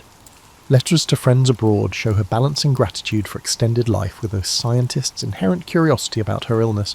She compared cancer's invasion to a virus infiltrating a cell, determined to observe and fight it with all the tools available. Yet the disease progressed relentlessly. By fall, pain flared again, and even routine tasks became difficult. Franklin's unwavering determination masked its severity to most outsiders. She drafted research notes from her bed, outlining next steps for her team. In an act of foresight, she delegated leadership roles, ensuring that ongoing experiments wouldn't falter if she had to step away. Those around her admired this quiet resilience. Despite her personal struggles, Franklin never overlooked the wider impact of her research. She viewed viruses as intricate pieces of nature, with each discovery serving as a crucial tool for comprehending disease and safeguarding human lives. Observers found her courage extraordinary, though she rarely framed herself as heroic. In her view, she was simply continuing what she had always done, methodically gathering data, refining conclusions, and believing in the power of science to uplift humanity. As 1957 came to an end, Rosalind Franklin found herself at a pivotal point. Her lab is brimming with fascinating research on viruses that may help unravel biological mysteries. She had a disease that no amount of scientific rigour could cure. Early 1958 brought new waves of uncertainty as Rosalind Franklin's health deteriorated. Yet within the Birkbeck lab, momentum persisted. She had established a system of shared responsibilities, ensuring that vital experiments continued even if she needed hospitalization. Aaron Klug and others stepped up, organising data from the tobacco mosaic virus and now the poliovirus studies Franklin had launched. Despite her weakened state, she remained mentally sharp, offering guidance from her bedside and carefully written directives. Franklin's presence was palpable during her occasional visits to the lab. Sporting a lab coat over her frail frame, she would scrutinise the latest diffraction photographs, pointing out slight anomalies in symmetry or angle. Colleagues found it both inspiring and heartbreaking. Here was a world-class mind refusing to yield, even as her body faltered. She updated notebooks with unwavering clarity, as though the act of writing itself could keep her tethered to the work she loved. Her medical team advised rest, but Franklin pressed on, citing not mere stubbornness but an ethical drive. In her view, scientific progress was a collective venture. If her findings could improve the understanding of viruses, she owed it to the broader community to see them through. When friends gently questioned whether it was wise to push so hard, she confessed that focusing on data helped stave off despair. The lab was her sanctuary, a place where logic and discovery overshadowed personal anxieties. One highlight came in February 1958. A journal accepted her team's detailed paper on TMV's structural transitions, lauding Franklin's rigorous methodology. She allowed herself a quiet moment of satisfaction, knowing such recognition was hard-won. A few days later, she penned letters to collaborators, proposing further investigations into spherical virus shells. Though physically diminished, her intellectual curiosity knew no bounds. Outside the lab, Franklin's close circle began preparing for the possibility of bad news. Her father, Ellis, had passed away years earlier, but extended family members rallied around her. She maintained stoicism, rarely discussing prognoses. Instead, she inquired about others' well-being, asked about the latest scientific gossip, and meticulously planned the next steps for her virus research. In quieter moments, she reflected on how a woman once overshadowed in the DNA saga had found renewed purpose. She never openly declared regret, though some friends perceived a lingering sadness that she might not see the end of certain viral inquiries. Rumours circulated about potential nominations for significant awards. Though Watson, Crick, and Wilkins had gained global fame, a few scientific bodies recognised Franklin's independent contributions. Nothing concrete materialised, however, and she expressed little interest in accolades. She believed real achievement lay in the data itself, the patterns, the angles, the consistent results that built a foundation for future work. As spring approached, her symptoms worsened. Sharp pains returned, and another surgery was scheduled. This time, medical intervention offered diminishing returns.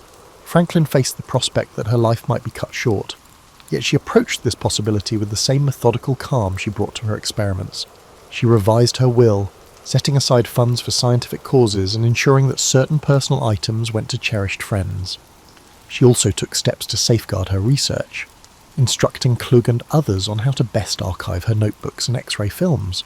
On excellent days, she still made brief appearances at Birkbeck. One morning in April, she examined new images of the polio virus, noting symmetrical patterns that hinted at a uniform protein arrangement. The conversation that followed, held in hushed tones behind a cluttered desk, brimmed with excitement. She encouraged her colleagues to pursue further refining of these samples, convinced the results might be pivotal. Yet by mid-April, her hospital stays grew longer.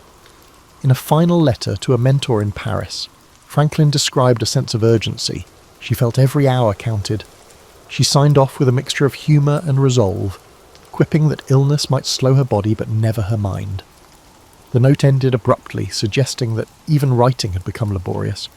Still, the spirit that had guided her from St. Paul's Girls' School through King's College and Birkbeck remained intact. She had consistently emphasised the importance of data over speculation.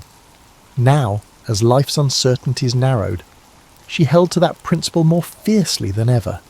Every experiment completed, every photograph taken, was a small triumph over the frailties of the human condition. In that sense, she transformed her final months into a testament to scientific dedication, a brief but shining era when personal adversity bowed before the truth. Rosalind Franklin passed away on April 16, 1958, at the age of 37. The immediate shock rippled through her colleagues at Birkbeck and beyond. Many had witnessed her stubborn fight against illness, but news of her death still felt sudden, as though a brilliant light had been snuffed out too soon. She had left behind half-finished projects on the structure of viruses, along with meticulously kept notebooks that offered clues for future breakthroughs. Tributes poured in from across the scientific community. John Desmond Bernal lauded her unwavering devotion to exacting research. Aaron Klug, who had worked closely with her, publicly credited Franklin's methods for pushing their studies of TMV and poliovirus forward. Even Maurice Wilkins, whose relationship with Franklin had been tense, expressed regret that they never truly reconciled.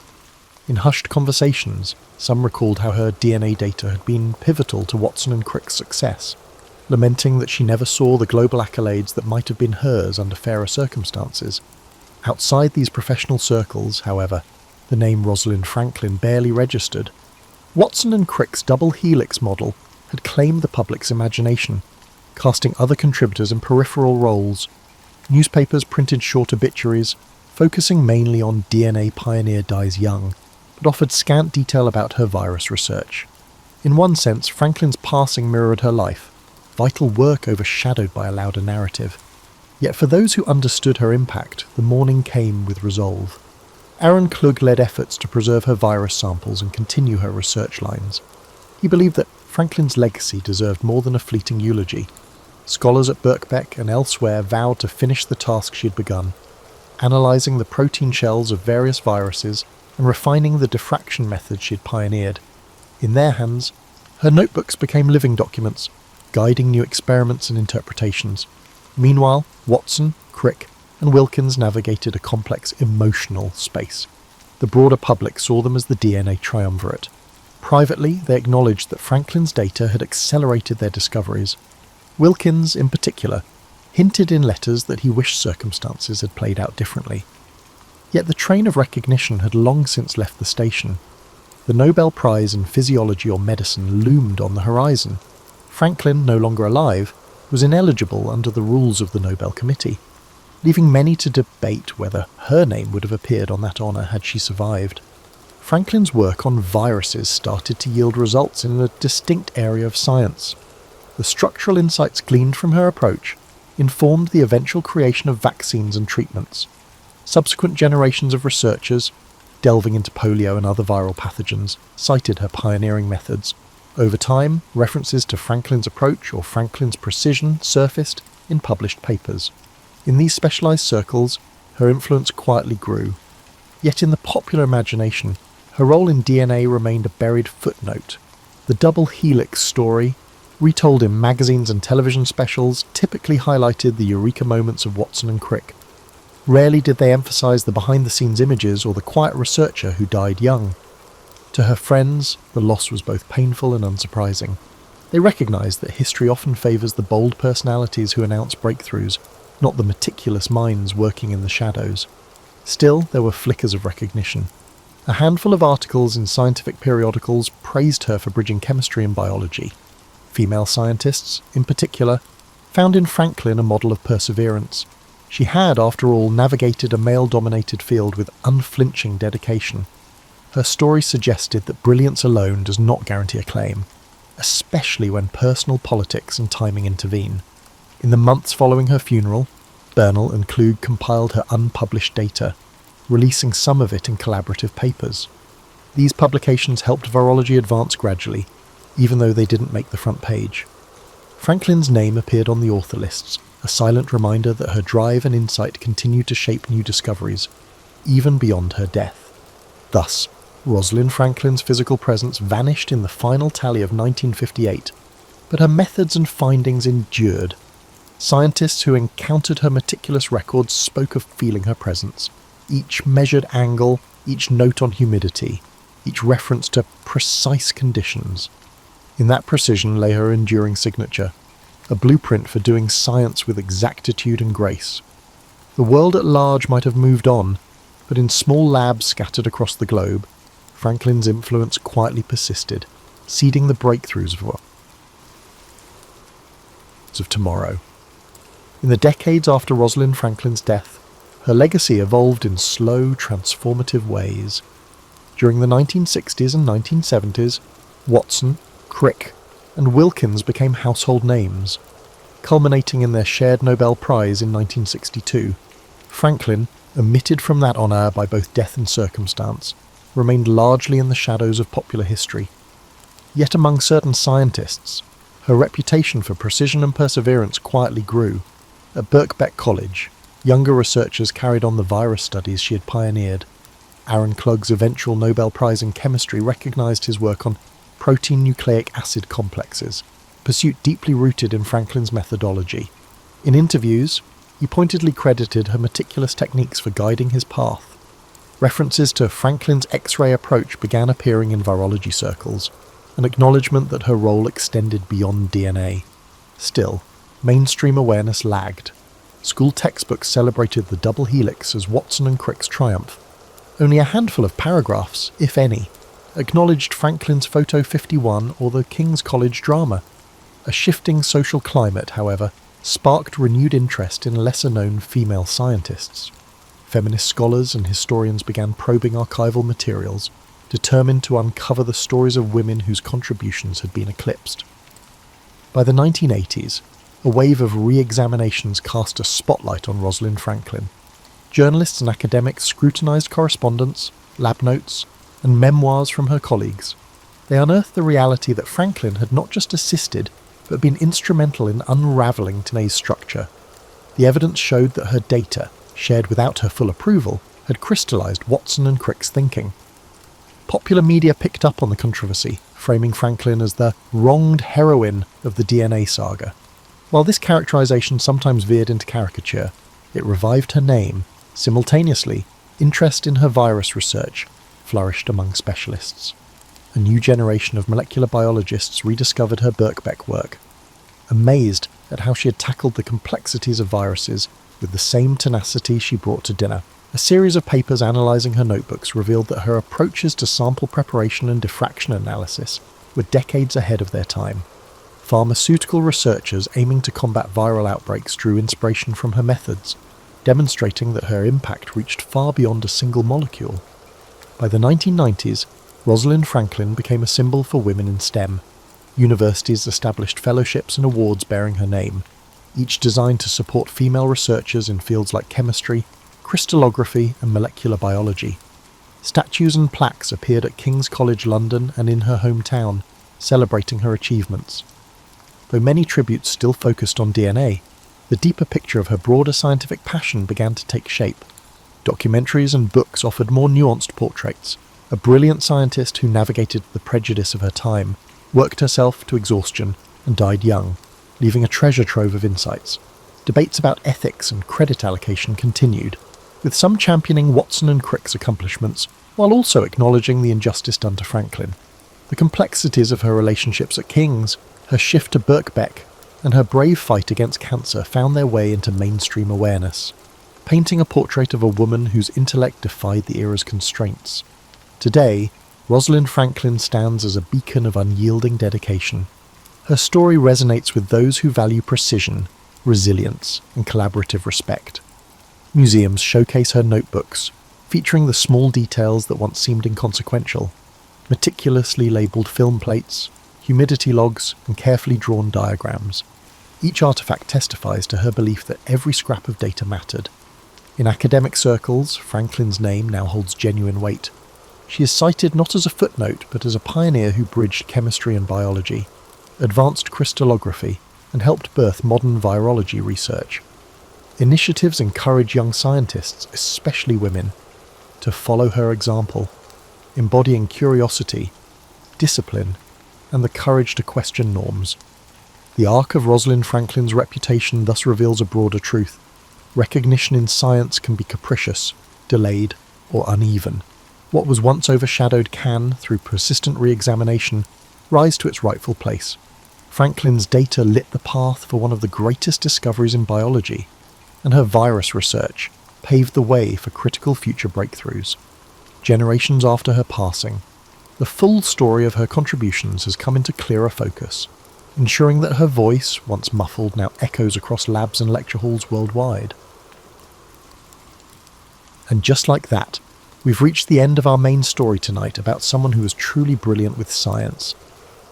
Hopefully you've already drifted to sleep by now, but if not, I know my insomniacs when I see them. We got your back with stories of different types in case this wasn't something interesting to you.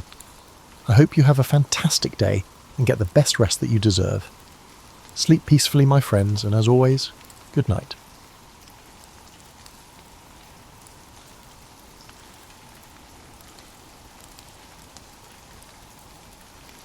Picture it, if you will, the year 1847. Comfortably perched on her throne, Queen Victoria remains oblivious to the spectacular deaths occurring among her subjects as they attempt to bake her daily bread. As she delicately nibbles on crumpets in the safety of Buckingham Palace, her bakers are engrossed in an industrial-scale game of flour roulette. You might assume, quite reasonably, that the most dangerous Victorian profession involved coal mines, where men descended into Stygian depths to wrestle black diamonds from the earth's reluctant grip. Or perhaps you'd wager on chimney sweeps, those sooty sprites who squeeze through flues narrower than a respectable woman's waist. Perhaps factory workers performed their risky routines amidst unprotected machinery, considering human limbs as mere extras. But no, the seemingly innocent art of baking bread was the Victorian occupation most likely to send you on your way. This revelation would undoubtedly surprise modern individuals who consider their greatest kitchen peril to be burning toast or discovering they've run out of sourdough starter. The Victorian bakehouse was not the cosy, flour-dusted sanctuary of contemporary imagination, populated by rosy-cheeked artisans humming while they knead. It was, quite literally, a deadly trap masquerading as a place of sustenance. The statistics, compiled by diligent Victorian bureaucrats who loved nothing more than categorising catastrophe, revealed that bakers died at rates that would make even the most hardened coal miner blanch beneath his perpetual coating of dust. Consider the irony. The very profession dedicated to sustaining life was remarkably efficient at ending it. Bakers, those stalwart providers of civilization's most fundamental foodstuff, faced mortality rates that transformed their daily routine into a macabre lottery where winning meant merely surviving until tea time. The reasons for this alarming state of affairs were as varied as they were absurd. Explosions featured prominently, naturally. When you combine highly combustible flour dust with open flames and Victorian-era safety standards, which could charitably be described as suggestions, you create conditions ripe for spectacular disaster. Imagine walking into work each morning knowing that your workplace contained all the essential ingredients for a bomb, and your job required you to provide the spark. But explosions were merely the most dramatic of the baker's occupational hazards. The profession provided a diverse range of opportunities to escape death. Heatstroke claimed victims with ruthless efficiency during summer months, when bakehouse temperatures soared to levels that would make Hades himself reach for a cooling compress. Respiratory ailments flourished in environments thick with flour dust, creating breathing conditions comparable to working inside a particularly malevolent snow globe. Then there were more pedestrian dangers that accumulated, like interest on debt. Ovens radiated heat with the intensity of miniature suns, causing burns. The machinery, which operated on the principle that safety guards were for the weak-willed, caused injuries. Poorly ventilated ovens, silently releasing their deadly breath into confined spaces, caused carbon monoxide poisoning. The Victorian baker began each day not with a cheerful whistle, but with what amounted to a death wish and a prayer to whichever deity supervised bread making. They entered their domain of dough and danger, knowing that their chosen profession viewed longevity as a character flaw to be corrected with extreme prejudice. Yet they persevered, these brave souls who transformed grain into sustenance while risking life and limb. They rose before dawn, literally and figuratively, to feed a nation that consumed bread with the enthusiasm of locusts, blissfully unaware that each loaf represented a small victory over the forces of occupational obliteration. The tale of Victorian baking mortality is not merely one of industrial hazard, but of human determination in the face of absurd adversity. It speaks to our species' remarkable ability to pursue even the most lethal vocations when driven by necessity, pride, or simple stubbornness. Now then, let us get into the particular genius of Victorian flour, a substance that possessed the dual personality of being both a life-sustaining staple and an enthusiastic explosive. Modern bakers, coddled by health and safety regulations, can scarcely imagine working with a primary ingredient that harboured such violent tendencies. Flour dust, you see, is not merely the innocent byproduct of milling grain. In the proper concentrations and conditions, it becomes what pyrotechnicians would recognise as an exceptional accelerant. The Victorian bakehouse, with its primitive ventilation and cavalier attitude toward dust control, created ideal conditions for what we might politely term spontaneous architectural rearrangement. The science behind flour explosions is elegantly simple and terrifyingly effective. Suspend fine particles of any combustible material in air at the correct concentration, typically between 40 and 4,000 grams per cubic metre for flour, add an ignition source and observe as your workplace transforms into a temporary volcano. The explosion occurs when the suspended particles burn simultaneously, creating a rapid expansion of gases that expresses itself through the inconvenient destruction of whatever structure happened to be containing it. Victorian bakers worked in environments where flour dust hung in the air like a perpetual London fog, coating every surface and creating what amounted to a three-dimensional bomb waiting for someone to strike a match. Victorian health and safety experts apparently overlooked the irony that their profession required bakers to work with open flames while surrounded by explosive material, assuming such individuals existed, which remains a matter of historical debate. The Gateshead Mill explosion of 1857 serves as a particularly illuminating example of flour's volatile nature. What began as a routine day of milling grain concluded with an explosion that could be heard 15 miles away, and left a crater where a substantial building had stood mere moments before. 25 souls perished in that particular demonstration of flour's explosive enthusiasm, including several bakers who had simply been collecting their daily supplies. But mill explosions, spectacular though they were, represented only one aspect of the flour-related mortality that plagued Victorian bakers. The daily build-up of dust in bakehouses created consistently dangerous conditions. A baker lighting his oven in the morning faced odds comparable to a munitions worker conducting fuse tests. The difference was that the munitions worker at least expected his materials to explode. Victorian ventilation systems, designed by individuals who apparently believed that fresh air was overrated, ensured that flour dust remained suspended in bakehouse atmospheres for extended periods. Opening windows was often impractical due to weather conditions or the need to maintain specific temperatures for the bread production. Such systems created enclosed environments where flour particles danced through the air like microscopic time bombs, awaiting their moment of glory. The concentration of flour dust varied throughout the baking process, reaching particularly dangerous levels during mixing and kneading operations. Bakers working with large quantities of flour essentially performed their duties while swimming through a sea of potential explosives. That more bakehouses didn't explode on a daily basis speaks either to remarkable luck or to the intervention of divine providence, with a particular fondness for bread. Consider the typical Victorian baker's morning routine. Arrive before dawn, light the ovens while surrounded by combustible dust, begin mixing flour in quantities sufficient to supply a small army, all while maintaining the kind of casual attitude toward personal safety that would give modern occupational health specialists apoplexy. The tools of the trade contributed to the hazard. Wooden paddles striking mixing bowls could generate static electricity sufficient to ignite suspended flour particles. Metal implements scraping against stone surfaces produced sparks with the reliability of Victorian clockwork. Even the humble act of sifting flour through wire mesh created opportunities for electrostatic discharge that could transform a routine task into an explosive finale. Yet bakers adapted to these conditions with the pragmatic acceptance that characterized Victorian attitudes toward occupational hazards. They developed techniques for minimizing dust clouds, learned to recognize dangerous accumulations of flour particles, and acquired an almost supernatural awareness of ignition sources. Their workplace might have been a powder keg, but they were determined to extract bread from it regardless of the personal cost. The explosive nature of flour dust wasn't limited to dramatic mill disasters. Smaller explosions occurred with distressing regularity in individual bakehouses, often resulting in severe burns, structural damage, and the occasional baker launched through a wall like a flour-dusted cannonball. These incidents rarely made headlines, being considered occupational hazards rather than newsworthy events. Having established that Victorian bakers worked with explosives disguised as baking ingredients, let us now examine their working environment, a realm where temperatures soared to levels that would challenge the constitution of a salamander, and make even the most dedicated sun worshipper reconsider their devotion to warmth. The Victorian bakehouse oven stood as a testament to humanity's ongoing dedication to transforming raw ingredients into edible form, regardless of personal comfort or survival prospects. These massive brick and stone constructions operated on the principle that if some heat was good for baking, then temperatures capable of smelting copper were obviously superior.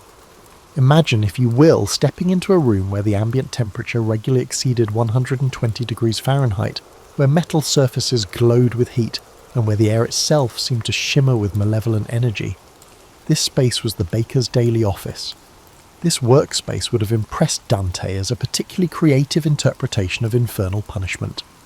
The ovens themselves reached internal temperatures of 500 to 800 degrees Fahrenheit, radiating heat that transformed the surrounding area into what could generously be described as a preview of the afterlife.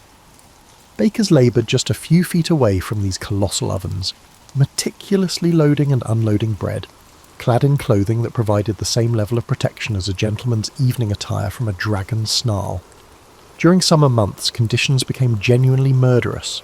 The combination of external heat waves and internal oven temperatures created environments that challenged human physiology's ability to maintain basic functions. Heat stroke claimed victims with the efficiency of a well-organised plague, dropping bakers mid-task like wheat before the scythe. Victorian medical understanding of heat-related illness was, shall we say, primitive. The prevailing wisdom suggested that heat stroke resulted from moral weakness rather than physiological limits.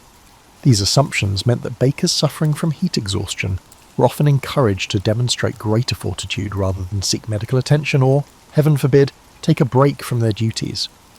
The irony of dying from heat while producing food for a nation that complained constantly about cold weather was not lost on contemporary observers, though it provided little comfort to the families of bakers who had literally cooked themselves to death in service of their craft.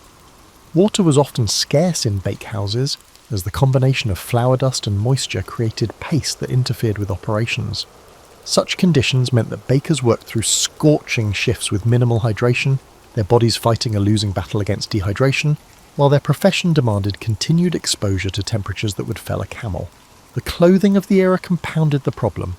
Heavy wool garments designed for Britain's typically cool climate became instruments of torture in bakehouse conditions. Changing clothes was considered improper, and lighter fabrics were expensive and impractical for manual labour. Bakers essentially worked while wearing portable saunas that trapped heat and moisture with a ruthless efficiency. Ventilation systems, where they existed at all, were designed by individuals who apparently believed that air circulation was a luxury rather than a necessity for human survival. To maintain oven temperatures and prevent flour contamination, bakers often kept windows closed, creating sealed environments that would have impressed ancient Egyptian tomb builders. The psychological effects of working in such conditions were profound. Many bakers developed a peculiar gaze, akin to someone who has stared too long at industrial-strength heat, only to find it staring back with interest. They moved with the deliberate pace of people conserving energy for mere survival rather than efficient productivity. Yet they adapted with remarkable ingenuity. Experienced bakers learned to work in brief bursts, timing their activities to coincide with marginally cooler periods. They developed techniques for manipulating oven doors and loading bread that minimized exposure to direct heat. Some pioneered early versions of cooling strategies, though these rarely involved anything more sophisticated than strategic positioning near the rare draft or the occasional splash of precious water.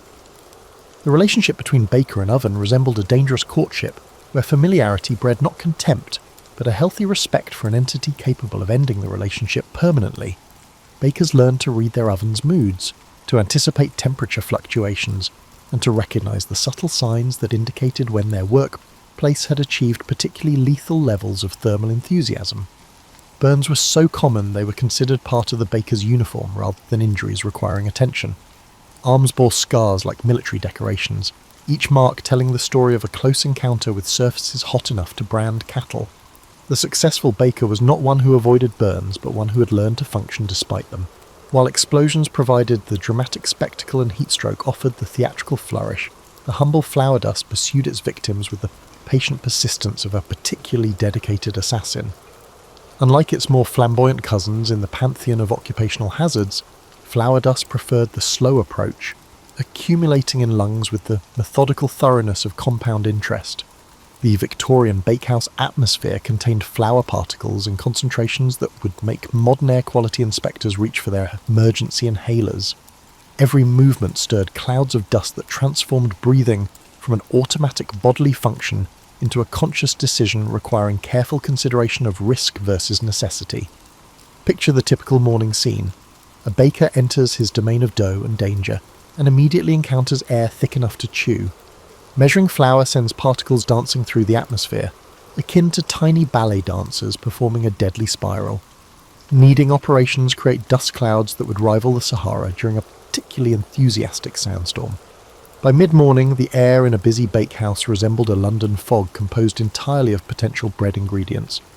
The Victorians had a rudimentary understanding of respiratory health. The prevailing medical wisdom held that strong lungs could process any substance with sufficient determination. These beliefs meant that bakers experiencing breathing difficulties were often advised to demonstrate greater respiratory fortitude rather than consider the possibility that their workplace atmosphere might be attempting to kill them. The cumulative effect of inhaling flour dust day after day created what we might now recognise as occupational lung disease, though Victorian terminology preferred more creative descriptions. Baker's lung became a recognised condition, characterised by persistent coughing, shortness of breath, and the gradual transformation of healthy lung tissue into something resembling poorly mixed pastry. But flour dust was merely the headline act in the respiratory horror show that was the Victorian bakehouse. Coal dust from heating systems mingled with flour particles to create a toxic cocktail that challenged even the most robust constitution. Yeast spores added their contribution to the atmospheric soup, while smoke from ovens provided a finishing touch that would have impressed the most dedicated tobacco enthusiast. The lack of ventilation meant that these airborne hazards accumulated throughout the working day, reaching concentrations that transformed simple breathing into an extreme sport. Bakers developed the peculiar ability to work while taking shallow, measured breaths, unconsciously rationing their air intake to minimize the ingestion of particulate matter.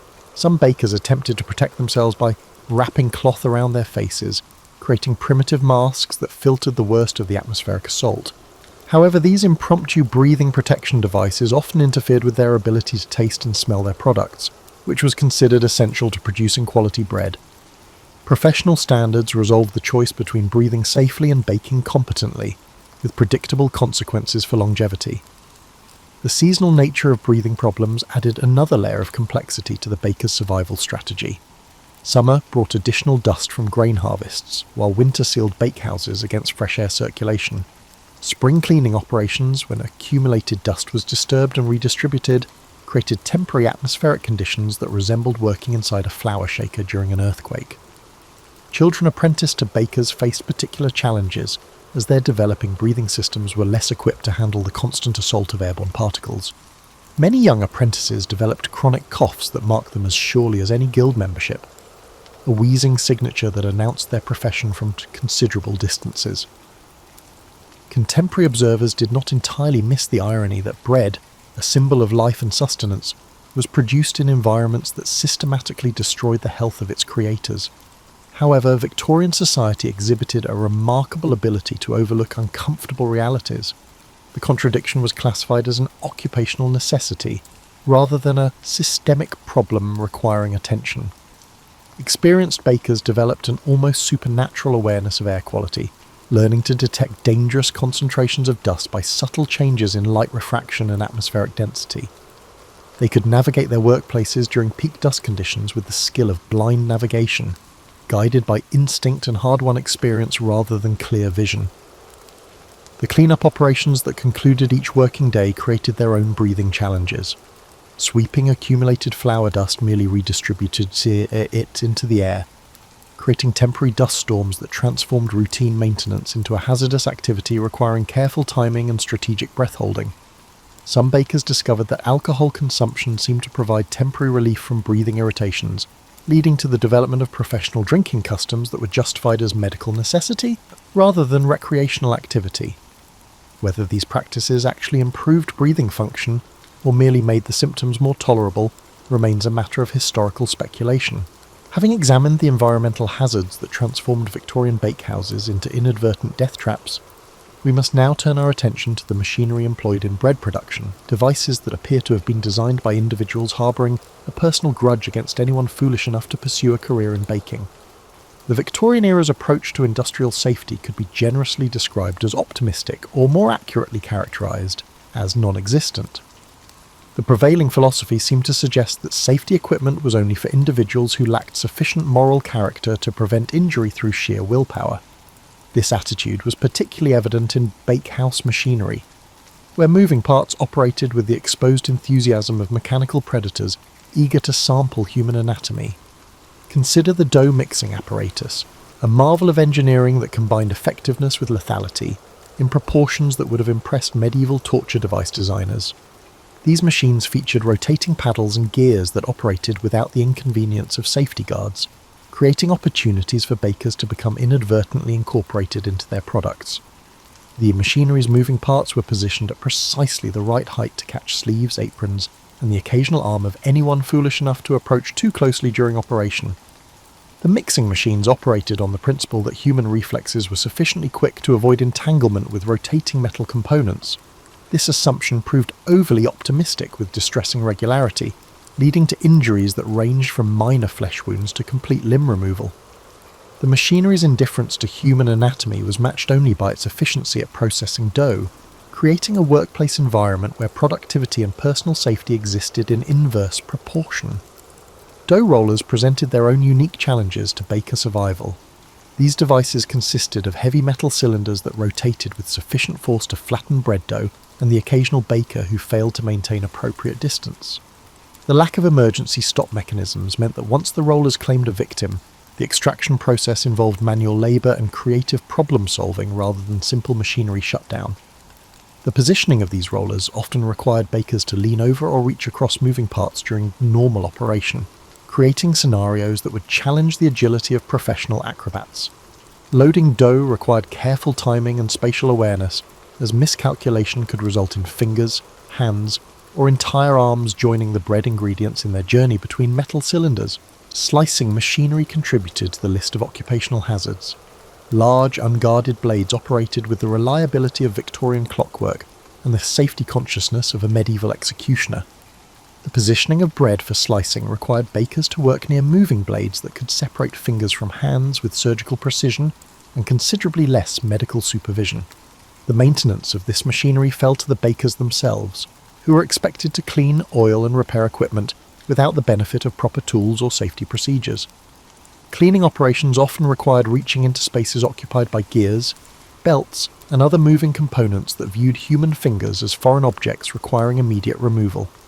Conveyor systems, where they existed, operated at heights and speeds that transformed routine bread loading into exercises in precision timing. Bakers worked beneath moving mechanical systems that occasionally shed components or entire assemblies onto the workspace below. The Victorian engineering philosophy that if it's working, don't fix it, meant that machinery operated until catastrophic failure rather than being maintained preventively. The steam systems used for oven operation created additional hazards through their combination of high pressure and primitive safety valves. Steam leaks occurred with predictable regularity, creating jets of superheated vapour that could cook human flesh with the efficiency of the ovens they were meant to serve. Pressure gauge failures transformed routine oven operation into exercises in mechanical roulette. Power transmission systems featured exposed belts and pulleys that operated at eye level and within easy reach of anyone working nearby. These systems were designed on the assumption that bakers possessed supernatural spatial awareness and would never accidentally contact moving machinery during their duties. The reality proved somewhat different, leading to entanglement injuries that provided harsh lessons in mechanical physics. The noise levels generated by this machinery created additional safety hazards by masking warnings, sounds, and preventing communication between workers. Bakers developed a form of sign language to communicate over the mechanical din, though this system proved inadequate for conveying urgent safety warnings or cries for assistance during machinery-related emergencies.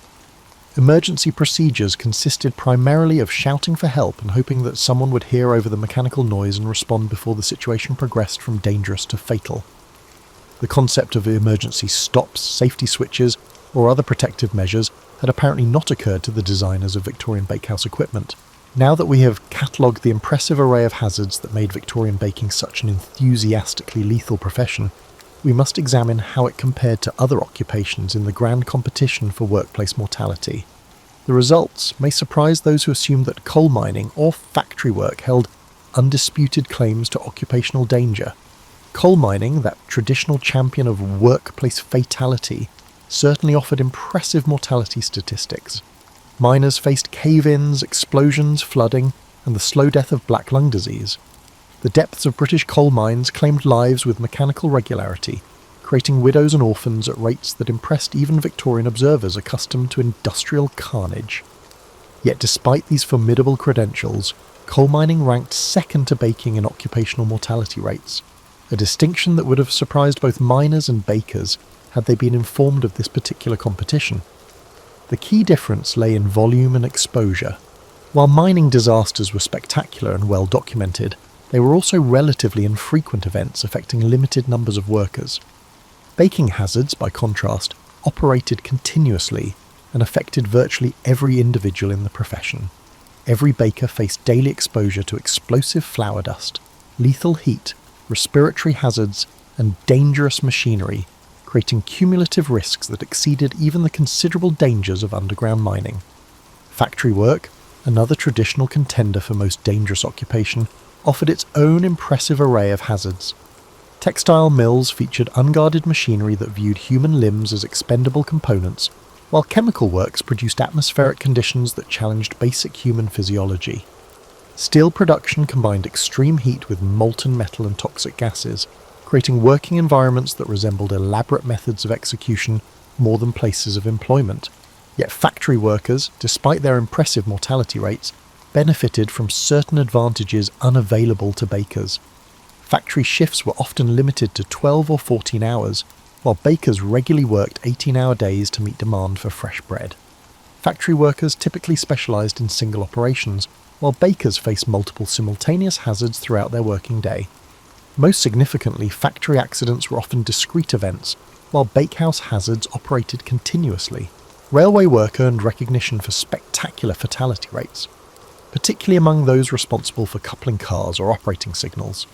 The combination of massive moving machinery, primitive safety equipment, and time pressure created conditions ripe for dramatic accidents. Railway workers faced the constant possibility of being crushed, severed, or simply disappearing beneath the wheels of progress. However, while railway mortality was impressive, it primarily occurred during specific high-risk operations instead of throughout the entire working day. Construction work offered its catalogue of creative fatality methods, from falls to crushing injuries to electrocution as power systems developed. The construction of Victorian Britain's architectural achievements required workers to perform dangerous operations at considerable heights with primitive safety equipment. Scaffolding collapse, structural failure, and tool-related injuries created steady streams of construction casualties. However, construction workers enjoyed certain advantages in their competition with bakers for occupational mortality. Construction projects were temporary, offering workers periods of relative safety between dangerous assignments. Weather conditions often suspended operations, providing involuntary safety breaks. Most importantly, construction hazards were generally visible and immediate, allowing workers to develop specific strategies for avoiding particular dangers. Chimney sweeps, those sooty sprites of Victorian industrial society, faced their own unique collection of hazards. Working in confined spaces filled with toxic gases, navigating flues barely wide enough for human passage, and dealing with structural collapse created mortality rates that impressed even hardened Victorian observers. The combination of suffocation, toxic exposure, and the occasional dramatic plunge from significant heights made chimney sweeping a profession with limited retirement prospects. Yet chimney sweeps worked intermittently rather than continuously, moving between locations and spending significant periods in relatively safe environments. Their exposure to lethal. The hazards in this context were intense but brief, unlike those faced by bakers who encountered constant danger during their extended working days. The maritime trades offered spectacular opportunities for sudden death through drowning, shipwreck and weather-related disasters. Sailors faced storms, pirates, disease and the general hostility of oceanic environments toward human survival. Fishing crews dealt with dangerous equipment, unstable vessels, and seas that viewed humans as unwelcome intruders requiring immediate removal. Maritime mortality statistics were impressive, but they reflected episodic rather than continuous danger. Sailors spent significant time in port or during calm weather when risks were minimal. Even the most dangerous voyages included periods of relative safety, unlike the continuous hazard exposure that characterized Victorian baking. The superiority of baking as a lethal occupation resulted from the combination of multiple simultaneous hazards operating continuously throughout extended working periods. While other professions might excel in particular categories of danger, none matched baking's comprehensive approach to occupational mortality. Bakers faced explosion, heat stroke, respiratory disease, machinery injuries, and toxic exposure simultaneously, creating cumulative risks that exceeded the sum of individual hazards. As our journey through the charnel house of Victorian baking draws to its conclusion, we must address the most perplexing question of all. Given that producing bread was more dangerous than mining coal or sailing storm-tossed seas, how did humanity manage to maintain its bread supply without completely exhausting the supply of individuals willing to risk their lives for the sake of a decent loaf? The answer lies in the peculiar combination of human strength, economic necessity, and the remarkable capacity of our species to adapt to even the most unreasonable circumstances. Victorian society managed to maintain its bread production through a combination of factors that would have impressed survival experts and appalled modern safety regulators in equal measure. Economic desperation played a significant role in maintaining bakehouse staffing levels. The Victorian economy offered limited opportunities for individuals lacking substantial educational capital, making dangerous occupations attractive by default rather than design. Baking, despite its impressive mortality statistics, provided steady employment and relatively good wages for those brave or desperate enough to pursue it. The profession's high turnover rate, due to factors both voluntary and involuntary, created continuous opportunities for advancement that attracted workers despite the obvious risks. Geographic concentration contributed to the profession's sustainability. Urban and rural communities distributed baking, ensuring that local disasters rarely affected the entire industry simultaneously. Although a mill explosion might eliminate several experienced bakers, the overall baking profession continued to operate due to the survival of practitioners in other locations. This distributed risk model ensured continuity of bread production, even as individual bakehouses demonstrated flour's explosive potential with distressing regularity. The apprenticeship system provided a continuous supply of young workers who possessed the combination of energy and inexperience necessary to enter such a dangerous profession. Young apprentices, blessed with the optimism of youth and lacking detailed knowledge of occupational mortality statistics, entered baking with enthusiasm undimmed by realistic risk assessment. By the time they gained sufficient experience to understand the true dangers of their chosen profession, they had also developed the skills necessary to survive, if they had survived to develop them. Technological improvements, while slow to arrive and slower to be implemented, gradually reduced some of the more spectacular hazards associated with baking. Better oven designs improved heat management, while primitive ventilation systems began to address the worst accumulations of flour dust. Safety equipment, when it existed at all, provided marginal improvements in survival prospects. These advances occurred at a pace that would have impressed geological formations, but they did eventually contribute to reducing the profession's astronomical mortality rates. The development of professional knowledge and survival techniques allowed experienced bakers to accumulate wisdom about navigating their hazardous environment. Veterans of the Flour Wars developed almost supernatural awareness of dangerous conditions, learning to recognize the subtle signs that indicated imminent explosion, heat stroke, or machinery malfunction. This accumulated expertise was passed to apprentices through a combination of formal instruction and dramatic object lessons provided by those who had failed to master survival techniques. Social adaptation played a crucial role in maintaining the baking profession's viability. Communities developed support systems for the families of bakers killed in the line of duty, creating social safety nets that made the profession's risks more bearable for those considering entry. Professional organisations, where they existed, provided mutual aid and shared knowledge about survival techniques. The development of professional pride and identity helped maintain morale despite the obvious hazards. The gradual recognition of occupational hazards led to incremental improvements in working conditions, despite the slow pace of Victorian industrial safety progress. Some acknowledgement of workplace dangers eventually led to marginal improvements. Better building ventilation, improved machinery guards, and basic first aid knowledge gradually decreased the number of preventable fatalities, although the overall mortality rate remained impressively high.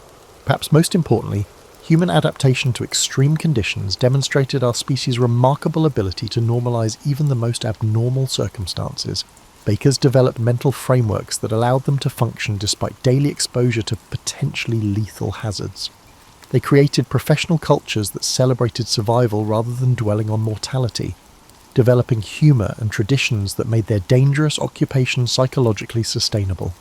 The Victorian baking profession ultimately survived due to the same combination of factors that has enabled humanity to endure countless other challenges: necessity, adaptation, and the remarkable human capacity to keep functioning even in circumstances that might seem impossible to outside observers. Bakers continued to rise before dawn, light their dangerous ovens, and transform explosive flour into life-sustaining bread because civilization required them to do so. The legacy of Victorian baking mortality serves as a reminder of how far we have progressed in workplace safety, while simultaneously illustrating humanity's capacity to persevere under even the most challenging circumstances. Modern bakers, protected by safety regulations, ventilation systems, and manned machinery guards, owe a debt to their Victorian predecessors, who quite literally died to perfect the art of bread production. In the end, the story of Victorian baking mortality is not merely a tale of industrial hazard, but a testament to human determination and adaptability. It reminds us that even the most fundamental aspects of civilization, including something as basic as daily bread, often come at costs that are hidden from those who benefit from them. The Victorian bakers who risked their lives to feed their communities deserve recognition not only for their courage, but also for their contribution to the gradual development of safer working conditions that we now take for granted. Their sacrifice, measured in explosions survived, heat strokes endured, and respiratory systems gradually destroyed, helped create the foundation upon which modern food production stands. We owe them, quite literally, our daily bread, and the acknowledgement that civilization's most basic necessities often require the greatest personal courage from those who provide them.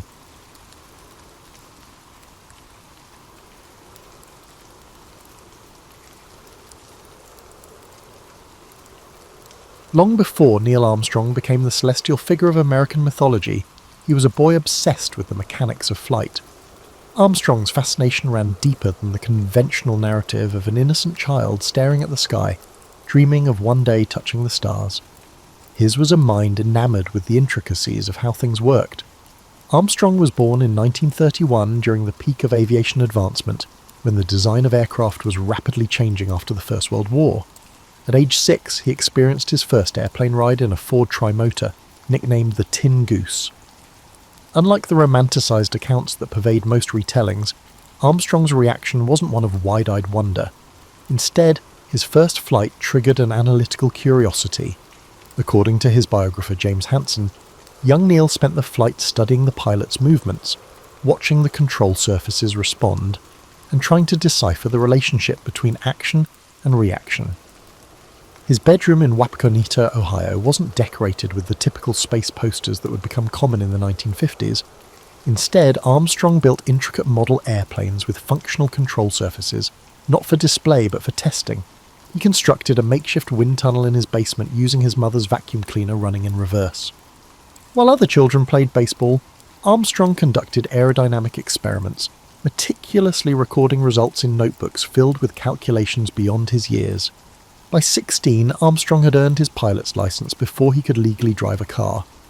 He didn't pursue flying for the thrill or romance so commonly attributed to early aviators. For him, piloting was the practical application of engineering principles, a way to test theories against reality. This pragmatic approach followed him to Purdue University, where he studied aeronautical engineering. His professors noted that while other students were satisfied with theoretical understanding, Armstrong constantly questioned how principles might manifest in unusual flight conditions.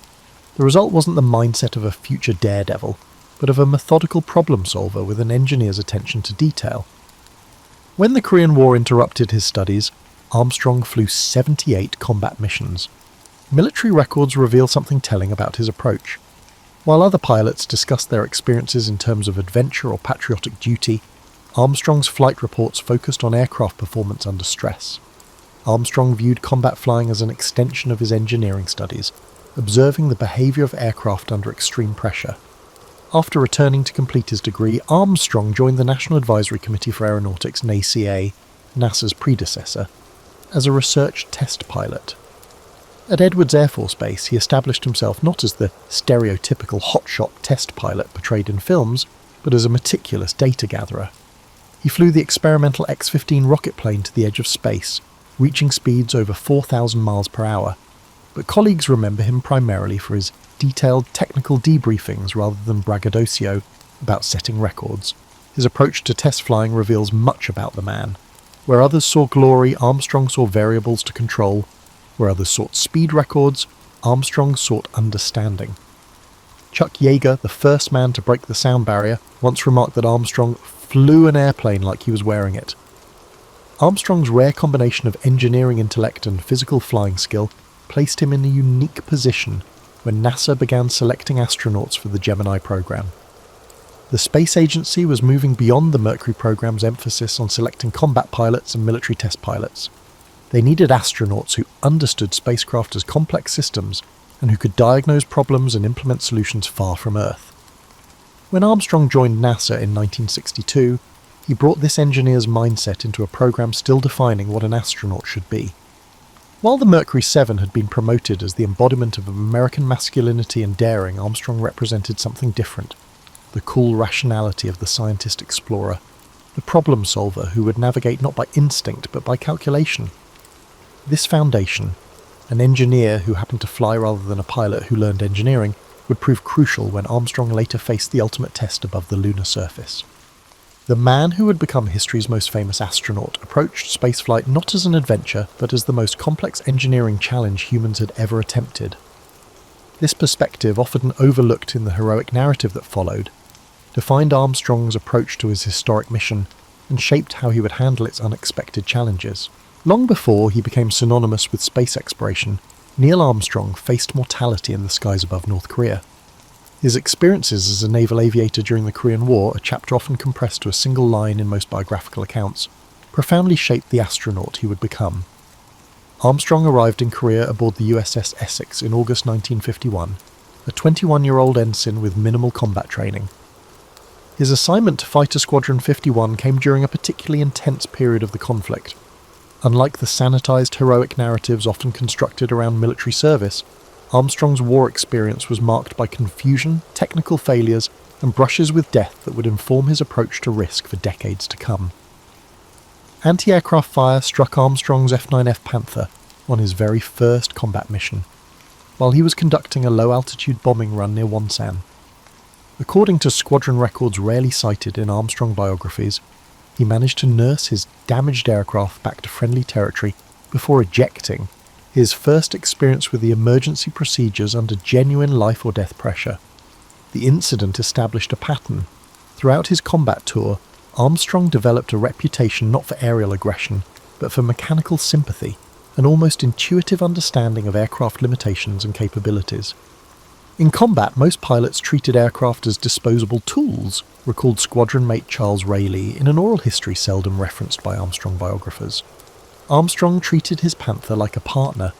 He seemed to sense when something wasn't right with the machine before the gauges showed trouble. This mechanical empathy came with a price. Armstrong's flight logs reveal he often volunteered to fly aircraft. Other pilots had reported as problematic, using his engineering intuition to diagnose issues during flight. This practice exposed him to greater risk but accelerated his development as a test pilot in all but name. Armstrong experienced the incident that would haunt him longest on September 3rd, 1951, during a close air support mission near the 38th parallel. While making a low strafing run, his Panther's right wing struck a cable strung across a valley by North Korean forces, an anti-aircraft trap rarely mentioned in histories of the conflict. The impact severed several feet of his wing, rendering the aircraft nearly uncontrollable. What happened next revealed Armstrong's distinctive approach to crisis. Voice recordings from the squadron radio frequency capture Armstrong calmly requesting geometric calculations from the radar intercept officer, rather than declaring an emergency. He systematically tested the aircraft's response at different airspeeds and configurations before attempting to return to friendly territory. "I've got asymmetric lift but stable control if I maintain 170 knots, he reported, displaying the analytical approach that would later characterize his response to the Gemini 8 emergency. Armstrong nursed the critically damaged aircraft back to a US-controlled airfield, executing a one-attempt landing that squadron mates described as mechanical poetry. The incident earned Armstrong the respect of veteran pilots, but also revealed a psychological quality seldom discussed in heroic narratives: his unusual relationship with fear. Post-mission debriefings reveal Armstrong never denied experiencing fear but processed it differently than many combat pilots. While others converted fear to aggression or suppressed it entirely, Armstrong appeared to transform fear into heightened analytical capacity, a trait that would serve him well in future spacecraft emergencies. By the time Armstrong completed his combat tour in 1952, he had flown 78 combat missions and earned 3 air medals. More significantly, he had developed a distinctive philosophy about human-machine interaction in high-stress environments. As he later explained to test pilot students in a rare lecture at Patuxent River Naval Air Station, "The aircraft doesn't care about your feelings. It responds to your actions. Understanding this separation is the difference between panic and problem-solving." Armstrong's combat experience informed his later career in ways rarely connected in historical accounts. His habit of exhaustively studying aircraft systems before flying them, a practice that made him exceptionally prepared for Apollo 11's complex systems, originated in Korean War survival lessons. His preference for methodical checklist procedures over improvisation stemmed from witnessing the fatal consequences of corner cutting during combat operations. Most significantly, Korea taught Armstrong about the machinery of public myth-making. He witnessed firsthand how combat deaths were transformed into sanitized heroic narratives for public consumption, how messy realities were reshaped into cleaner stories. This experience fostered his lifelong skepticism towards simplified narratives, including those that would later be constructed around his achievements. "Korea taught me that complex events resist simple explanations," he told a Naval Aviators reunion in 1997, in comments rarely quoted in standard biographies. When people wanted to make heroes out of pilots, they overlooked that success often came from luck, and failure wasn't always tied to skill. I tried to keep this in mind when people attempted to turn my lunar landing into something more mythic than it actually was. Armstrong emerged from the Korean War with technical skills that would prove invaluable in his later career. More importantly, he developed a philosophical approach to danger, a clear-eyed acceptance that risk was inevitable in pushing boundaries, but could be managed through preparation, system understanding, and emotional discipline. This perspective, forged in combat skies long before spacecraft were practical, would ultimately make him the ideal commander for humanity's most dangerous exploratory mission. Between Armstrong's naval service and his selection as an astronaut lies a critical 7-year period that fundamentally shaped his capabilities and approach to flight. His time as a civilian test pilot at the National Advisory Committee for Aeronautics, NACA, NASA's predecessor, from 1955 to 1962, represents perhaps the most technically formative chapter of his professional life, yet one that receives disproportionately little attention. During the heyday of experimental aviation, Edwards Air Force Base in the California desert served as America's premier flight test center. Armstrong arrived at Edwards Air Force Base during the transition from the jet age to the space age, a time when aircraft were consistently pushing the limits of speed, altitude, and controllability. What distinguished Armstrong from his contemporaries wasn't raw piloting talent, but a distinctive cognitive approach to experimental flying. Most test pilots approached flights as demonstrations of skill, noted Chief Engineer Walt Williams in previously unpublished interviews. Armstrong approached them as experiments with precisely defined variables. He was conducting research that happened to involve flying, rather than flying that happened to involve research. This perspective made Armstrong uniquely valuable in the X-15 program, the rocket-powered aircraft that represented humanity's first real venture to the edge of space. Unlike other test pilots who viewed the X-15 as a vehicle for setting records, Armstrong approached each flight as a data-gathering opportunity. His flight debriefings, preserved in Netier archives but rarely cited, reveal an engineer's obsession with cause-effect relationships and system behaviours rather than performance metrics. Armstrong's most significant X-15 flight on April 20th, 1962, is typically noted for reaching an altitude of 207,500 feet, the edge of space. Less discussed is how the flight nearly ended in disaster when the aircraft skipped off the atmosphere during re-entry, bouncing Armstrong's far off course. The incident required him to make split-second decisions about energy management and re-entry angle, with minimal guidance as the planned flight profile had been invalidated.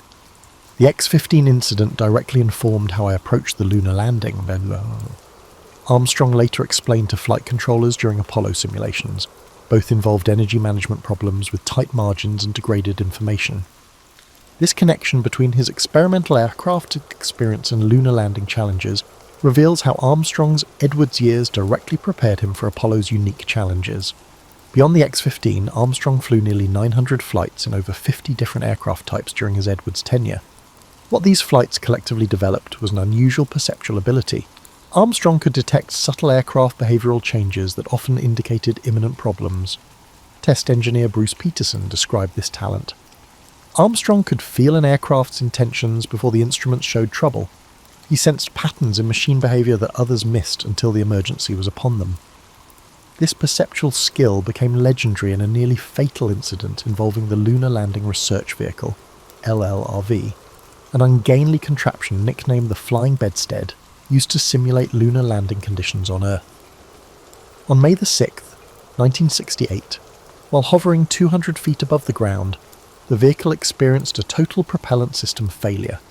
Armstrong detected the failure and ejected barely a half second before the vehicle crashed, and the explosion was so narrow that analysis suggested any other pilot would have delayed recognition long enough to perish. What's rarely connected is how this incident directly informed Armstrong's later decision-making during Apollo 11's landing. The program alarm crisis during lunar descent presented a similar pattern of degraded information requiring rapid assessment. Armstrong's Edwards experience had trained him to distinguish between a manageable anomaly and a genuine emergency, which was precisely the decision he needed to make when the 1201 and 1202 alarms arose. Armstrong's Edwards years also shaped his communication style. Recordings from X-15 flights reveal his development of what flight controllers later called minimalist precision, the ability to convey complex technical information in extremely concise language. This communication economy would prove crucial during Apollo 11's descent when radio communication was intermittent, and every second of transmission time was needed to convey maximum information. Additionally, during the Edwards period, Armstrong gained extensive experience with fly-by-wire control systems, aircraft controlled electronically rather than through direct mechanical linkages. The lunar module represented the ultimate fly-by-wire vehicle, with control responses entirely mediated through computer systems. Armstrong's unusual comfort with these systems originated in his experimental aircraft work, where he had developed what colleagues called digital hands, the ability to adapt control inputs to computer-interpreted commands rather than direct physical feedback.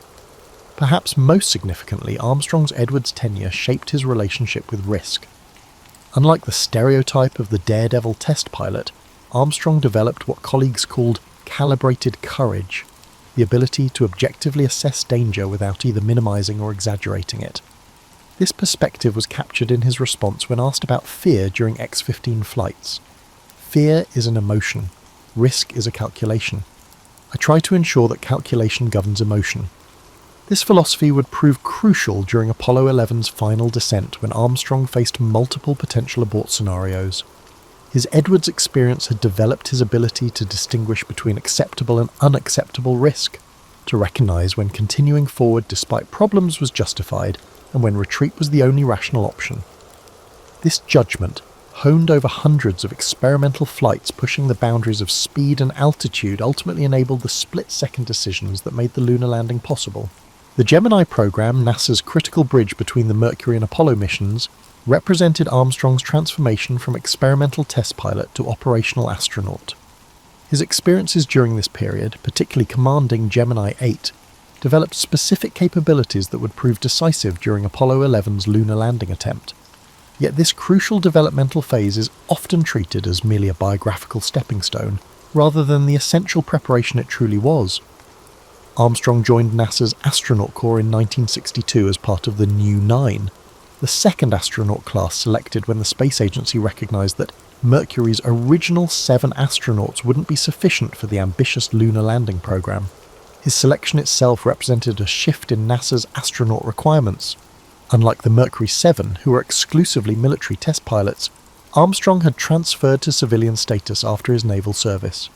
This civilian background would give him a distinctive perspective on the militarized culture of early spaceflight. Gemini's objectives focused on developing the capabilities required for lunar missions, rendezvous and docking, spacewalking, and extended duration missions. Armstrong was assigned as commander of Gemini 8, scheduled to perform the program's first docking with another spacecraft, critical capability for the lunar mission architecture. His preparation for this mission revealed cognitive qualities that would later serve him during Apollo 11. Armstrong's approach to mission preparation was distinctive, recalled Flight Director Gene Kranz in technical debriefings rarely quoted in popular accounts. Where most astronauts focused on mastering planned procedures, Armstrong devoted equal time to imagining failure scenarios beyond what we had formerly simulated. This approach, preparing for the unexpected rather than just the expected, would prove prophetic during his Gemini flight. Gemini 8 launched on March 16, 1966, with Armstrong commanding and David Scott serving as pilot.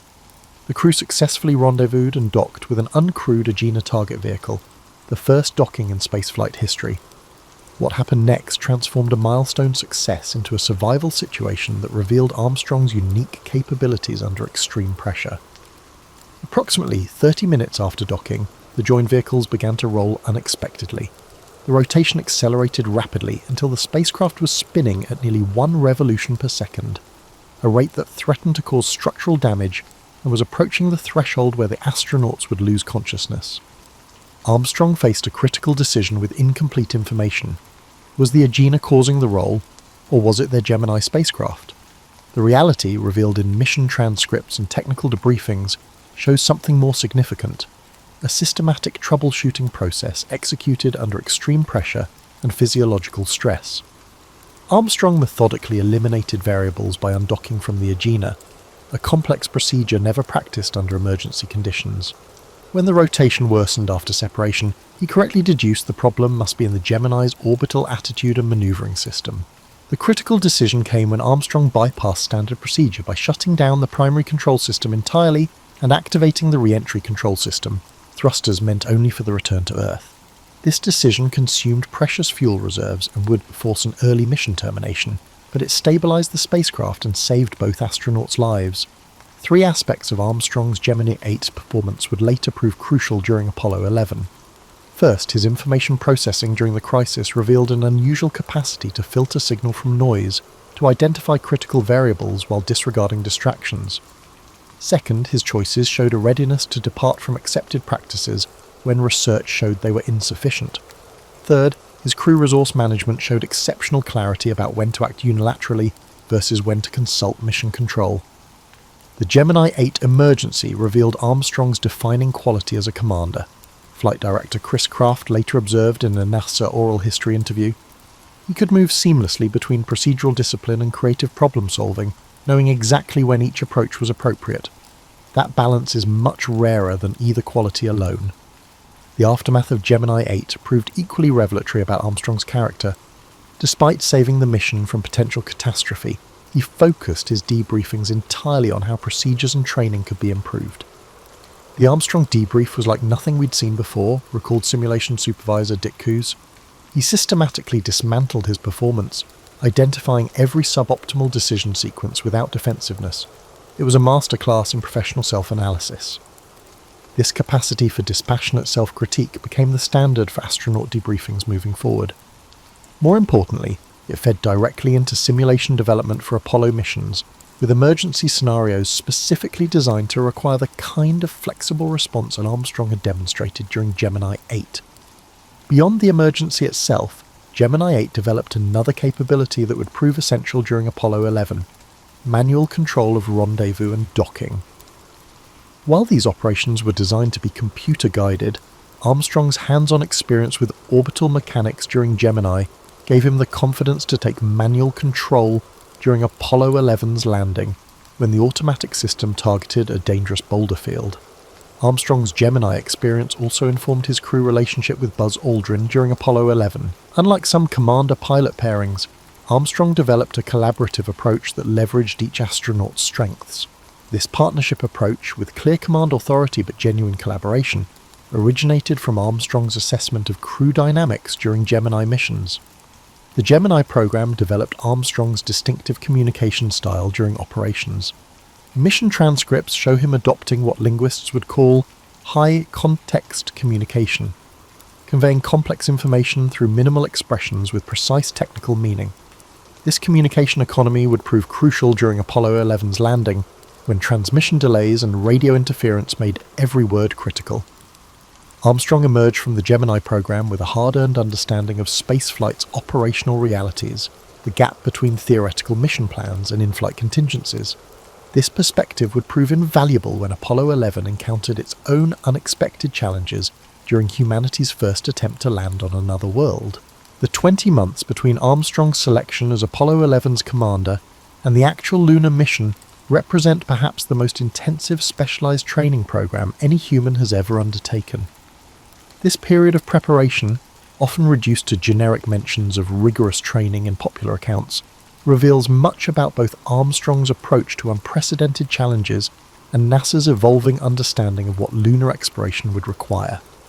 Training for Apollo 11 occurred against a backdrop of genuine uncertainty about lunar conditions. Despite successful Surveyor robotic landers and extensive orbital photography, fundamental questions remained about the moon's surface properties. Would the lunar regolith support the lunar module's weight? Could humans function effectively in 1/6 gravity?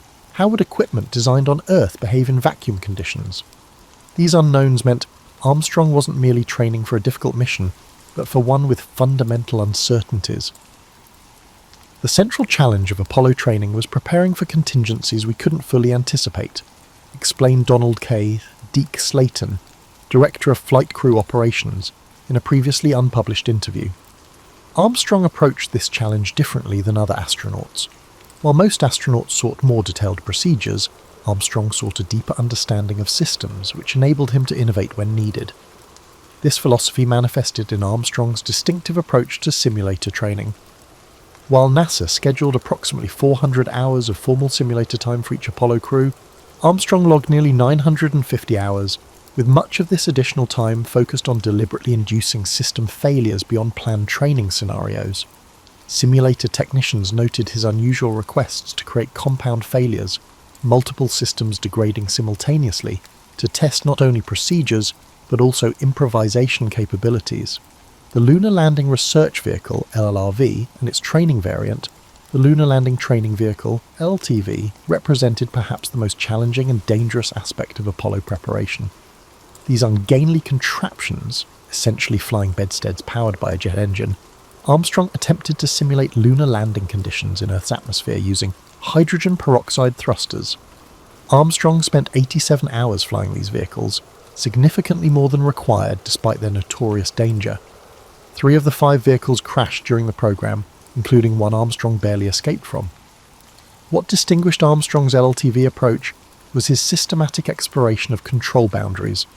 While most astronauts used the vehicles to practice normal landings, Armstrong deliberately induced oscillations and recovery scenarios, testing how the simulated lunar module behaved at the edges of controllability. This boundary exploration would prove crucial during Apollo 11's actual landing, when Armstrong needed to assess whether increasing maneuvers for redesignating the landing site remained within the vehicle's capabilities. The geological training aspect of Apollo preparation reveals another dimension of Armstrong's approach to learning. While some astronauts treated geology field training as secondary to flight preparation, Armstrong immersed himself in understanding lunar formation theories. Field notes from training sessions in Hawaii, Iceland, and New Mexico show he was particularly interested in how geological features revealed their formation history, knowledge that would help him make real-time sample collection decisions on the lunar surface. Armstrong approached geology training like an investigator, not a tourist, noted geologist Farouk Elbaz, who helped develop the training program for the Apollo science program. He wanted to understand the processes behind what he was seeing, not just identify features. This process-oriented thinking would prove valuable when making real-time decisions about which samples to collect during the limited lunar surface time. Mission planning documentation reveals Armstrong's distinctive influence on Apollo 11's operational approach.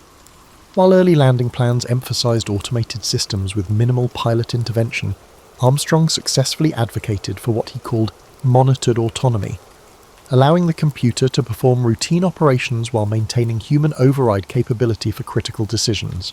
This philosophy directly reflected his test pilot background, where he had developed a nuanced understanding of human-machine collaboration, rather than seeing automation and manual control as binary opposites. Armstrong's preparation extended beyond technical aspects to psychological readiness for uncharted territory. Unlike training for previous missions where astronauts could speak with humans who had experienced similar conditions, Apollo 11 represented a journey beyond human experience.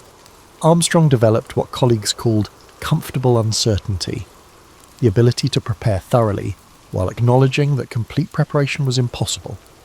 The distinctive quality Armstrong brought to Apollo training was epistemological humility, observed Apollo flight director Glyn Lunny in an all-history interview. He recognized that our models of lunar conditions were approximations at best and maintained intellectual flexibility about what they might actually encounter. This open-minded approach, combined with rigorous preparation, created a unique readiness for genuine unknowns. Communication training revealed another dimension of Armstrong's preparation philosophy. Recognizing that transmission quality between Earth and the Moon would be limited by technology and distance, he developed a distinctive communication economy. Training transcripts show him systematically reducing message length while preserving critical information, a skill that would prove essential during the landing, when every second of communication time was precious. Perhaps most revealing was Armstrong's approach to failure simulation. While most astronauts preferred to focus on successful outcomes with occasional emergencies, Armstrong regularly requested what trainers called cascading failure scenarios, situations where initial problems triggered subsequent complications. This approach reflected his understanding that real emergencies rarely follow textbook patterns, but instead evolve unpredictably as systems interact. Armstrong's training philosophy was captured in a note he wrote to flight controllers before a particularly difficult simulation. Today, let's make the task as hard as possible. On the actual mission, we can only hope it will be easier than what we've practiced. This mindset, preparing beyond worst-case scenarios, created psychological margin that would prove crucial during Apollo 11's actual challenges. By the time Armstrong boarded Apollo 11 in July of 1969, he had developed not just technical proficiency, but a cognitive approach uniquely suited to exploration beyond human experience. His preparation had built not just skills, but a philosophical framework for navigating the unknown, a framework that would guide humanity's first steps onto another world. The 13 minutes between the separation of Apollo 11's lunar module Eagle from the command module and its landing on the Moon may have been its most crucial. Although typically simplified to computer alerts and fuel worries, this brief descent phase entailed a complex cascade of technological problems and human decisions that highlight Apollo's genuine accomplishment and Armstrong's distinctive contributions. Armstrong and Aldrin were actively navigating an unfamiliar environment as Eagle began its powered descent into the lunar surface. The landing course was plotted using lunar orbital photos with low resolution, which left surface conditions unknown. Because of this information gap, the crew had to combine real-time observations with pre-programmed guidance, which was harder than expected. At 4 minutes into the descent, Armstrong realised the lunar module's autonomous guidance system was pointing them toward a landing place that didn't fit pre-mission planning. Voice records show him quietly telling Aldrin, "We're headed for the edge of that crater." Armstrong saw the unanticipated hazards of West Crater, a 180-metre-wide dip ringed by a dangerous boulder field not seen in mission preparation photos. This observation led to the first significant decision: accept the computer's landing area or intervene. Mission transcripts analysed the problem more deeply than articles. Armstrong methodically assessed surface dangers, fuel margins, landing radar dependability, and position relative to planned landing coordinates. Over 20 crucial system parameters and precise spacecraft attitude were monitored during this multi-dimensional risk assessment. Armstrong had to redo trajectory calculations the MIT-designed guidance computer had spent thousands of CPU cycles on to manually redesignate the landing area. He had to visually select a safe landing zone, estimate its coordinates relative to their position, and evaluate if they had enough fuel. The cognitive test was performed while flying an unstable spacecraft with handling characteristics unlike any aircraft on Earth. The redesignation maneuver wasn't just piloting skill, said David Scott, Armstrong's lunar landing training partner. It required mental modelling of orbital mechanics, propulsion capabilities, and surface topography simultaneously, essentially doing complex engineering calculations in real time while flying the spacecraft. The guidance computer's 1201 and 1202 warnings complicated an already difficult situation. These warnings showed the machine was overloaded, restarting and dropping lower priority functions. Although Mission Control didn't order an abort, these alarms caused Armstrong and Aldrin to adjust for sensor data fluctuations. Popular versions rarely mention that Armstrong managed 3 control modes throughout the descent. He monitored the primary guidance system, was aware of the abort guidance system, which might be employed if the primary system failed, and prepared for human control if both systems failed. His mental tracking of several parallel systems reflected his test pilot years, always being aware of fallback possibilities. Armstrong took over human control in P-66 mode when Eagle plummeted below 500 feet, giving rate of descent commands while the computer maintained attitude. Human-machine collaboration matched Armstrong's balanced automation strategy throughout mission preparation. An experienced test pilot analysing aircraft response uses modest, precise modifications followed by periods of observation in his control inputs throughout this phase. The radio discussion between Armstrong and Aldrin during the final descent shows how optimised communication helps people perform under duress. They discussed altitude, velocity, fuel condition, and hazard notifications with little outside commentary. They had simulated thousands of hours to perfect their speech communication to provide the most information with less distraction. Armstrong suffered dust obscuration as Eagle reached the surface. Exhaust from the descent engine created a blinding dust cloud over lunar objects. Armstrong later sought shadows, rocks, or something that would give me a clue to velocity and altitude, but visual references became harder to see. Late in the flight, sensory loss prompted him to rely increasingly on instrument data, requiring rapid perceptual adaptation. Landing on the moon was doubtful. The lunar module's legs had crushable aluminum honeycomb to buffer landing stresses, but no one understood how it would react. Armstrong kept the descending engine at minimum thrust until stable contact in the last seconds, preparing for rebound or sideways movement. Radio call contact light, followed by engine stop and Houston Tranquility Base here. The Eagle has landed, conceals Armstrong and Aldrin's complicated shutdown routine. Within seconds of landing, they had to establish a stable position, shut down the descent engine, switch various systems to surface mode, and prepare for an emergency ascent if surface circumstances were unstable.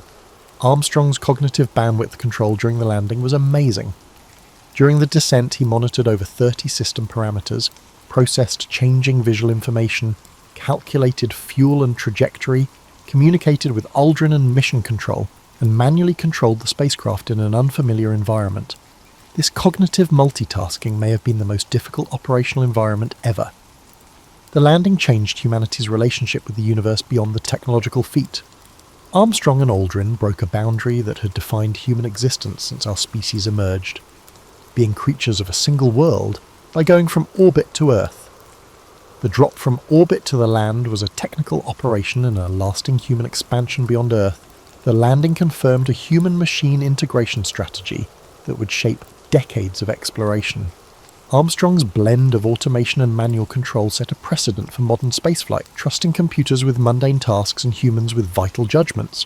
Armstrong believed that exploration required technology improvement and human adaptation, not just one. It also emphasizes the need to simplify technical concepts without oversimplifying. This communication method helped Armstrong explain issues without panicking during the landing. Armstrong's fame association was maybe the most shocking selection criterion. NASA realized that whoever led the first landing would face tremendous celebrity as Apollo neared its peak. Some psychological tests found Armstrong had exceptional immunity to the distorting effects of public attention. Armstrong performed consistently under pressure, unlike other astronauts who became more cautious or irresponsible. The choice was controversial. Some NASA employees suggested choosing charismatic astronauts to garner public attention. Others preferred combat-experienced military candidates. Internal papers showed disagreement about whether Armstrong's reservedness would reduce the mission's inspiration. The conclusion hinged on judgment under uncertainty, which is hard to quantify. The lunar landing would require maneuvers that Earth cannot replicate. Later, flight director Chris Kraft said, "We needed someone who could make the right decision when there was no right answer." Armstrong showed his courage in real life during the Gemini 8 emergency. When Armstrong, Aldrin and Collins were assigned to Apollo 11 in January 1969, public attention centered on their technical capabilities. Behind closed doors, NASA knew that the first lunar landing required more than piloting skill. It required a commander who could handle history without being crushed. NASA's changing leadership philosophy for space exploration influenced Armstrong's selection. The perfect commander for humanity's first steps on another globe wasn't the best pilot or most authoritative personality, but someone whose identity could fade behind the achievement. NASA found a commander in Armstrong who never let his ego overshadow humanity's success. The opening question, "Did Neil Armstrong actually walk on the moon?" reflects one of the most persistent current conspiracy theories. Exploring moon landing denialism's history reveals Armstrong's legacy and cultural concerns about technology, trust, and American identity. Contrary to popular belief, conspiracy theories about the moon landing began immediately after Apollo 11, not in the US. In 1970, the Soviet-aligned International Organization of Journalists published America's Journey to the Moon, Scientific Feat or Political Bluff, which made the first major charges of fakery. This story demonstrates how Cold War rhetoric, not technology, initially fueled Apollo's battle. People rarely discuss Neil Armstrong's direct interaction with these notions. A Belgrade resident told Armstrong the landing was recorded in Hollywood during the post-Apollo goodwill trip. In State Department records but rarely cited, Armstrong said, "If it was a Hollywood production, I'd have demanded a better script and more comfortable costumes." He always responded to conspiracy accusations with wit rather than outrage. As American suspicion of government increased after Vietnam and Watergate, conspiracy theories changed considerably in the mid-1970s. Bill Kaysing's self-published pamphlet We Never Went to the Moon changed moon hoax arguments from foreign propaganda to home skepticism in 1976. Armstrong privately wrote to fellow astronauts that distrust of achievement has become more threatening to progress than technical limitations.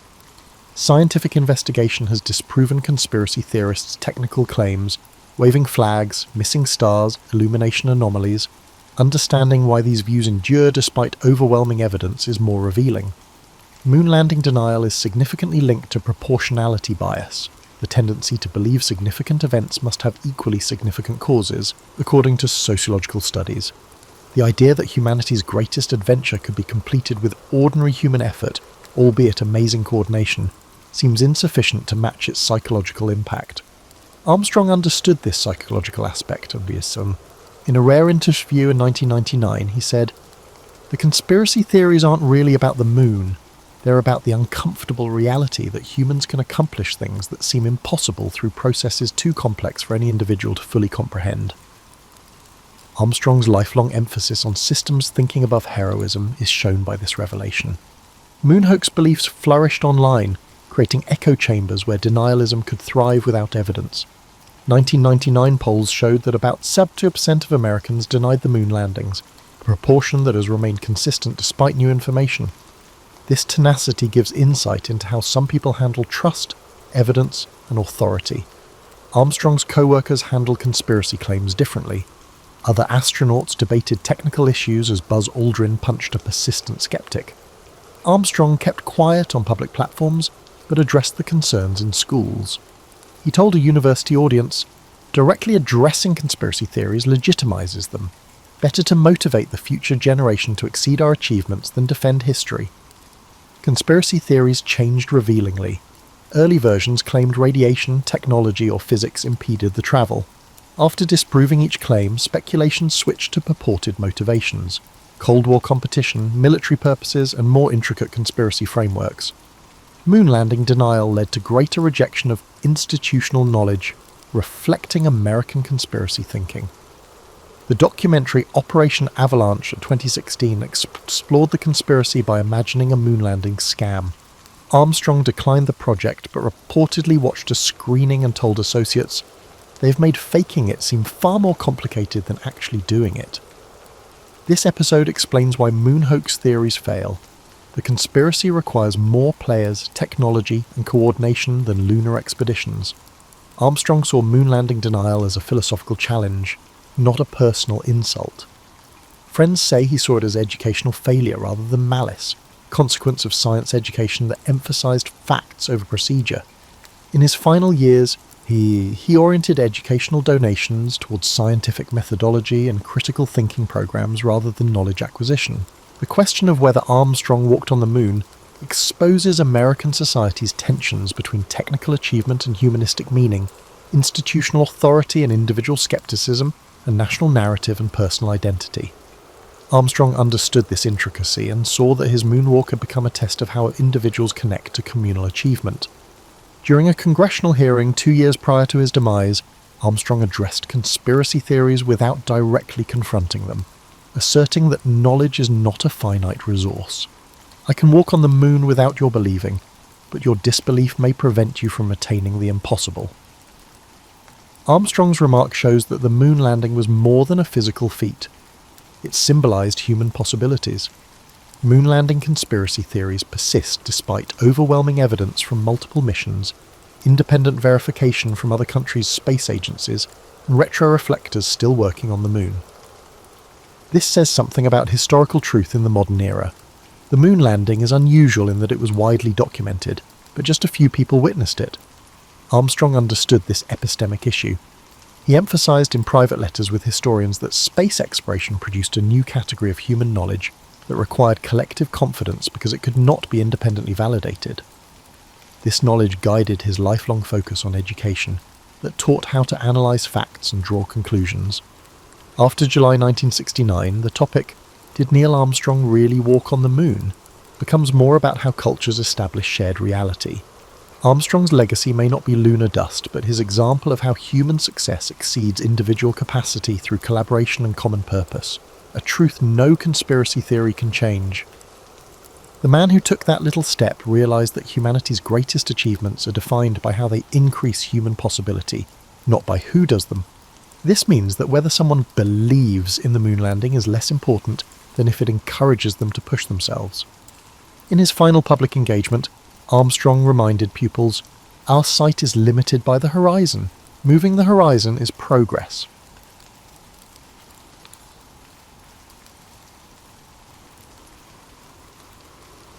Oda Nobunaga arrived in 1534 in the unmetalled province of Owari, amid a period in Japan now remembered for endless conflicts and rapidly shifting feudal allegiances.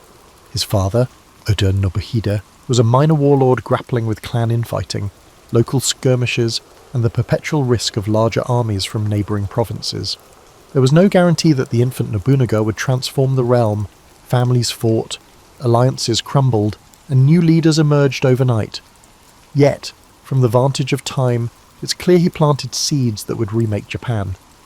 Early records describe a young Nobunaga as unruly. He spurned formalities, wearing outlandish clothes, arriving late to solemn ceremonies, and generally annoying clan elders. They labelled him foolhardy or even an embarrassment to the Oda name. But behind that facade of flamboyance lurked a creative mind hungry for novelty.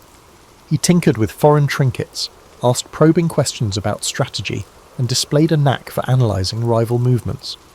Teachers who tried to tame him rarely succeeded, yet they noticed flashes of brilliance, like the time he walked the perimeter of his father's castle, pointing out weaknesses in gate design that grown samurai overlooked. His father's death in 1551 thrust this untested youth into sudden prominence. Instantly, the Oda clan fractured, uncles, half-brothers, and distant cousins jostled for the top seat. Conventional wisdom suggested that the audacious fool of Owari had little chance. But in the swirl of that crisis, Nobunaga made decisive moves. He broke up short-term pacts with key retainers, promised them new lands, then swiftly dismantled the claims of older relatives who underestimated him. Some he exiled, and some he subdued militarily. Within 2 years, he asserted control over most of Owari. Observers realized he was no clown. He simply despised the old ceremonial style and did things his own way. Rumor has it that around this time, a travelling merchant introduced him to arquebuses, matchlock guns from the west. Most samurai saw these firearms as crude and unworthy, overshadowed by the elegance of swords and spears. Nobunaga, though, recognized their potential. He quietly stockpiled them, ordering gunsmiths to replicate or adapt them. He tested them in private drills, training foot soldiers to fire in disciplined volleys. The practice was a departure from the Sengoku norm, which romanticized heroic duels. He aimed to harness the synergy of the ranks, prioritizing technology over individual bravado. Such a notion didn't spread widely yet, but the seeds were planted for a new kind of warfare. The first major test of his cunning came in 1560, when Imagawa Yoshimoto, one of the era's most formidable warlords, led a giant army through Owari en route to the capital.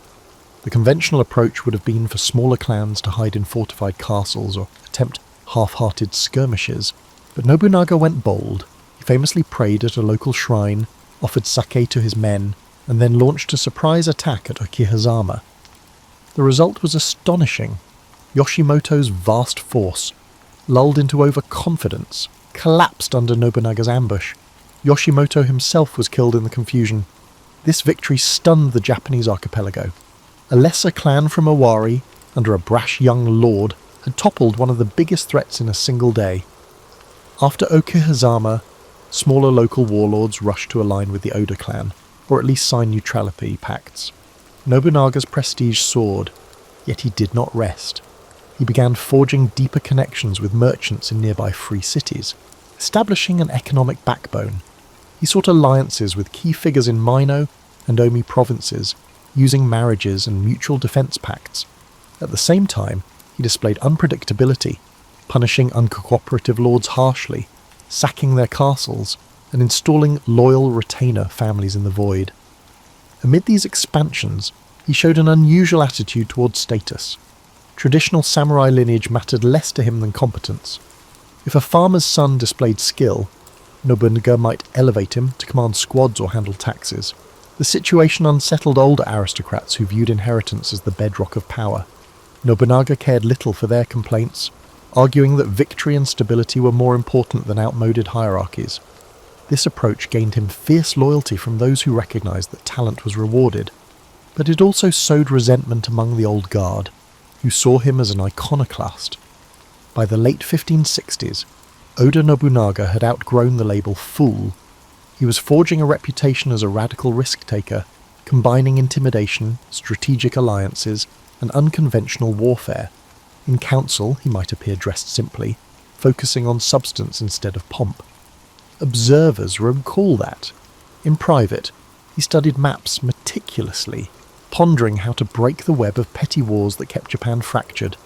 No one yet imagined the scale of his ambition, that he'd attempt to unify the entire land. But the signs were there in every bold decision, every new alliance, and every shattered old tradition. He was on the brink of a far more sweeping campaign. As his influence grew in Owari, Oda Nobunaga directed his attention towards the neighbouring Mino.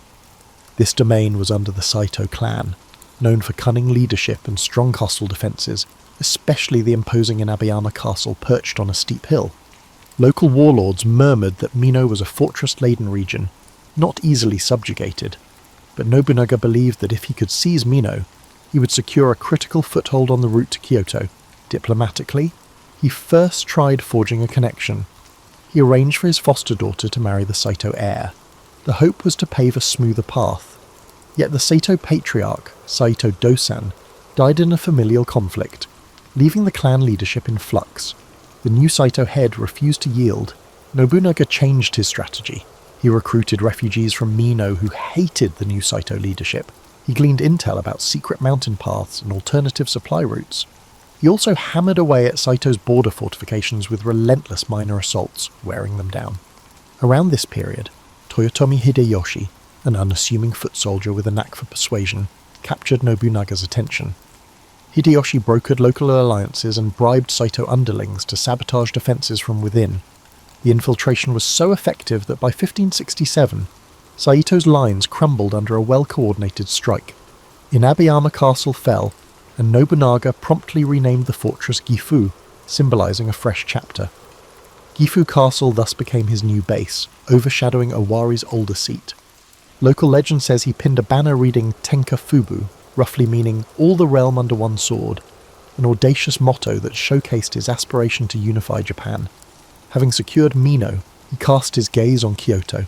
The imperial capital had lost much of its luster, battered by decades of feuding warlords. The Ashikaga shogunate, nominally ruling Japan, was overshadowed by local powers. A figure named Ashikaga Yoshiaki approached Nobunaga, pleading for rescue from rival warlords. Sensing opportunity, Nobunaga marched on Kyoto in 1568.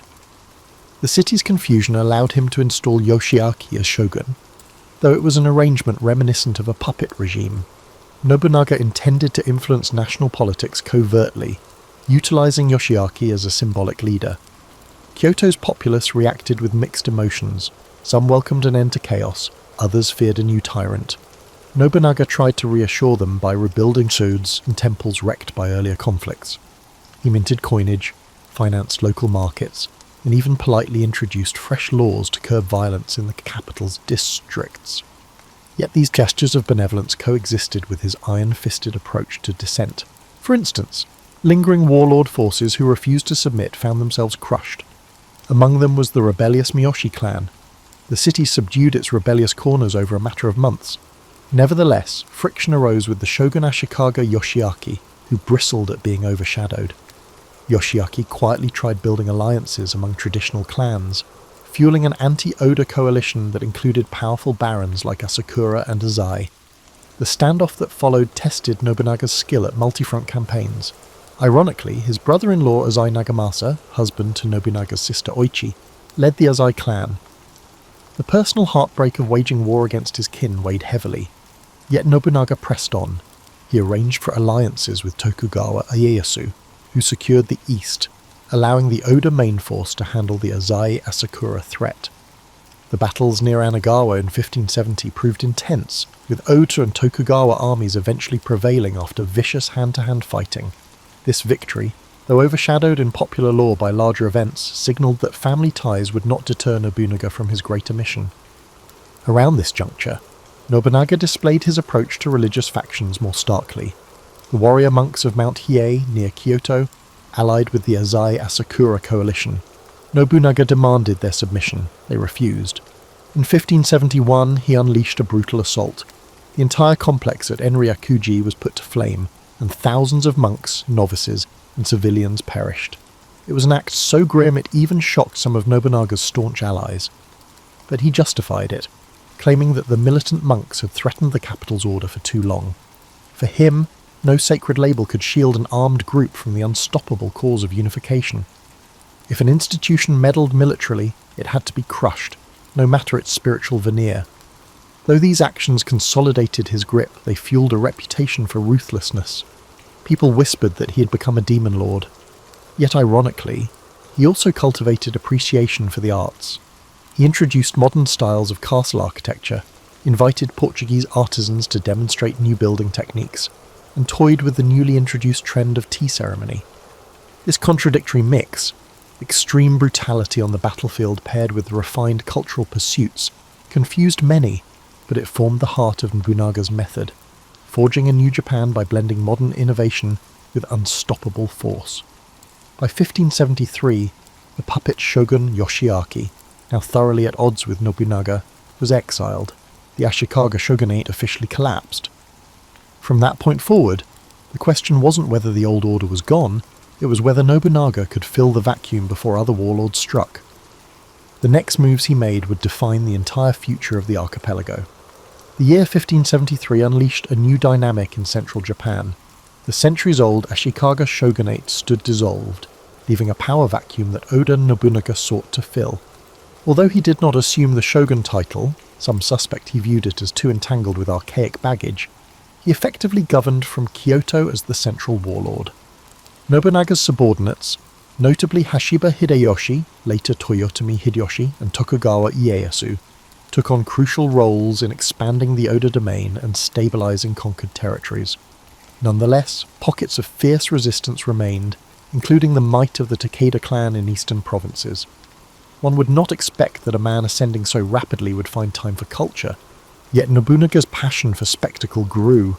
Reports mention grand banquets in Kyoto with exotic dishes, Portuguese wine, and comedic theatre performed at night by torchlight. He sponsored the No drama, though in a personal style that adapted scripts to laud new heroes. Some older aristocrats frowned. No, they believed, was the hallmark of an older, refined tradition. But to Nobunaga, tradition was a tool, not a chain. He saw in artistic displays an opportunity to unify the fractious elites by enticing them with entertainment and proving that his rule overshadowed any prior pageantry. Still, war overshadowed these amusements. The formidable Takeda Shingen died in 1573, leaving Takeda Katsuyori in charge. Though less accomplished than his father, Katsuyori was no pushover. In 1575 he led a formidable cavalry force into Mikawa, clashing with Nobunaga's allied armies. The event set the stage for the pivotal Battle of Nagashino. Typically, a cavalry swarm overcame infantry, but Nobunaga's novel approach, extensive palisades, rotating lines of arquebusiers shattered the myth of unstoppable horse charges. The musket volleys decimated the Takeda ranks. Eyewitnesses described how, for the first time, massed firearms overcame famed cavalry charges in open terrain. This watershed moment reaffirmed Nobunaga's reputation as a modernising general, who embraced firearms wholeheartedly. Following Nagashino, the Takeda clan's prestige plummeted, enabling Nobunaga to extend deeper into eastern domains. Meanwhile, in the capital, he grew more direct in quelling any recalcitrant aristocrats or religious sects. He was rumoured to have humiliated certain courtiers who showed insufficient obedience. Indeed, a swirl of new rumours painted him as borderline sacrilegious, ignoring the established kami worship in shrines or publicly mocking certain shrine rituals as superstitious. This spurred the rumour of him being the demon warlord, culminating in some devout warriors forming tiny conspiracies to rid the land of this impious figure. One overlooked dimension was his approach to commerce. Beyond the free markets in castle towns, Nobunaga established way stations and lodging posts along major highways. He suppressed local toll collectors who bled travellers. This policy triggered an economic upswing. Caravans from the Seto Inland Sea carried salt, textiles and foreign goods with fewer bribes to pay. The Oda domain thus built a stable fiscal backbone, fueling further expansions and enabling him to grant rewards to loyal vassals without bankrupting the treasury. Such a commercial-savvy warlord was a novelty in a period when martial glory overshadowed the humbler business of economics. Nobunaga also interacted with a figure rarely acknowledged in mainstream accounts, Yasuke, often regarded as the first African samurai. A tall man from Portuguese or Italian missions, Yasuke arrived in Japan under uncertain circumstances. Impressed by his physique and exotic background, Nobunaga took an interest, eventually welcoming him into service. Letters from Jesuit sources hint that Nobunaga found Yasuke's presence refreshing, a symbol of how broad the world truly was. Some accounts mention that Yasuke was entrusted with certain guard duties. While the authenticity of that arrangement has faced debate, it underscores how Nobunaga's curiosity extended even to foreigners of unusual origin, bridging cultural gaps at a time when xenophobia was rampant. By the end of the 1570s, unstoppable momentum seemed to define Nobunaga's progress. The hallmark fortress of Azuchi, built near Lake Biwa, exemplified his vision, part stronghold, part palatial residence, with decorative murals and advanced architectural engineering. Visitors wrote that climbing each floor revealed new painted illusions and hidden defensive features. an embodiment of both aesthetic flair and martial cunning. He invited travelling missionaries, artisans, and even some rival lords to see Azuchi's majesty, proclaiming that his building was the model of the future. In truth, the structure was also a statement. Oda rule soared above the old petty provincialism. A new day demanded new monuments. Yet ambition stirs resentments. Many older clans, forced into submission, quietly sought a chance to break free. The extent of Nobunaga's reforms threatened the old feudal compacts. Even within his retinue, some felt overshadowed by Hideyoshi's ascendancy, or frustrated by Nobunaga's ruthless single-mindedness. Betrayal, though rarely signalled openly, bubbled beneath the surface. The old adage that a fortress can withstand foreign assault but not always internal treachery would soon prove hauntingly apt. Although the warlord pressed onward, planning fresh campaigns, events at the cusp of the 1580s would reveal the fatal cost of ignoring that silent discontent. In spring 1580, Oda Nobunaga appeared invincible. The formidable Iko-Iki strongholds were mostly crushed.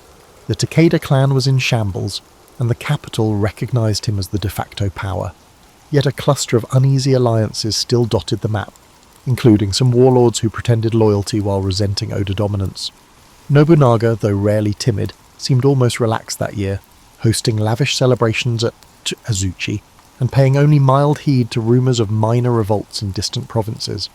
The unstoppable wave of conquest had lulled him into believing only a formidable outside foe could challenge him. Among his retainers, Akechi Mitsuhide quietly navigated the new order. Mitsuhide had served Nobunaga loyally, yet their relationship was never warm. Nobunaga's leadership style often involved public dressing downs of subordinates who failed or displeased him. Some claimed Mitsuhide endured multiple humiliations, once when an Oda supply line fiasco cost Mitsuhide's mother her life at the hands of brigands. Nobunaga supposedly dismissed it callously. Another time, a minor mishap at a feast led Nobunaga to fling a teacup in anger, scalding a Mitsuhide. Whether these spats festered into hatred remains uncertain, but it's clear Mitsuhide felt overshadowed. In the swirl of Oda's triumphant expansions, many believed Mitsuhide was too measured or timid to lash out. They were mistaken. Parallel to these tensions, Nobunaga decided to press further west, sending Hideyoshi to subdue the Mori clan. That campaign demanded reinforcement. Nobunaga prepared to dispatch extra troops.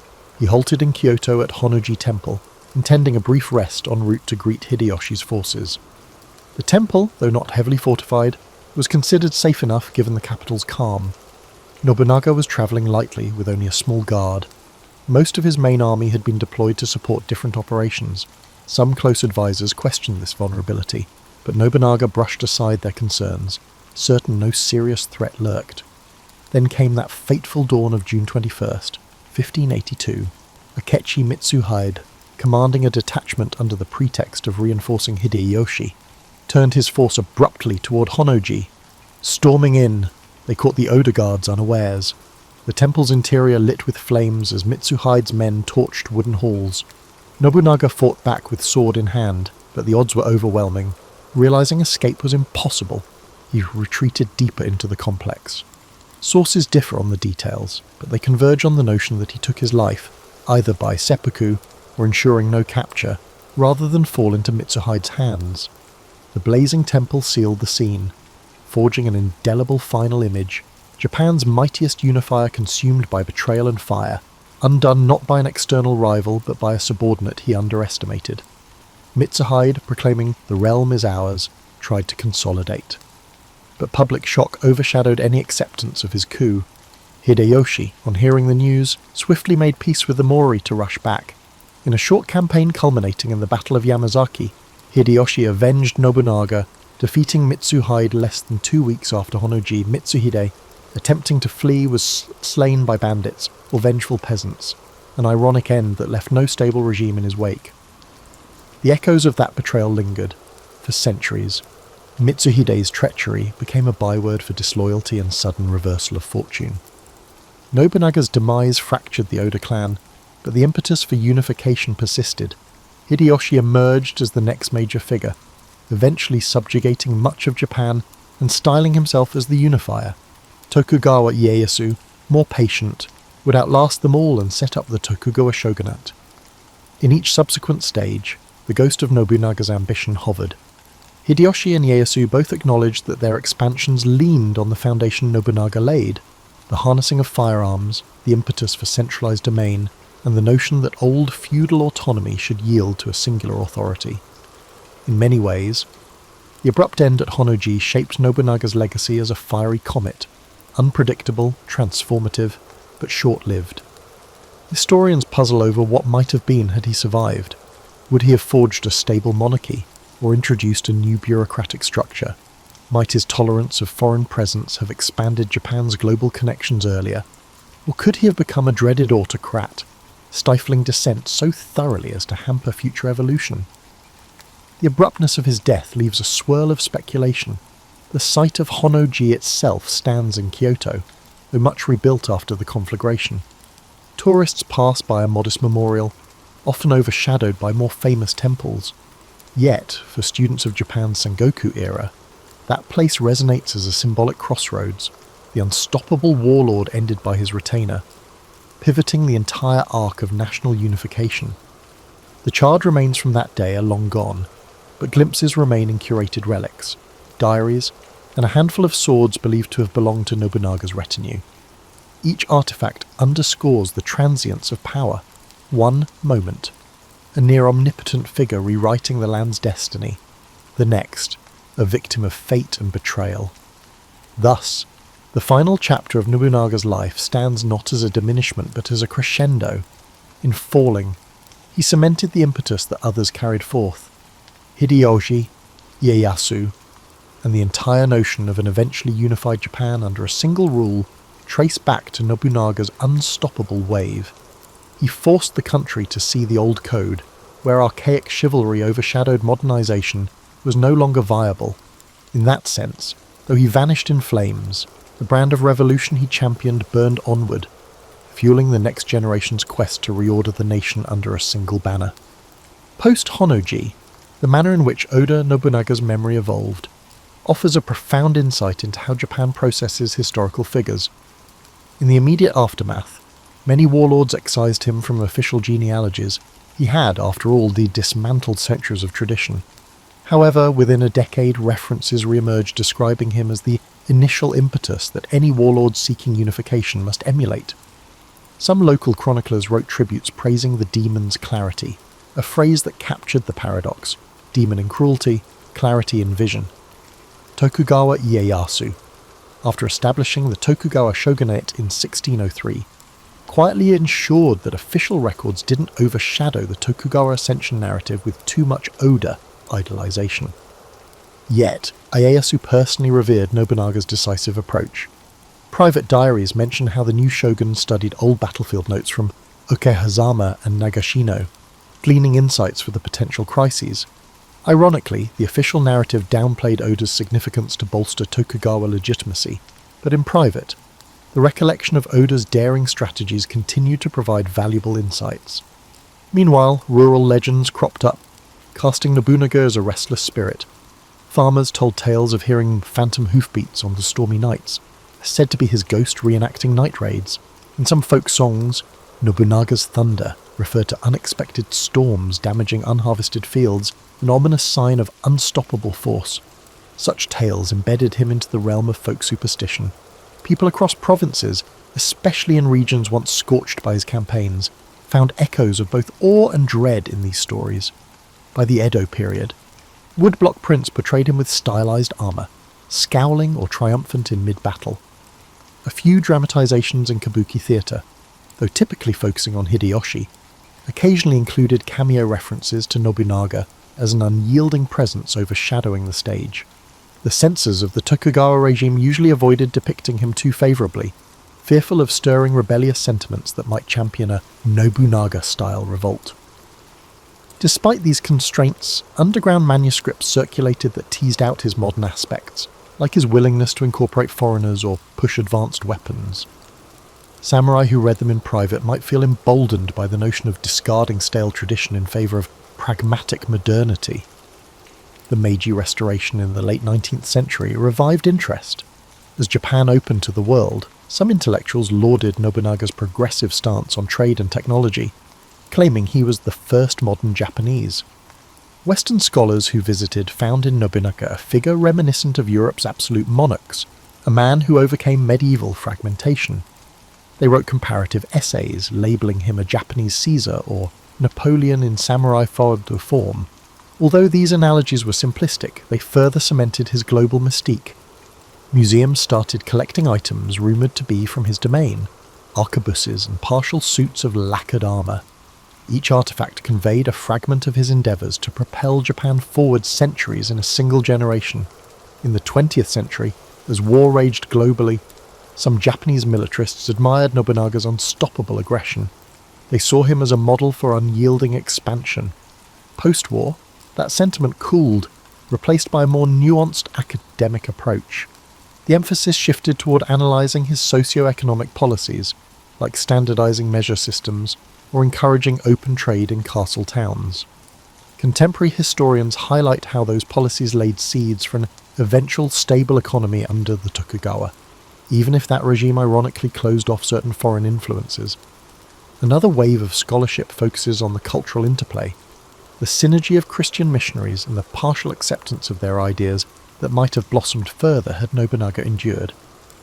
In popular culture of the late 20th and early 21st centuries, a deluge of creative retellings reimagined him.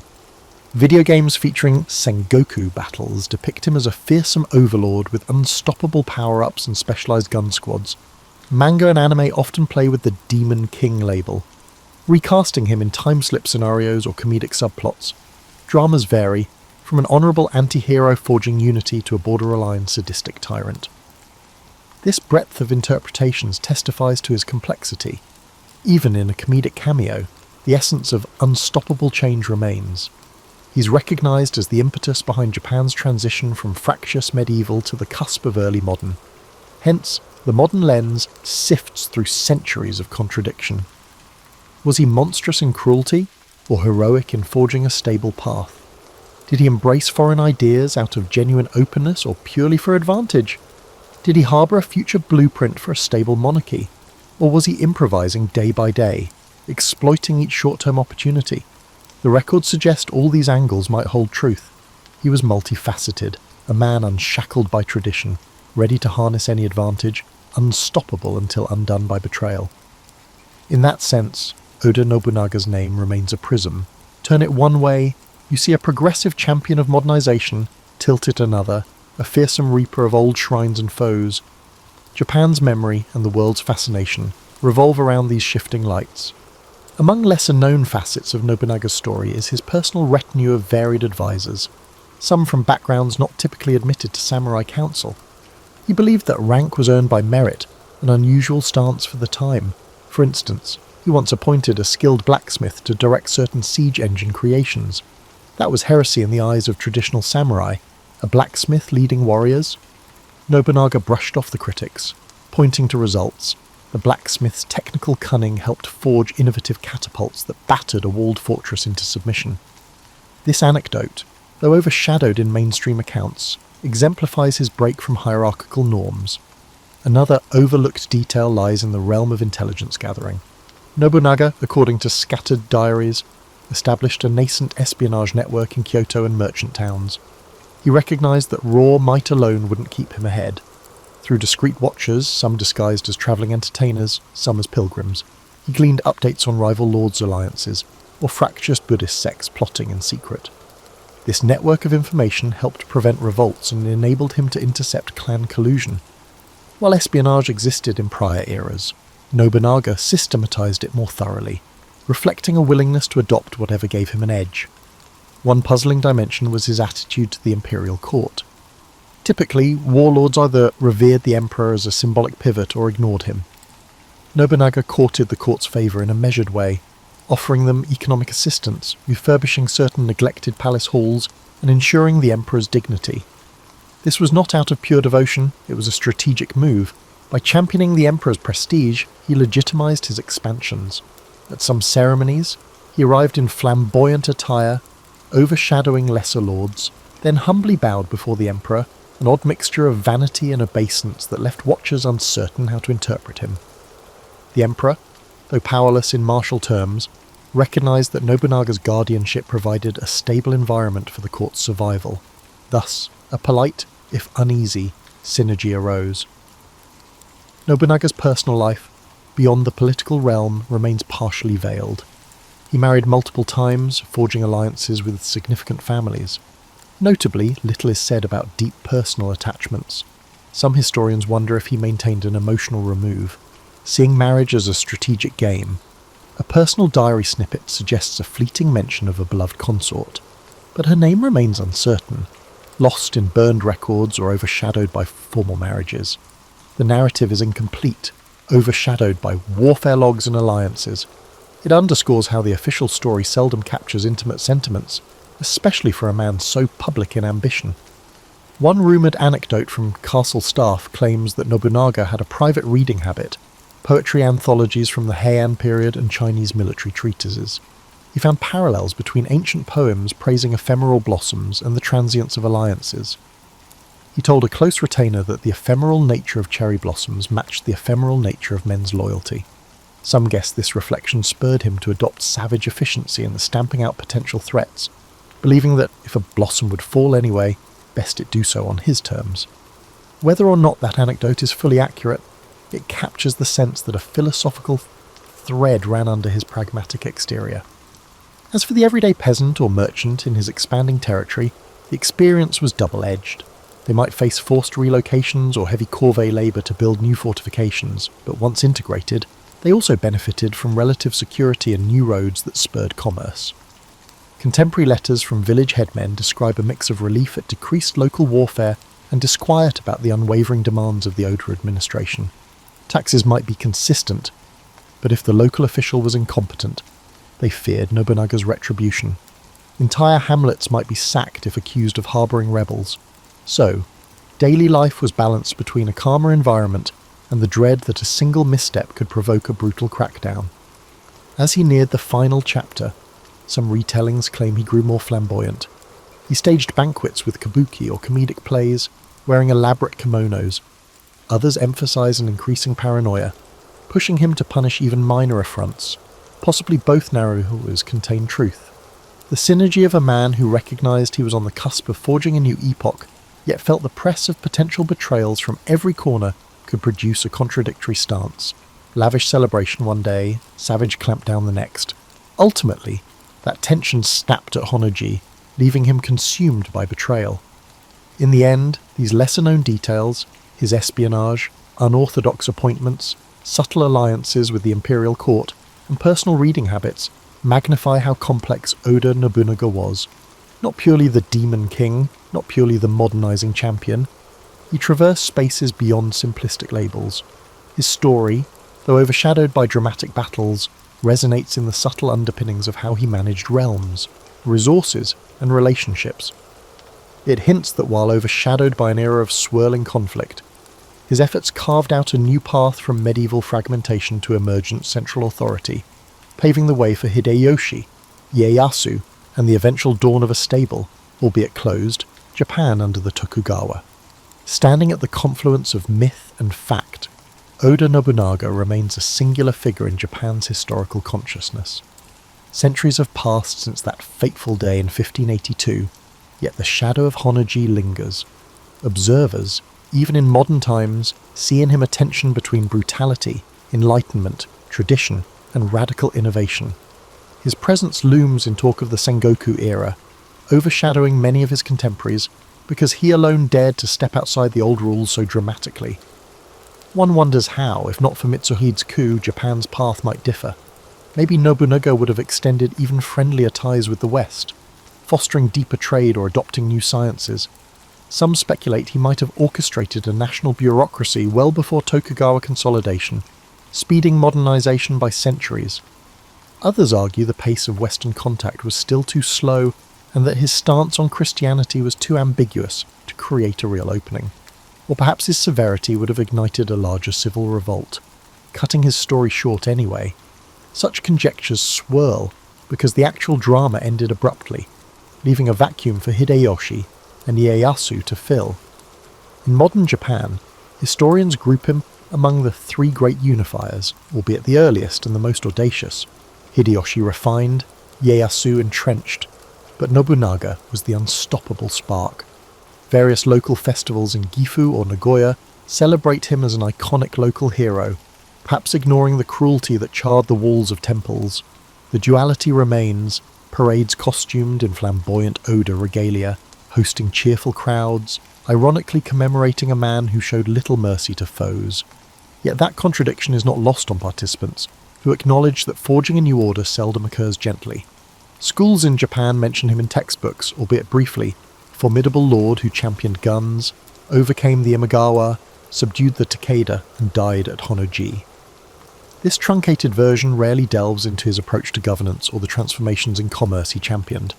Meanwhile, academic circles delve deeper, re-evaluating newly found diaries or cross-referencing Portuguese mission letters. Each re-examination can shift the nuance.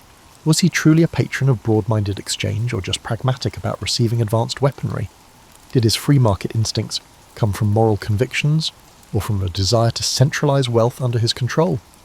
The records are incomplete, ensuring debates continue. Outside Japan, popular culture globalized his name. Strategy games depict him as a charismatic conqueror with cutting-edge muskets. Anime series swirl him into fantasy battles. Occasionally they highlight the heartbreak of betrayal, other times the unstoppable conquests. In global narratives about heroic tyrants, Oda Nobunaga stands comfortably among Genghis Khan, Napoleon, and other icons of unstoppable expansion. The mythic dimension grows with each retelling, overshadowing smaller truths, like how he dealt daily with petty clan disputes or municipal tax controversies. Yet those small truths made the difference in his success, the capacity to handle detail, from forging muskets to forging pacts with blacksmiths and foreign traders. Perhaps the ultimate takeaway is that leadership in a time of flux is rarely pure. Nobunaga's story underscores how seizing the moment demands leaps of imagination, a willingness to adopt unfamiliar tools, and readiness for pushback from entrenched interests. But such leaps can also breed enemies from unexpected places. He overcame vast hurdles, only to be undone by the retainer whose loyalty he took for granted. The caution is timeless. Unstoppable impetus might yield breathtaking victories, but ignoring the intricacies of trust can prove fatal. For all the rancor, the story of Oda Nobunaga is also one of bridging a medieval fractiousness to a future marked by central governance. The unstoppable impetus he began was not fully realized in his lifetime, but the impetus did not die at Honnoji. It continued through his successors, culminating in a unified, though autocratic, Tokugawa regime. So, in a sense, he was the father of modern Japan in everything but his official name. That's the irony. The one who set the stage for stability never personally enjoyed it. His life ended in a conflagration, leaving fans of heroic epics to mourn that the unstoppable path ended just short of the final victory. Perhaps that ending, paradoxically, amplifies his legend. In a land that often underscores the ephemeral beauty of cherry blossoms, fleeting in their prime, Nobunaga's abrupt demise at the apex of his might resonates as an epic, tragic flourish. Even as a new Japan eventually dawned under different hands, the memory of the one who dared to break every mould, to scorn archaic codes, and to forcibly shape the realm remains an endless source of contemplation, debate, and creative inspiration. Oda Nobunaga, a name that, centuries later, remains intertwined with the unstoppable drive to unify a land once splintered by war, overshadowed only by the final, violent twist of fate that gave rise to a legend beyond the measures of success. Shirley Temple was born in Santa Monica, California, on April 23, 1928, into a family that was neither destitute nor lavishly wealthy.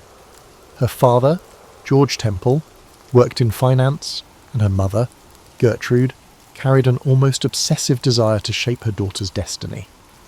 The Santa Monica of that era was a fast-evolving beachside enclave, brimming with both glamorous illusions from the burgeoning film industry and the more everyday routines of middle-class families trying to navigate a mercurial economy.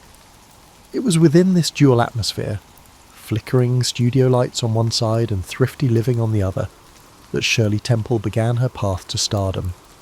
Even before she could walk confidently, Gertrude recognized something luminous in her daughter's presence.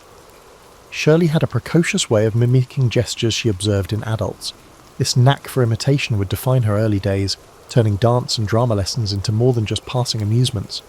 Gertrude seized every opportunity to enroll Shirley in local dance classes. Meanwhile, the child's father, though more reticent, eventually supported these pursuits, especially as he sensed that his daughter's talents might help the family rise above its mundane financial prospects. Hollywood in the early 30s offered an odd mixture of unpolished opportunity and exploitative risk. The Great Depression had shattered many Americans' hopes, yet movie studios scrambled to produce escapist fare. Child performers were especially valuable, used to deliver cuteness and innocence during a time of national hardship. Shirley, with her natural curls, though constantly fussed over by her mother, who insisted there be exactly 56 of them, and an almost hypnotic ability to project joy, fit seamlessly into this mould. She was introduced to casting agents even before she turned 4, auditioning for bit parts that sometimes entailed dancing routines with the adult actors. Initially, Shirley's family juggled skepticism and ambition. The film sets she visited were not always the polished worlds fans saw on screen. Instead, they were chaotic places, where directors yelled, lighting rigs buzzed, and many child performers discovered their so-called cute factor overshadowed any genuine acting skill. Shirley, however, proved adept at capturing adult expectations. Her seeming earnestness, paired with that bright, dimpled smile, won over producers who recognised a phenomenon in the making. By 1932, she had landed small roles in a series of shorts called Baby Burlesques, comedic sketches where toddlers were placed in decidedly adult situations. Watching them today, many find the concept jarring, but in the economic desperation of the 1930s, these short films gained traction and Shirley's star quality began to gleam. Gertrude, operating as both mother and unofficial manager, monitored every facet of Shirley's budding career. The mother's presence on set was constant, at times protective and at other times controlling. Tales circulated of Gertrude touching up Shirley's curls between takes, ensuring that not a single ringlet strayed from the image of cherubic perfection. She championed Shirley's needs, but also drove her onward in a business known for discarding child actors once they outgrew their roles. This mixture of maternal devotion and unwavering ambition became a recurring theme in Shirley's early years. Even so, Shirley's own temperament provided a counterbalance. Despite the intense schedule, she exuded genuine curiosity about her surroundings. She asked questions about how cameras worked and who was responsible for set design. In an era where children were expected to be seen but not heard, her inquisitiveness made a subtle impression on directors and stagehands alike. They realised the girl was not a living doll, but a quick-thinking child who grasped far more than she let on. By 1934, she had secured her first breakthrough roles in feature-length films, with Fox Film Corporation, soon to merge into 20th Century Fox, backing her. Shirley Temple became one of the Depression-era's most iconic faces. Her movies, such as Stand Up and Cheer and Little Miss Marker, gave audiences a dose of optimism they craved. Critics raved about her bright-eyed sincerity, and ticket sales soared. Movie theatres saw a direct correlation. The more Shirley Temple danced and sang on screen, the more Americans showed up in droves, clinging to a child's radiant energy as a beacon in otherwise bleak times. At the tender age of 6, Shirley transformed from a curious toddler learning dance steps into a genuine star, symbolising hope in a world ravaged by economic hardships. However, behind the wide-eyed innocence of her film persona, a more complex story was forming, a dance of parental ambitions, studio pressures, and her own youthful resilience. That complexity would deepen as she soared to new heights of stardom in the years to come. In 1935, Shirley Temple underwent a significant transformation when her studio recognised the potential of their petite leading lady to lead full-length features. With the country still reeling from widespread unemployment and breadlines, her films provided escapism laced with optimism. Titles like Bright Eyes and Curly Top showcased not just her cherubic face, but an uncanny knack for on-screen chemistry with adult co-stars. She became the face of Fox's silver screen offerings, out-earning many established actors. Yet behind the upbeat songs and tap dances, negotiations and business manoeuvres were at play, many of which set precedents for how future child stars would be handled. Key among these developments was the contract Shirley signed with Fox, or more accurately, the contract her parents signed on her behalf. Its details sparked discussion across Hollywood. She was guaranteed a significant weekly salary, though significant in the 1930s. Currency meant something different than it would today.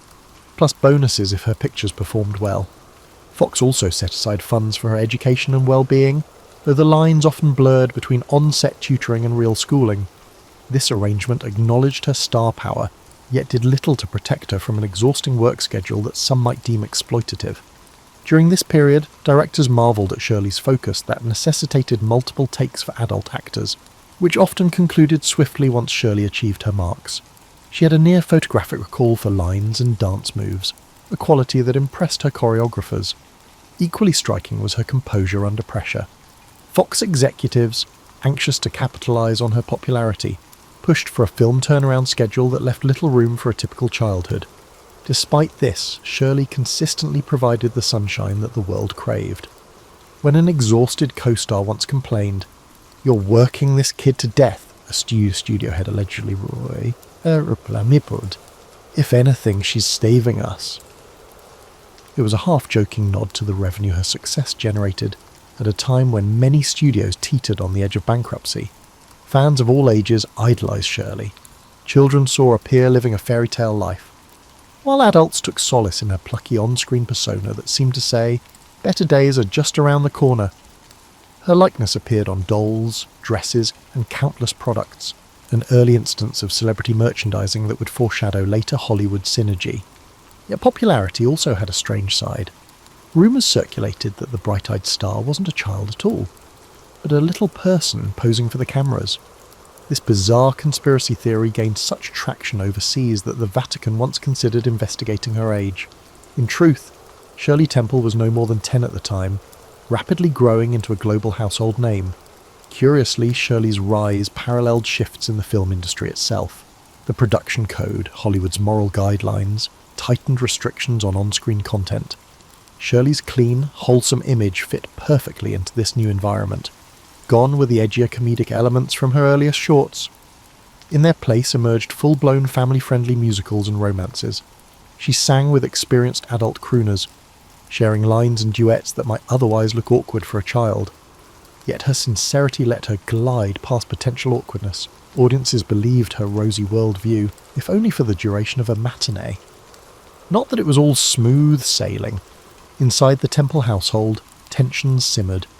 Gertrude clashed with producers who wanted to vary Shirley's look or storyline, steadfastly defending her daughter's signature curls and sweet persona. George Temple, meanwhile, found himself overshadowed, primarily attending to financial matters, while Gertrude guided their daughter's creative direction. In a twist reminiscent of many showbiz families, the father sometimes felt sidelined, overshadowed by the formidable bond between mother and star-daughter. As Shirley approached her 10th birthday, the industry noticed that her presence at the box office wasn't just consistent, it was heroic. Some of her films overshadowed even major adult releases.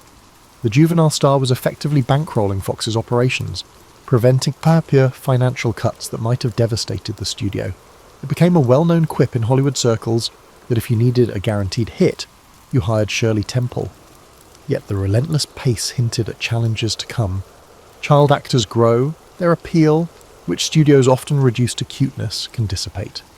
Shirley's mother, well aware of that, fought to keep her in roles that showcased her innocence, worrying that a more mature role might fracture her image. Time was against them. The actress, who had embodied the aspirations of a Depression-era audience, was approaching adolescence, and the film roles accessible to a developing teenager seldom replicated the formula that made her a box office phenomenon.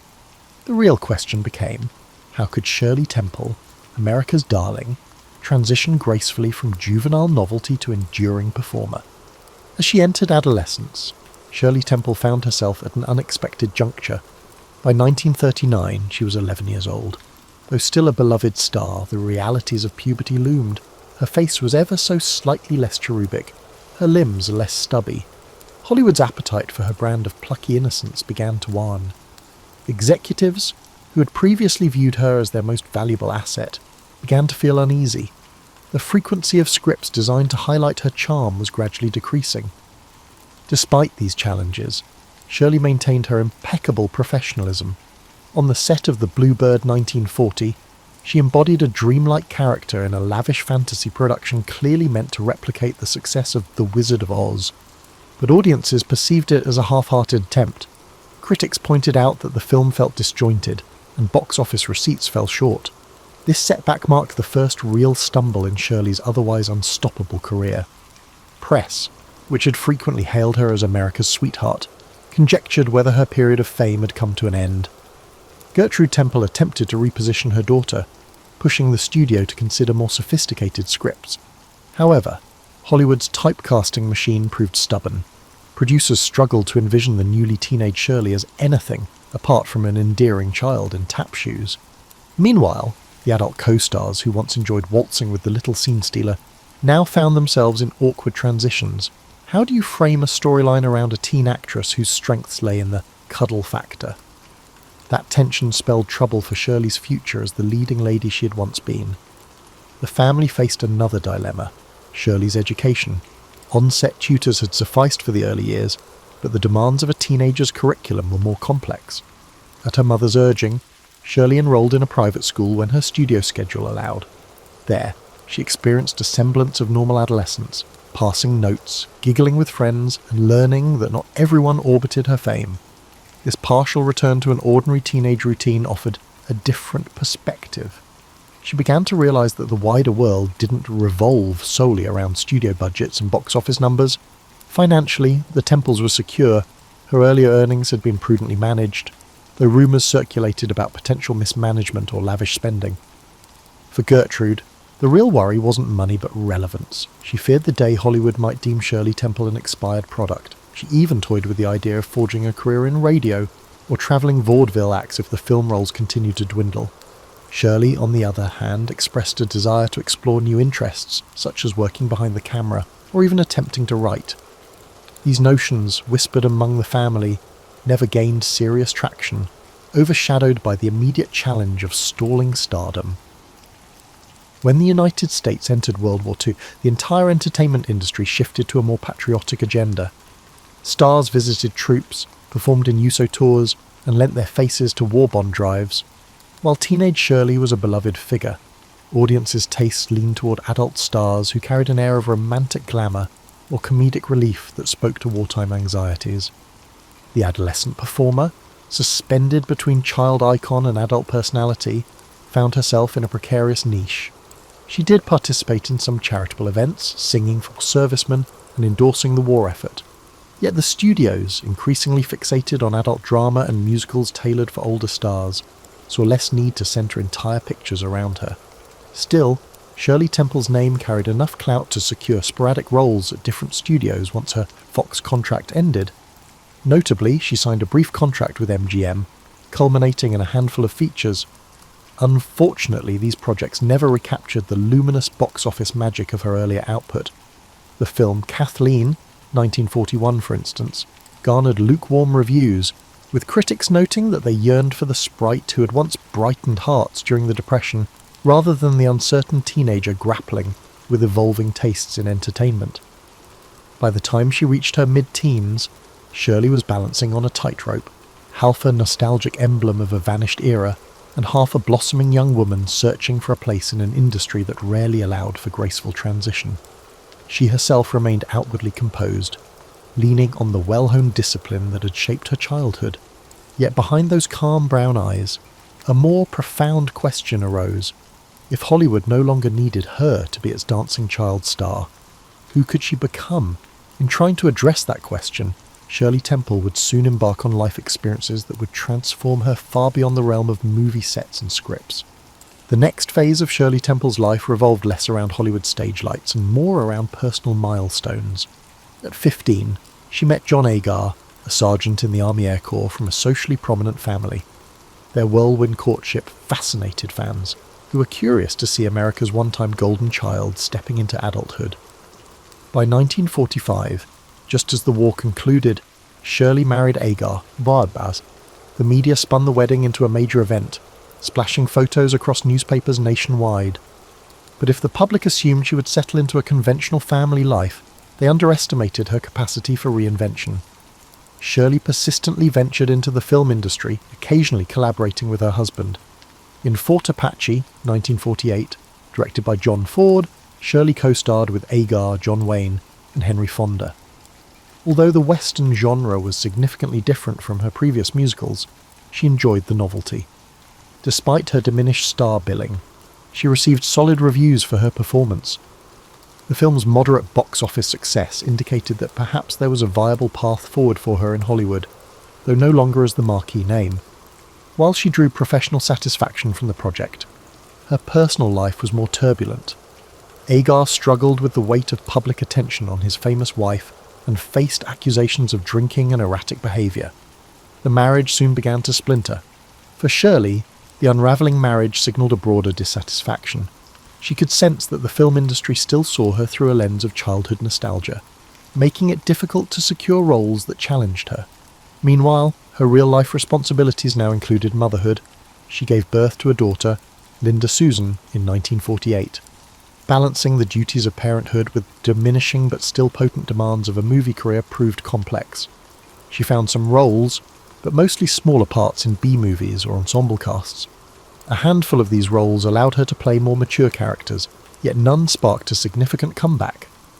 By 1950, her marriage to Agar had reached a breaking point, culminating in a high-profile divorce that tabloid newspapers giddily dissected. The same fans who once showered her with unconditional adoration read about the messy details of her domestic strife. This jarring exposure taught Shirley an uncomfortable lesson about public life. Once you step out of the child star bubble, the press can turn your personal trials into sensational fodder. Nevertheless, she remained composed, determined to maintain dignity for her daughter's sake. A new chapter beckoned when she crossed paths with Charles Alden Black, a Navy intelligence officer from a well-connected California family. Their first meeting, ironically, involved neither film nor fanfare, just two individuals sharing conversation at a dinner party. Black claimed he had never seen a single Shirley Temple movie, which she found refreshing. Their relationship blossomed quickly, partly because Shirley found an anchor in Charles's unpretentious yet cultivated manner. They wed in December 1950, a union markedly different from her first. Charles's devotion offered a calm refuge from the swirling storms of the entertainment industry. Suddenly, the idea of continuing a somewhat aimless pursuit of second-tier film roles lost its allure. Facing the reality that her Hollywood career was winding down, Shirley made a bold decision in 1950. She retired from the silver screen at the age of 22. It was a startling move for someone whose name still held nostalgic weight among a wide swath of moviegoers. Yet she had reached a point where the roles available failed to match her aspirations. Instead of clinging to a diluted version of her earlier stardom, she chose to explore new frontiers. She also recognised that the intense work she'd endured since toddlerhood had left little room for ordinary experiences. Eager to cultivate a more grounded lifestyle, she embraced family life with Charles Black in the San Francisco Bay Area. In the late 1950s and early 1960s, she briefly returned to show business with the television series Shirley Temple's Storybook. The show reimagined fairy tales and children's classics, allowing her to explore a producing and hosting role rather than front and centre acting. Fans appreciated the chance to see her again, no longer a child star but a poised, articulate adult. This step back into the public eye felt more on her terms, without the constraints of a studio system dictating her every move. Though the glow of her child stardom lingered in the cultural memory, Shirley Temple Black, as she began calling herself, was discovering broader horizons. Her youth had exposed her to the highs and lows of American celebrity culture. Now she looked at life with a fresh perspective, realising that her journey might shift away from film entirely. What emerged next would surprise many. A pivot from Hollywood starlet to public servant and diplomat. Roles that would define her final decades in ways few observers could have predicted. While many child stars vanish into obscurity or cling to their past fame, Shirley Temple charted a course that combined her innate poise with a newfound dedication to civic engagement. Throughout the 1960s, she and Charles Black settled into a relatively private existence in the Bay Area. She embraced community work, volunteering for charitable organisations and quietly building relationships with local politicians. Though she rarely sought publicity for these efforts, her ability to connect with people, honed from early stardom, proved a valuable asset. A pivotal moment came in 1967, when she declared her candidacy for Congress in a special election to fill a vacant seat. Running as a Republican in California's 11th Congressional District, Shirley Temple Black surprised political insiders with her articulate presence on the campaign trail. She emphasised issues such as urban development, educational reform, and tackling crime, reflecting the moderate Republican stances of the era. Reporters who covered her campaign quickly discovered that she was no lightweight. While her name recognition initially drew curiosity, her policy discussions resonated with a portion of the electorate. She did not prevail in the primary, finishing second, but she garnered a respectful share of votes. The campaign underscored her serious interest in governance and laid the foundation for future opportunities. A year later, life took an abrupt turn when Shirley was diagnosed with breast cancer. She underwent a mastectomy in 1972, an experience she chose not to hide from the public. Instead, she made a bold move by holding a press conference to discuss her procedure, one of the first high-profile women to speak openly about battling breast cancer. This frankness challenged taboos and spurred an outpouring of support from women across America. Her candour helped destigmatise a condition many had treated as shameful or exclusively private.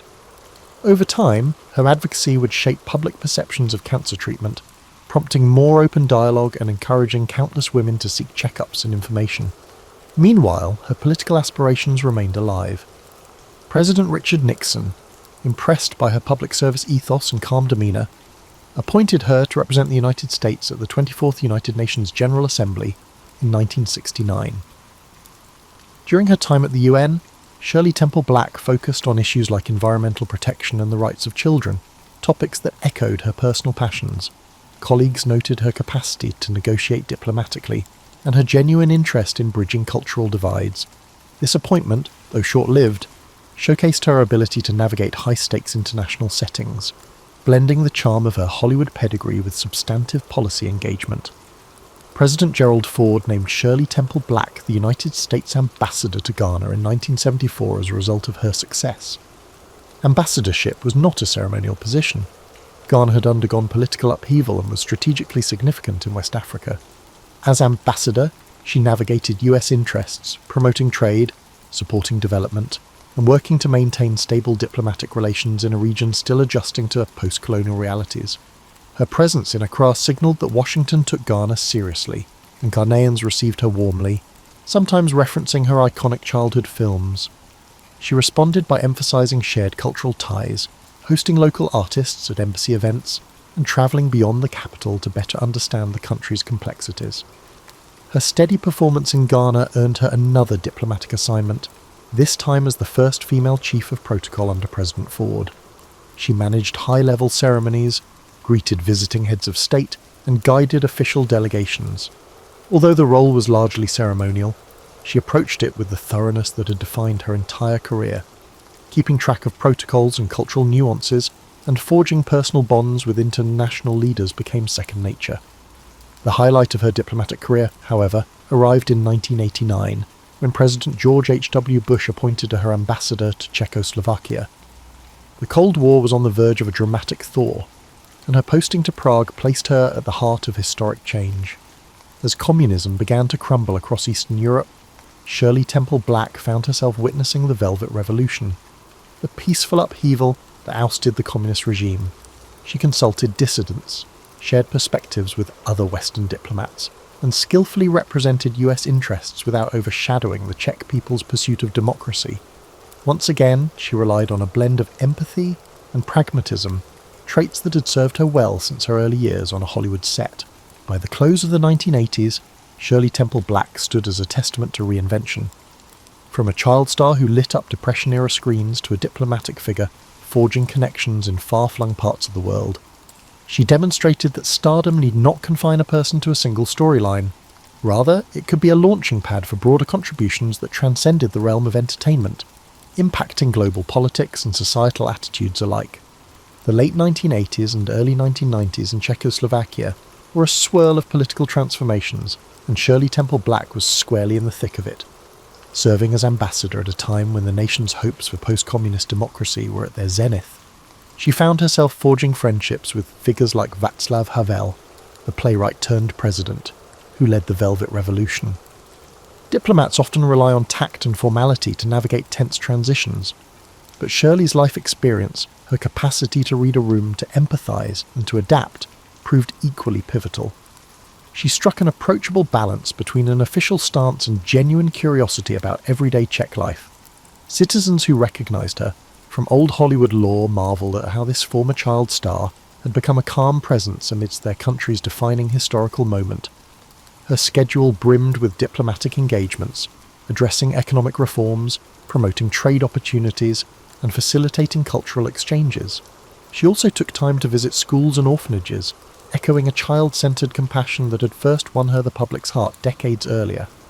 More than once, local media cameras captured her hugging children, an image that symbolised a connection transcending politics. For her staff, it was standard to see school groups flock to the US Embassy, where the ambassador would greet them personally. She saw in those students the same spark that, years before, propelled her own improbable journey. In the midst of these responsibilities, she also wrestled with the complexities of representing a superpower. While US officials championed market liberalisation, the Czech populace harboured diverse views on how rapidly to embrace Western economic models. Shirley sought to present America's stance in a measured way, advocating for cooperation rather than imposing directives. This nuance endeared her to local politicians, who appreciated that she was not just delivering lectures, but engaging in genuine dialogue. Observers credited her with amplifying America's soft power in the region, using her personal warmth as an informal diplomatic tool. Outside her official role, she relished exploring Prague's architecture, concert halls and cafes. The city, with its Gothic spires and centuries-old cobblestone streets, fascinated her. She told friends that wandering around the old town felt like stepping onto a meticulously designed film set, except it was real history etched into every stone. Occasionally, she and her husband Charles hosted small gatherings at the embassy residence, inviting Czech artists and intellectuals alongside visiting American officials. These soirees, bridging cultural gaps with music and conversation, mirrored a style of diplomacy that aligned with her persona, blending formality with the personal touch. By 1992, the world was changing again. Czechoslovakia split peacefully into the Czech Republic and Slovakia. Shirley Temple Black's time as ambassador wrapped up, and while the region's politics continued evolving, she left behind a legacy of empathy-driven diplomacy. Stepping away from her official duties, she returned stateside with a sense that her life's second act had equalled the first in terms of impact, even if fewer paparazzi cameras trailed her every move. Retirement from formal diplomacy did not entail retreating into quiet anonymity. She took on roles with corporate boards, notably with companies where her expertise in international relations and public communication offered value. Though her Hollywood name still commanded attention, she leveraged it selectively, more inclined to champion charitable causes than to cash in on old fame. Among her philanthropic interests, cancer research remained a focal point. She continued to advocate publicly for early detection, recalling her battle with breast cancer. Each time she spoke at fundraisers or medical conferences, attendees saw not a fragile survivor, but a resolute voice urging progress. Those who encountered her socially in these later years describe a woman both gracious and candid. She was not one to dwell on her childhood stardom unless prompted. Indeed, many who knew her as an ambassador or a board member noted they often forgot she had once been the biggest child star on Earth. She was simply Shirley, a thoughtful colleague who asked incisive questions and brought a wealth of worldly experience to any conversation. If pressed about her Hollywood days, she might offer a light anecdote, perhaps about dancing with Bill Bojangles Robinson, but she rarely glorified the spectacle. Instead, she framed it as a valuable but distant chapter in a life driven by personal growth. As she moved into her 70s, Shirley Temple Black observed with equal measures of pride and humility the enduring affection so many still held for her. Around the globe, older fans recalled her films as a joyful beacon amid Depression hardships, while younger generations discovered them on home video. It was a testament not just to her on-screen persona, but also to the universal appeal of sincere optimism. Yet for Shirley herself, the highlight reel comprised more than movie clips. It was her service to her country, her forging of diplomatic pathways in fraught times, and her unwavering ability to adapt that truly defined her adult identity. Reflecting on Shirley Temple's life is like perusing a panoramic album of 20th century America, spanning an era of economic turmoil, world war, cultural upheaval, and global realignment. She departed the world on February 10th, 2014, at age 85, leaving behind a legacy that defied simple categorization. Most headlines upon her passing remembered her as the dimpled darling who danced on staircase railings in black and white musicals. Yet, to view her exclusively through that nostalgic lens is to overlook the deeper arc of her journey. Her funeral, held privately, revealed the quiet dignity she had long preferred. Friends and family spoke of a person whose warm spirit extended far beyond the camera.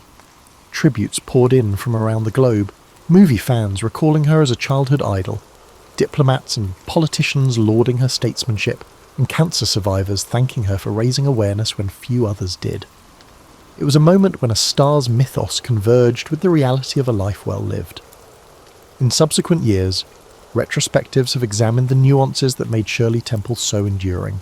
Scholars of film history point out her unusual role in bridging adult and child audiences during the Depression.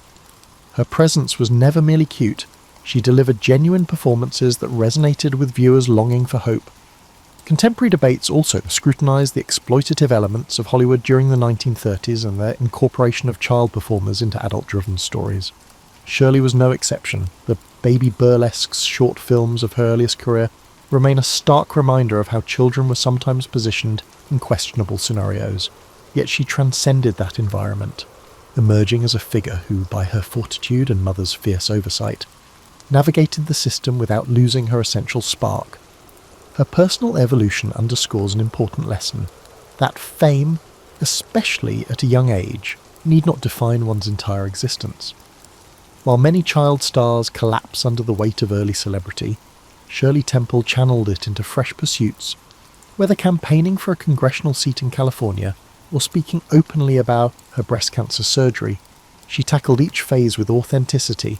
She displayed a consistent willingness to meet challenges head-on, an attribute that stands in contrast to the perceived innocence of her childhood film roles. Perhaps it was that original wellspring of discipline, memorising lines, perfecting dance routines, that carried over into her adult life, enabling her to approach any hurdle with equal resolve. Moreover, her diplomatic service remains one of the more surprising chapters of her story. Stepping into the role of ambassador in two distinct contexts, Ghana and Czechoslovakia, reflected an adaptability rarely seen in showbiz alumni. While some saw her as merely a ceremonial figure, she quickly demonstrated that star quality could harmonise with serious policy work. By advocating for environmental issues at the UN, fostering cultural exchanges in Ghana, and navigating the complexities of a post-communist Czech landscape, she expanded the definition of how a public figure can serve national interests. Tenure in Prague during the Velvet Revolution coincided with a seismic shift in global politics, a pivotal moment that fundamentally reshaped Europe. That vantage point alone placed her in the orbit of towering figures like Havel, forever linking her name to a monumental historical pivot, even as critics debate the merits of her earliest films or the complexity of her mother's role in orchestrating her stardom. Shirley Temple's narrative remains awe-inspiring for its breadth. The child who once sparred with co-stars twice her height became an adult who regularly engaged with world leaders. In the same lifetime, she delighted Depression-era cinema audiences, and then, half a century later, watched democracy break ground in Eastern Europe. That range of experiences underscores a singular life that mirrored the transformations of a century. Today, her iconic cherub face continues to adorn vintage movie posters and DVD covers. Young dancers still attempt to replicate her signature tap routines. Parents introduce her black and white musicals to new generations. Yet parallel to that cultural imprint stands the lesser, celebrated but equally significant tale of an American who chose to redirect celebrity into public service, forging a second legacy as an advocate and diplomat.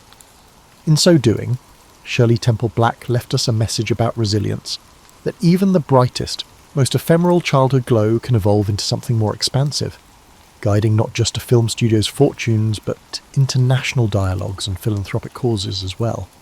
And in the end, perhaps that quiet metamorphosis is her most enduring, if underappreciated, achievement, urged as a dominant power in East Asia. Through rapid industrialization and military expansion, it asserted its influence.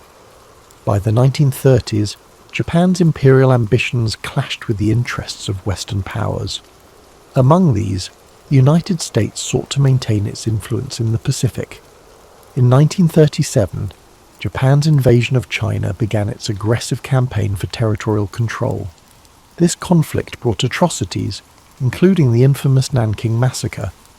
The international community condemned Japan's actions. In response, the United States imposed economic sanctions. Vital resources like oil and steel were cut off. For Japan, these sanctions were crippling. Its military and industrial capabilities were under threat. The Japanese government saw the sanctions as an existential crisis, and so they began to prepare for war.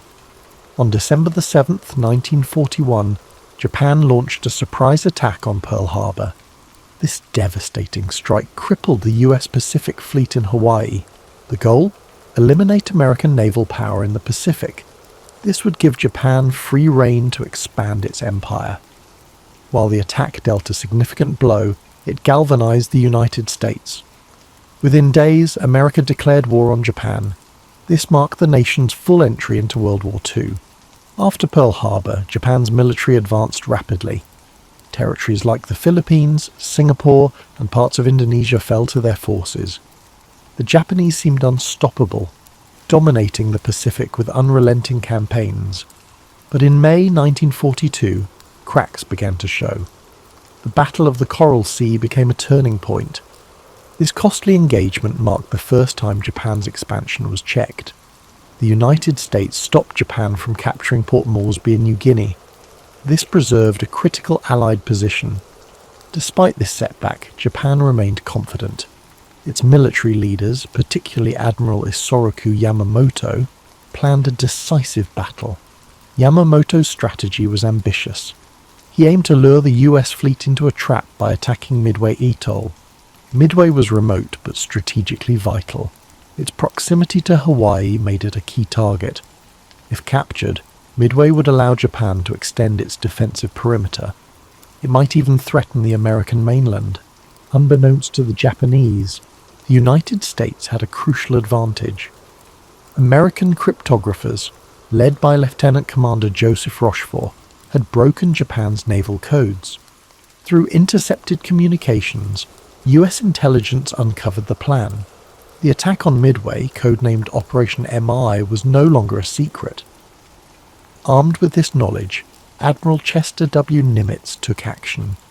As commander of the US Pacific Fleet, he devised a bold counter-strategy. Rather than falling into Yamamoto's trap, Nimitz planned to ambush the Japanese fleet. In preparation, Nimitz assembled his forces. The US Navy had 3 carriers available: USS Enterprise, USS Hornet, and USS Yorktown. The Yorktown, damaged during the Battle of the Coral Sea, was a critical piece. Repaired in record time, it returned to action just in time for the fight. These carriers, along with their escorts and aircraft, represented America's best hope. This was their chance to turn the tide in the Pacific. On the morning of June 4th, 1942, the battle began. Japanese aircraft launched waves of attacks on Midway Atoll. Bombs rained down, targeting airstrips and defences.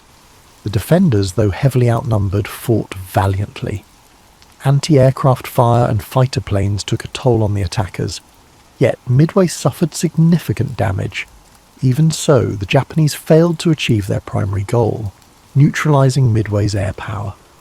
As the Japanese prepared for a second wave, the Americans struck back.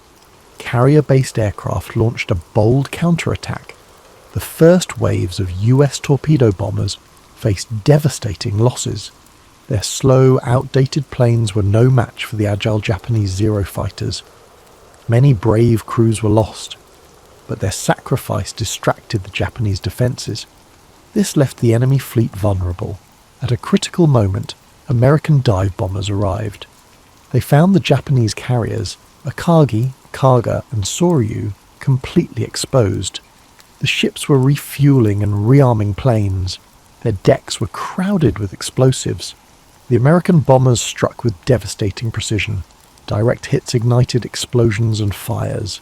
Akagi, Kaga, and Soryu were consumed by flames. This was a catastrophic blow to Japan's naval power. The 4th Japanese carrier, Hiryu, launched a counterstrike. It managed to severely damage the USS Yorktown, but the Americans regrouped quickly. They launched a final attack, sinking Hiryu by the end of the day. All 4 Japanese carriers were destroyed. This marked a turning point, not just in the battle, but in the war itself. The fighting continued for several days. The Japanese attempted to regroup and retreat. By June 7th, it was over. The United States had achieved a decisive victory. Japan's primary carriers were sunk. Their ability to project power in the Pacific was crippled. The loss was catastrophic for Japan. Over 3,000 sailors and airmen were killed. Their fleet suffered irreparable damage. The Battle of Midway marked a turning point. Japan, once seemingly invincible, was now on the defensive. The United States began a bold campaign of island hopping. Strategic locations were captured one by one. Step by step, they pushed closer to Japan. Midway reshaped the nature of naval warfare. The battle proved the central role of aircraft carriers. It signaled the end of the battleship era. Beyond its strategic significance, Midway is remembered for its human cost. The courage of American pilots was extraordinary. They faced overwhelming odds with determination. The resilience of sailors aboard the Yorktown and other ships was inspiring. Their sacrifices showed the strength of the human spirit, even in the face of adversity. Today, Midway Atoll is a wildlife refuge. Its calm waters and quiet shores stand in contrast to the chaos it once endured. This peaceful place is a testament to those sacrifices. It reminds us of the price paid for peace. The story of Midway teaches us many things: the power of strategy, the importance of intelligence, and the unity needed to overcome the greatest challenges. As you rest tonight, reflect on this story. Picture the vast Pacific Ocean. Imagine its waves, now peaceful and still. Think of the bravery of those who fought for a brighter future. Let their sacrifices bring you calm and hope. The impact of Midway did not end with the sinking of Japan's carriers. Its effects echoed across the Pacific and beyond. For Japan, the loss was a strategic disaster. 4 carriers were destroyed: Akagi, Kaga, Soryu, and Hiryu. These ships were the core of the Imperial Japanese Navy's striking force. Their destruction ended Japan's ability to conduct large-scale offensives. The loss of experienced pilots and aircrew was another blow. Unlike the United States, Japan struggled to replace its forces. Its industrial capacity and training programs were limited. The expertise of the aviators lost at Midway was irreplaceable. This left the Japanese fleet at a growing disadvantage in later battles. For the United States, Midway was a game-changer. Victory allowed the US to shift from defense to offense. The Pacific, once dominated by Japan, began to change. American morale soared. The victory proved Japan's expansion could be halted and reversed. For the first time, the Allies had a clear path forward. The island-hopping strategy followed soon after. Allied forces targeted key Japanese-held islands. They bypassed heavily fortified positions, choosing strategic locations instead. Each island captured brought the Allies closer to Japan's home islands. Japanese supply lines were cut off, isolating their forces. One of the first campaigns to build on Midway's success was the Battle for Guadalcanal, which began in August 1942. This grueling 6-month campaign saw the United States gain its first major foothold in the Pacific. It marked the beginning of Japan's long retreat. The lessons learned at Midway, particularly the importance of air superiority in carrier-based operations, were applied repeatedly in the battles that followed. The psychological impact of Midway was equally profound. For Japan, the defeat shattered the aura of invincibility that had surrounded its navy. The loss of the carriers that had spearheaded the attack on Pearl Harbor was a blow. It was a blow not only to Japan's military capabilities, but also to its national pride. The morale of Japanese troops and citizens began to waver. The realization set in: victory might not be achievable. For the United States and its allies, Midway was a source of inspiration and determination. The victory demonstrated that careful planning, intelligence, and courage could overcome even the most formidable adversaries. It strengthened the resolve of Allied forces and galvanized the American public. who now saw a path to ultimate victory in the Pacific. The Battle of Midway also highlighted the evolving nature of naval warfare. The era of the battleship, long considered the dominant force in naval strategy, was over. Midway confirmed that aircraft carriers and their air groups were the new kings of the sea. Control of the skies became the determining factor in naval engagements. This shift would influence military doctrine for decades to come. The role of intelligence in the battle cannot be overstated. The work of American codebreakers, who deciphered Japan's naval plans, provided a critical advantage. This allowed the United States to prepare and execute its ambush. This achievement underscored the importance of information and communication in modern warfare. It set the stage for the development of sophisticated intelligence operations in future conflicts. As the war progressed, the impact of Midway became increasingly evident.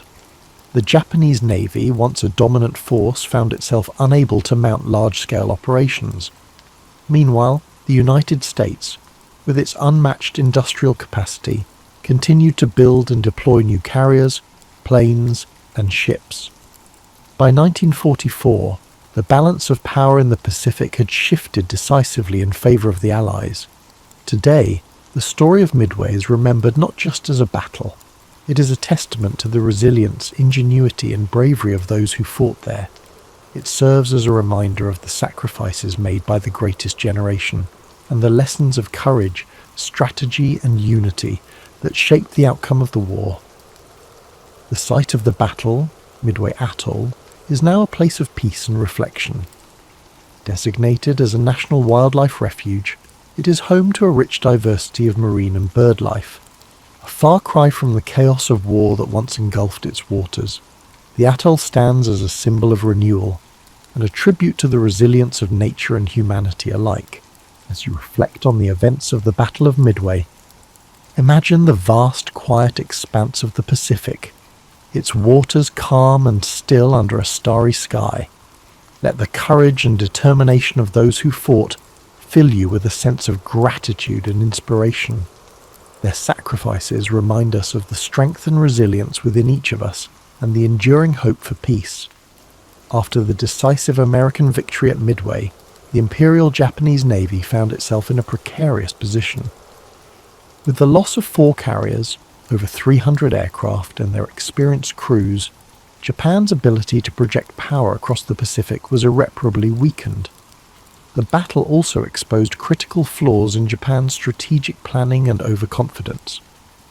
Despite early successes in the war, the Japanese High Command underestimated the United States' industrial capacity, intelligence capabilities, and the sheer determination of its forces.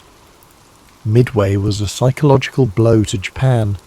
The once dominant Japanese Navy now faced a growing and increasingly confident American fleet. This loss of momentum had a cascading effect on Japanese strategy. Without the naval supremacy they had relied upon, Japan was forced into a defensive posture, scrambling to protect its remaining territories and resources. Meanwhile, the United States capitalized on its victory to push forward with its island-hopping campaign. This strategy involved bypassing heavily fortified Japanese strongholds in favor of capturing strategically significant islands. Each island seized became a stepping stone toward Japan itself, providing bases for air operations, supply lines, and staging areas for future assaults.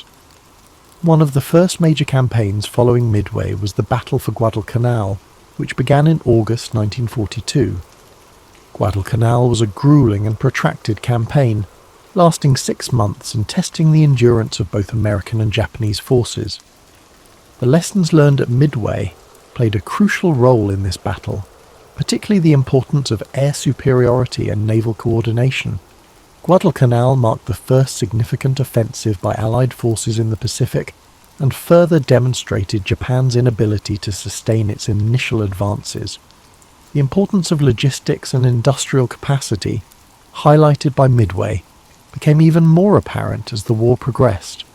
The United States, with its vast industrial resources, was able to replace ships, aircraft, and personnel at a pace that Japan could not match. For every carrier Japan lost at Midway, The US was building multiple new carriers, along with the planes and crews needed to operate them. This overwhelming production capacity allowed the Allies to maintain pressure on Japan across multiple fronts. The Battle of Midway also influenced the development of naval warfare tactics and technology. The battle demonstrated the importance of aircraft carriers as the centerpiece of naval strategy, relegating battleships to a secondary role. The lessons learned at Midway shaped the way future naval engagements were fought, with an emphasis on air power, intelligence, and mobility. Intelligence gathering, which had played such a pivotal role at Midway, continued to be a critical factor in the Allied war effort. The success of American cryptographers in breaking Japanese codes allowed the US to anticipate and counter Japanese moves throughout the war. This advantage helped secure victories in battles such as the Philippine Sea and Leyte Gulf, further eroding Japan's ability to wage war. As the war drew closer to Japan's home islands, the effects of Midway became even more pronounced. The loss of carriers and pilots at Midway created a gap in Japan's naval and air capabilities that it could never fully close. By the time of the Battle of the Philippine Sea in 1944, often referred to as the Great Marianas Turkey Shoot, Japanese pilots were so inexperienced that American forces decimated them with relative ease. This imbalance in skill and resources can be traced back to the setbacks Japan suffered at Midway. The legacy of Midway extends beyond its military and strategic implications. It became a symbol of resilience, ingenuity, and the importance of unity in the face of adversity. For the United States, the victory at Midway represented a turning point in a war that had begun with the devastating losses at Pearl Harbor. It demonstrated that the American spirit, coupled with innovation and strategy, could overcome even the most formidable challenges. The men who fought at Midway left a lasting impact on history. Their courage and sacrifice are remembered not just in the annals of military history, but also in the hearts of those who understand the profound cost of war. Many of the pilots, sailors, and officers who served in the battle went on to play key roles in subsequent campaigns, carrying with them the lessons and experiences of Midway. Today, the site of the battle remains a place of quiet reflection. Midway Atoll, now a national wildlife refuge, is home to diverse marine and bird life, a stark contrast to the chaos that once engulfed its waters. The peaceful serenity of the atoll serves as a poignant reminder of the cost of war and the enduring hope for peace. The story of Midway is one of triumph and tragedy, of strategy and sacrifice. It is a reminder of the resilience of the human spirit and the importance of standing firm in the face of adversity. As we reflect on this pivotal moment in history, let us remember the bravery of those who fought, the lessons they taught us, and the enduring legacy of their actions. Picture the calm waters of the Pacific, the waves gently lapping against the shores of the atoll. Imagine the bravery of those who took to the skies and seas, their sacrifices shaping the course of history. Let their legacy remind you of the strength and resilience within us all. Thank you for joining us tonight on History and Sleep. May the story of the Battle of Midway bring you reflection, perspective, and a deep sense of gratitude. Sleep well, and may your dreams be filled with the quiet strength of those who came before us, and the enduring hope for a better world. Sweet dreams, and drift off to sleep with rain. When we think of kings, our minds conjure images of wise Solomon, brave Arthur, or noble Henry, the fifth leading charge at Agincourt. But for every ruler who earned their place in history's Hall of Fame, there's another who stumbled spectacularly into its Hall of Shame. These monarchs didn't just fail, they failed with such remarkable consistency that their reigns became cautionary tales whispered in palace corridors for centuries. The crown, that golden circle of ultimate authority, has adorned some truly unworthy heads throughout history.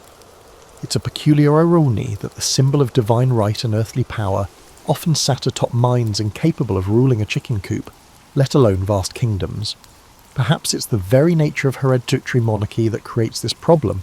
After all, leadership skills don't necessarily pass through bloodlines like blue eyes or prominent noses.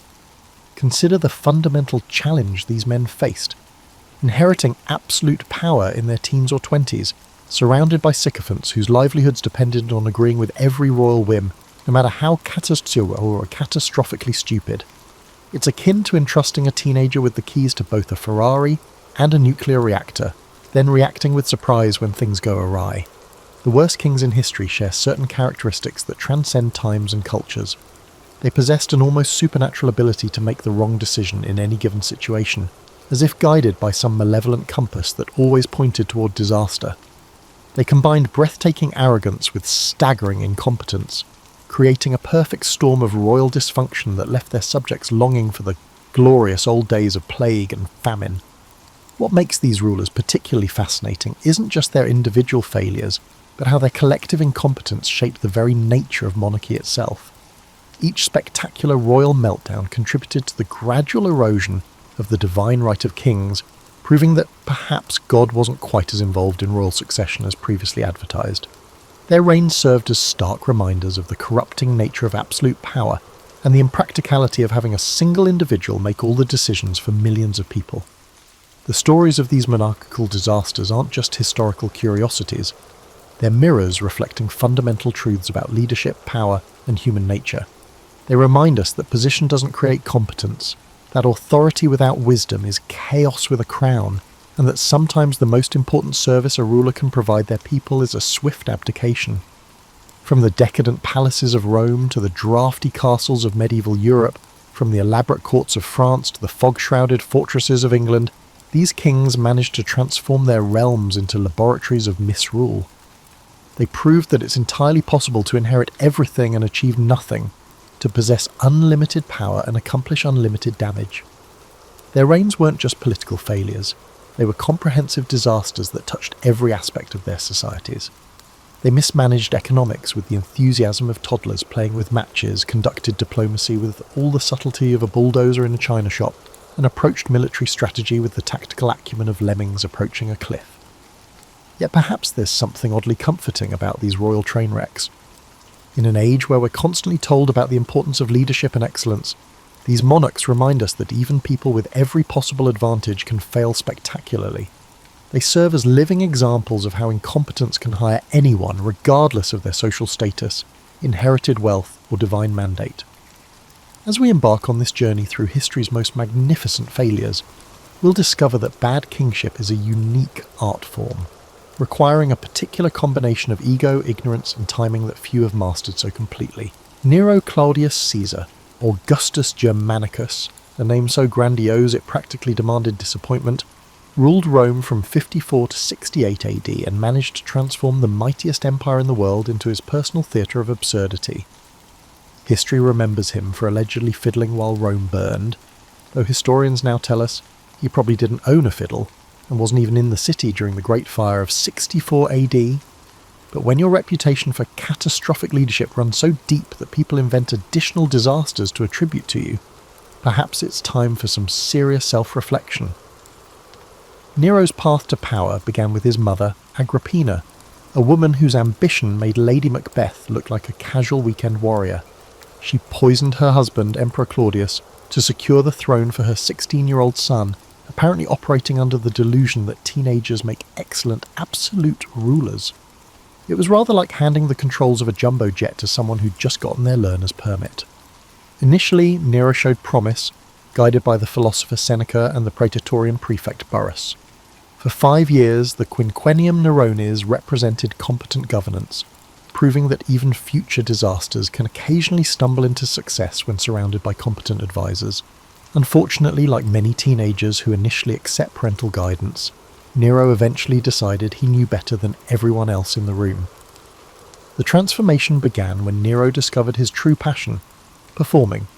His passion lay not in governing, nor in military strategy, nor in economic policy, but in performing. He fancied. He considered himself a great artist, musician, and actor, apparently confusing the role of emperor with that of an entertainer. He began appearing on the stage, competing in chariot races, and hosting elaborate artistic competitions where he invariably won every prize, because nothing says fair competition like having the power to execute the judges. His artistic pretensions might have been merely embarrassing if they hadn't come at the expense of actual leadership. While Nero practiced his lyre and rehearsed tragic soliloquies, the empire's borders faced increasing pressure from Germanic tribes, British rebels, and Parthian conflicts. It was rather like a ship's captain deciding to take up interpretive dance while his vessel sailed through a hurricane. The domestic situation proved equally disastrous. Nero's paranoia reached spectacular heights when he ordered the murder of his mother in 59 AD. Agrippina had become inconveniently critical of her son's policies, apparently forgetting that criticism and absolute monarchy mix about as well as gasoline and lit matches. Nero's solution demonstrated the kind of problem-solving skills that would make a medieval surgeon look sophisticated.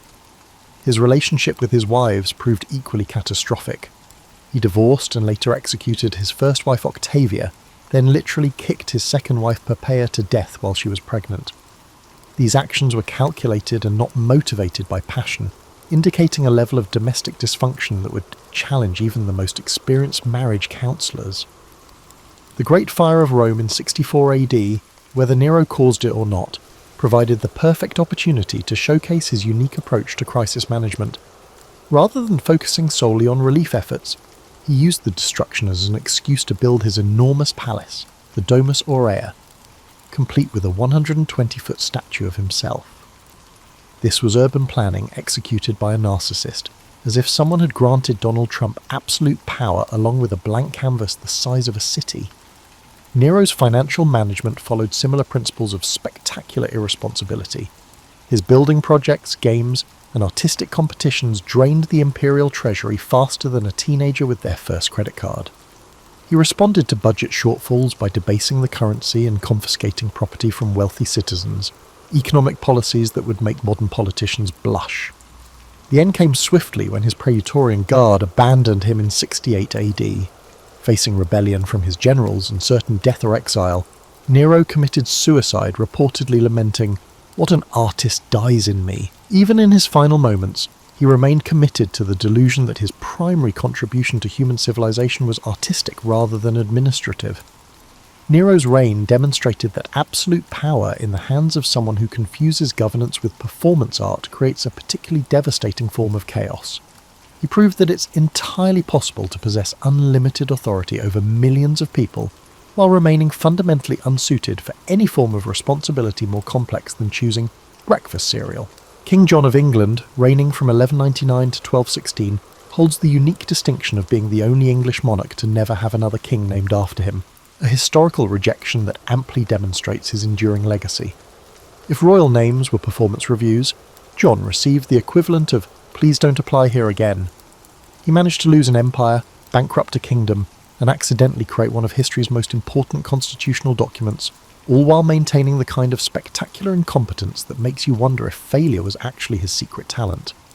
John inherited the Angevin Empire from his brother Richard the Lionheart, a collection of territories stretching from Scotland to the Pyrenees that represented the pinnacle of medieval English power. It was rather like inheriting a successful family business and immediately deciding to use it as kindling. Within 15 years, John had lost most of these continental possessions to Philip Augustus of France, earning himself the nickname Lackland, though couldn't keep land might have been more accurate.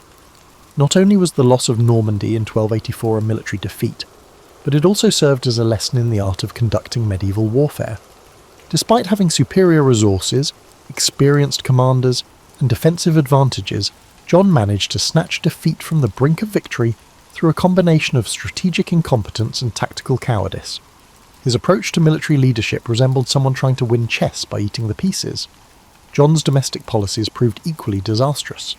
He demanded excessive taxes to fund his unsuccessful attempts to reclaim his French territories, essentially asking his subjects to finance their oppression. His tax collectors became as popular as plague carriers and about as welcome in English villages. The king seemed to operate under the revolutionary economic theory that money grows on trees, and those trees belonged exclusively to him. His relationship with the church provided another avenue for spectacular failure. John's dispute with Pope Innocent III over the appointment of the Archbishop of Canterbury resulted in England being placed under papal interdict from 1208 to 1214. This process meant no religious services, no church weddings, and no proper burials, essentially turning England into a spiritual wasteland. It was ecclesiastical warfare, with John playing the role of the person who brings a water pistol to a gunfight. The interdict wasn't just spiritually devastating, it was politically catastrophic. Medieval people took their religion seriously, and a king who couldn't maintain proper relations with God's representative on earth was clearly unsuited for earthly leadership. John had managed to make himself persona non grata with both heaven and earth simultaneously, an achievement that required genuine dedication to incompetence. John's judicial system operated on principles that would make modern autocrats blush. He sold justice to the highest bidder, imprisoned nobles without trial, and seized property on whims that would make a toddler's decision-making process look measured and thoughtful. His courts became marketplaces where justice was auctioned to the highest bidder, creating a legal system that combined the fairness of a rigged casino with the efficiency of medieval bureaucracy. The baronial revolt that produced Magna Carta in 1215 wasn't a sudden explosion of democratic idealism. It was the inevitable result of years of accumulated grievances against a king who treated his realm like his personal piggy bank. The barons were not revolutionary democrats, but rather, they were aristocrats who had grown weary of their supposed leader's systematic robbery and humiliation. The Magna Carta itself represented less a triumph of John's wisdom than a testament to his failure. The document essentially forced the king to promise to stop behaving like a complete tyrant, which tells you everything you need to know about his previous conduct. It was the medieval equivalent of making someone sign a contract promising not to steal your lunch money. Even after agreeing to the Magna Carta, John immediately began scheming to overturn it, proving that his signature was worth approximately as much as Confederate currency. He appealed to Pope Innocent III, who obligingly declared the charter null and void because apparently both king and pope had missed the point entirely. These events led to the First Barons' War, which was still ongoing when John conveniently died in 1216, possibly from dysentery, a fitting end for a reign that had been largely consistent from a constitutional perspective. John's legacy proves that sometimes the most important historical contributions come from people who fail so spectacularly that they force everyone else to create safeguards against future similar disasters. He didn't create Magna Carta through wisdom or foresight. He created it through being so comprehensively awful that his subjects had no choice but to invent constitutional monarchy as an alternative to royal tyranny. In 1774, Louis XVI of France ascended to the throne with the same enthusiasm as someone asked to defuse a bomb while blindfolded. At 20 years old, he inherited a kingdom drowning in debt, seething with social tension, and groaning under the weight of an outdated feudal system that had outlived its usefulness by about 3 centuries. It was rather like being handed the captain's wheel of the Titanic just as the lookout spotted the iceberg, except the iceberg had been visible for decades and everyone had been politely pretending it wasn't there. The young king possessed many admirable personal qualities. He was kind, well-intentioned, and genuinely concerned about his subjects' welfare. Unfortunately, he also possessed the decisive leadership abilities of a confused deer caught in headlights, which proved somewhat problematic when governing a nation on the brink of revolution. Louis XVI wasn't evil or malicious, he was simply catastrophically unsuited for the job, like appointing a talented musician to perform brain surgery. France's financial crisis had been building for generations, fueled by expensive wars, an inefficient tax system, and the kind of court spending that would make modern celebrities look frugal. The monarchy had borrowed money with the same casual enthusiasm that teenagers use credit cards, apparently operating under the assumption that debt was something that happened to other people.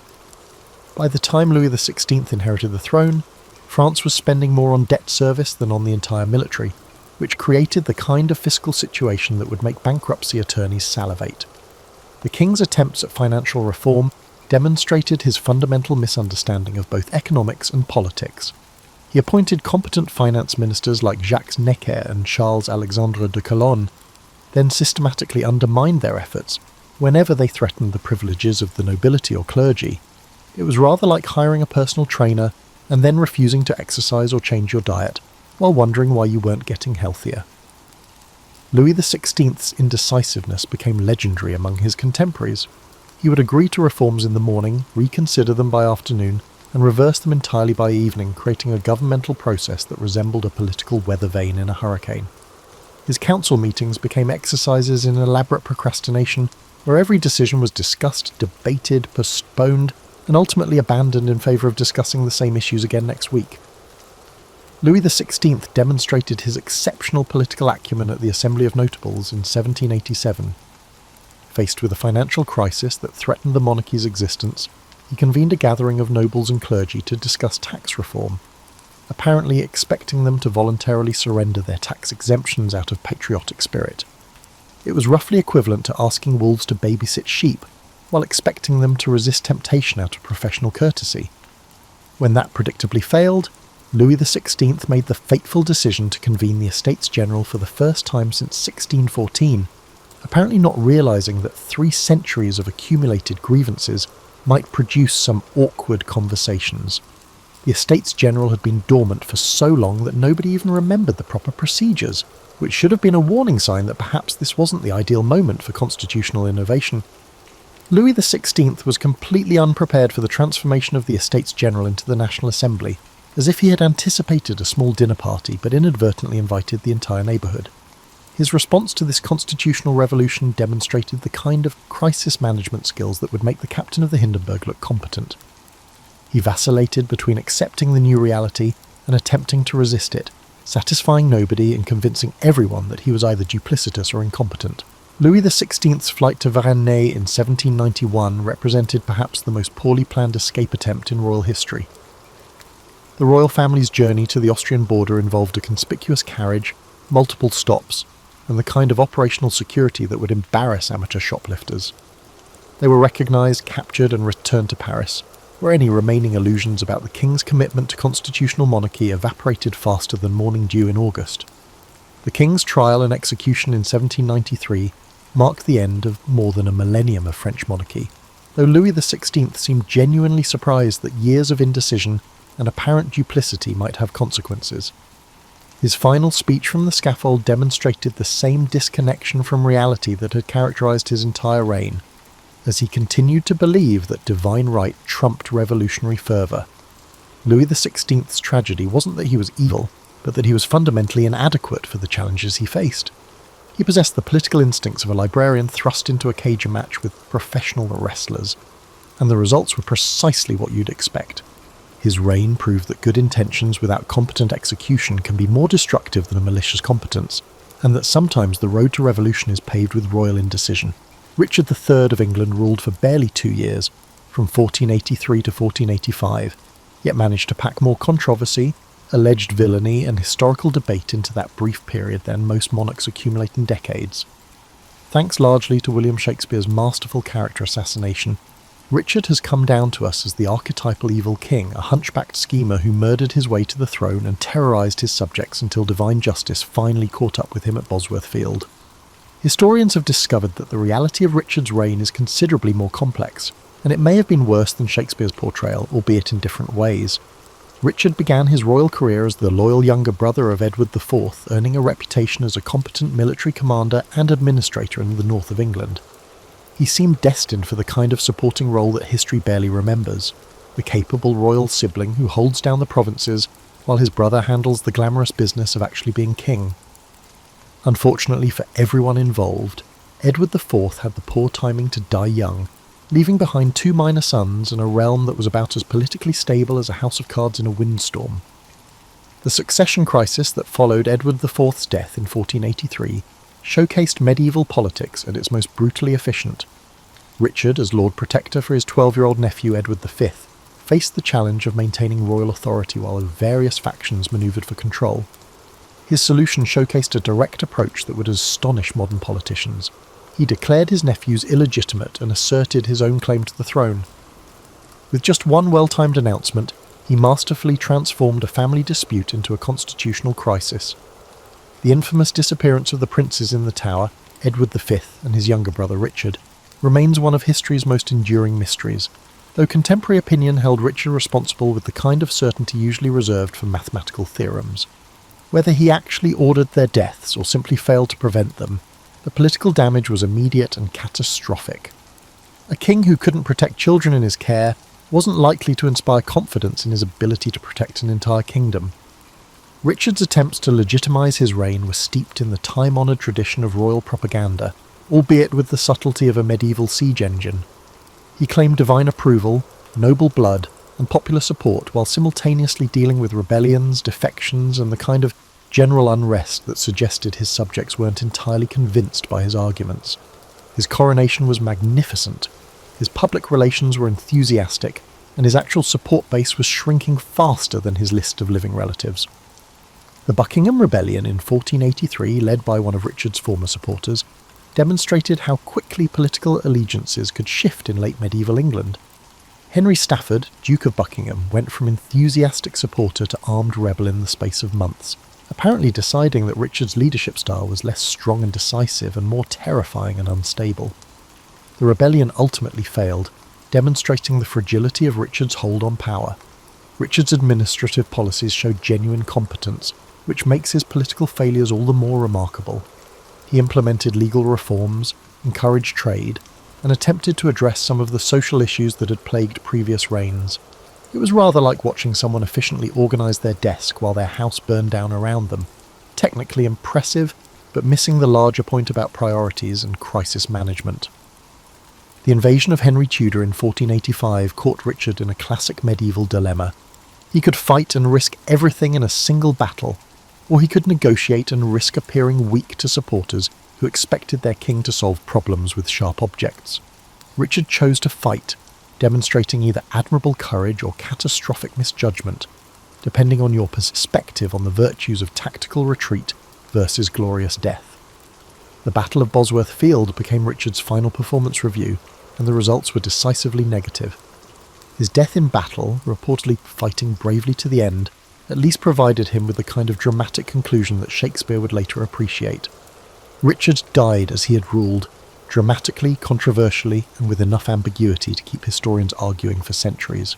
The discovery of Richard's remains in 2012 under a Leicester parking lot provided a fitting metaphor for his historical reputation.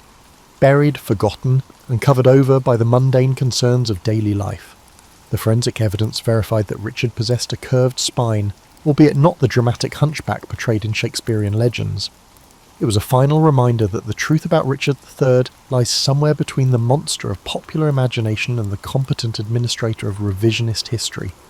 Richard III's reign proves that in politics, perception often matters more than reality, and that a brief but dramatic failure can overshadow decades of competent service. He remains history's most famous two-year disaster, a king whose reign was so brief and troubled that it became a cautionary tale about the dangers of combining ambition with poor judgment and worse timing. The discovery of Richard's remains in 2012 under a Leicester parking lot provided a fitting metaphor for his historical reputation. Buried, forgotten, and covered over by the mundane concerns of daily life. The forensic evidence verified that Richard possessed a curved spine, albeit not the dramatic hunchback portrayed in Shakespearean legends. It was a final reminder that the truth about Richard III lies somewhere between the monster of popular imagination and the competent administrator of revisionist history. Richard III's reign proves that in politics, perception often matters more than reality, and that a brief but dramatic failure can overshadow decades of competent service. He remains history's most famous two-year disaster, a king whose reign was so brief and troubled that it became a cautionary tale about the dangers of combining ambition with poor judgment and worse timing. During this period, the king's financial strategies demonstrated a level of fiscal creativity that would leave modern tax authorities in awe. Originally an emergency naval tax for coastal counties, the reasoning behind the extension of ship money to inland areas would challenge the flexibility of Olympic gymnasts. Charles apparently discovered that if you squinted hard enough at legal precedents while ignoring common sense entirely, you could justify almost any form of taxation. Religious policy provided another avenue for Charles to demonstrate his talent for turning manageable problems into catastrophic crises. His attempts to impose uniformity on the Church of England, influenced by Archbishop Laud's high church preferences, managed to alienate both Puritans, who thought he was too Catholic, and Catholics, who knew he wasn't Catholic enough. This approach was ecumenical diplomacy executed with a sledgehammer, achieving the remarkable feat of uniting his religious subjects against his policies. The Scottish crisis from 1639 to 1640 perfectly illustrated Charles's approach to international relations. His attempt to impose the English Book of Common Prayer on Presbyterian Scotland produced the Bishops' Wars, conflicts that combined the military effectiveness of a church social with the theological intensity of the Crusades. The Scots' armed resistance to Charles's religious innovations forced him to recall Parliament, ending his 11-year experiment in personal rule with all the success of the Hindenburg's landing strategy. The Long Parliament, summoned in 1640, approached its relationship with Charles rather like divorce attorneys negotiating with a spouse who'd been hiding assets. Years of accumulated grievances, illegal taxation, and religious controversy had created a constitutional crisis that required either genuine compromise or complete capitulation. Charles, characteristically, opted for a third course of action, disguising the crisis as non-existent while clandestinely strategizing its resolution through coercion. The king's attempt to arrest 5 members of Parliament in 1642 represented perhaps the most catastrophic miscalculation in English constitutional history. His personal invasion of the House of Commons, demanding the surrender of his political opponents, violated parliamentary privilege so flagrantly that it made previous constitutional disputes look like minor etiquette disagreements.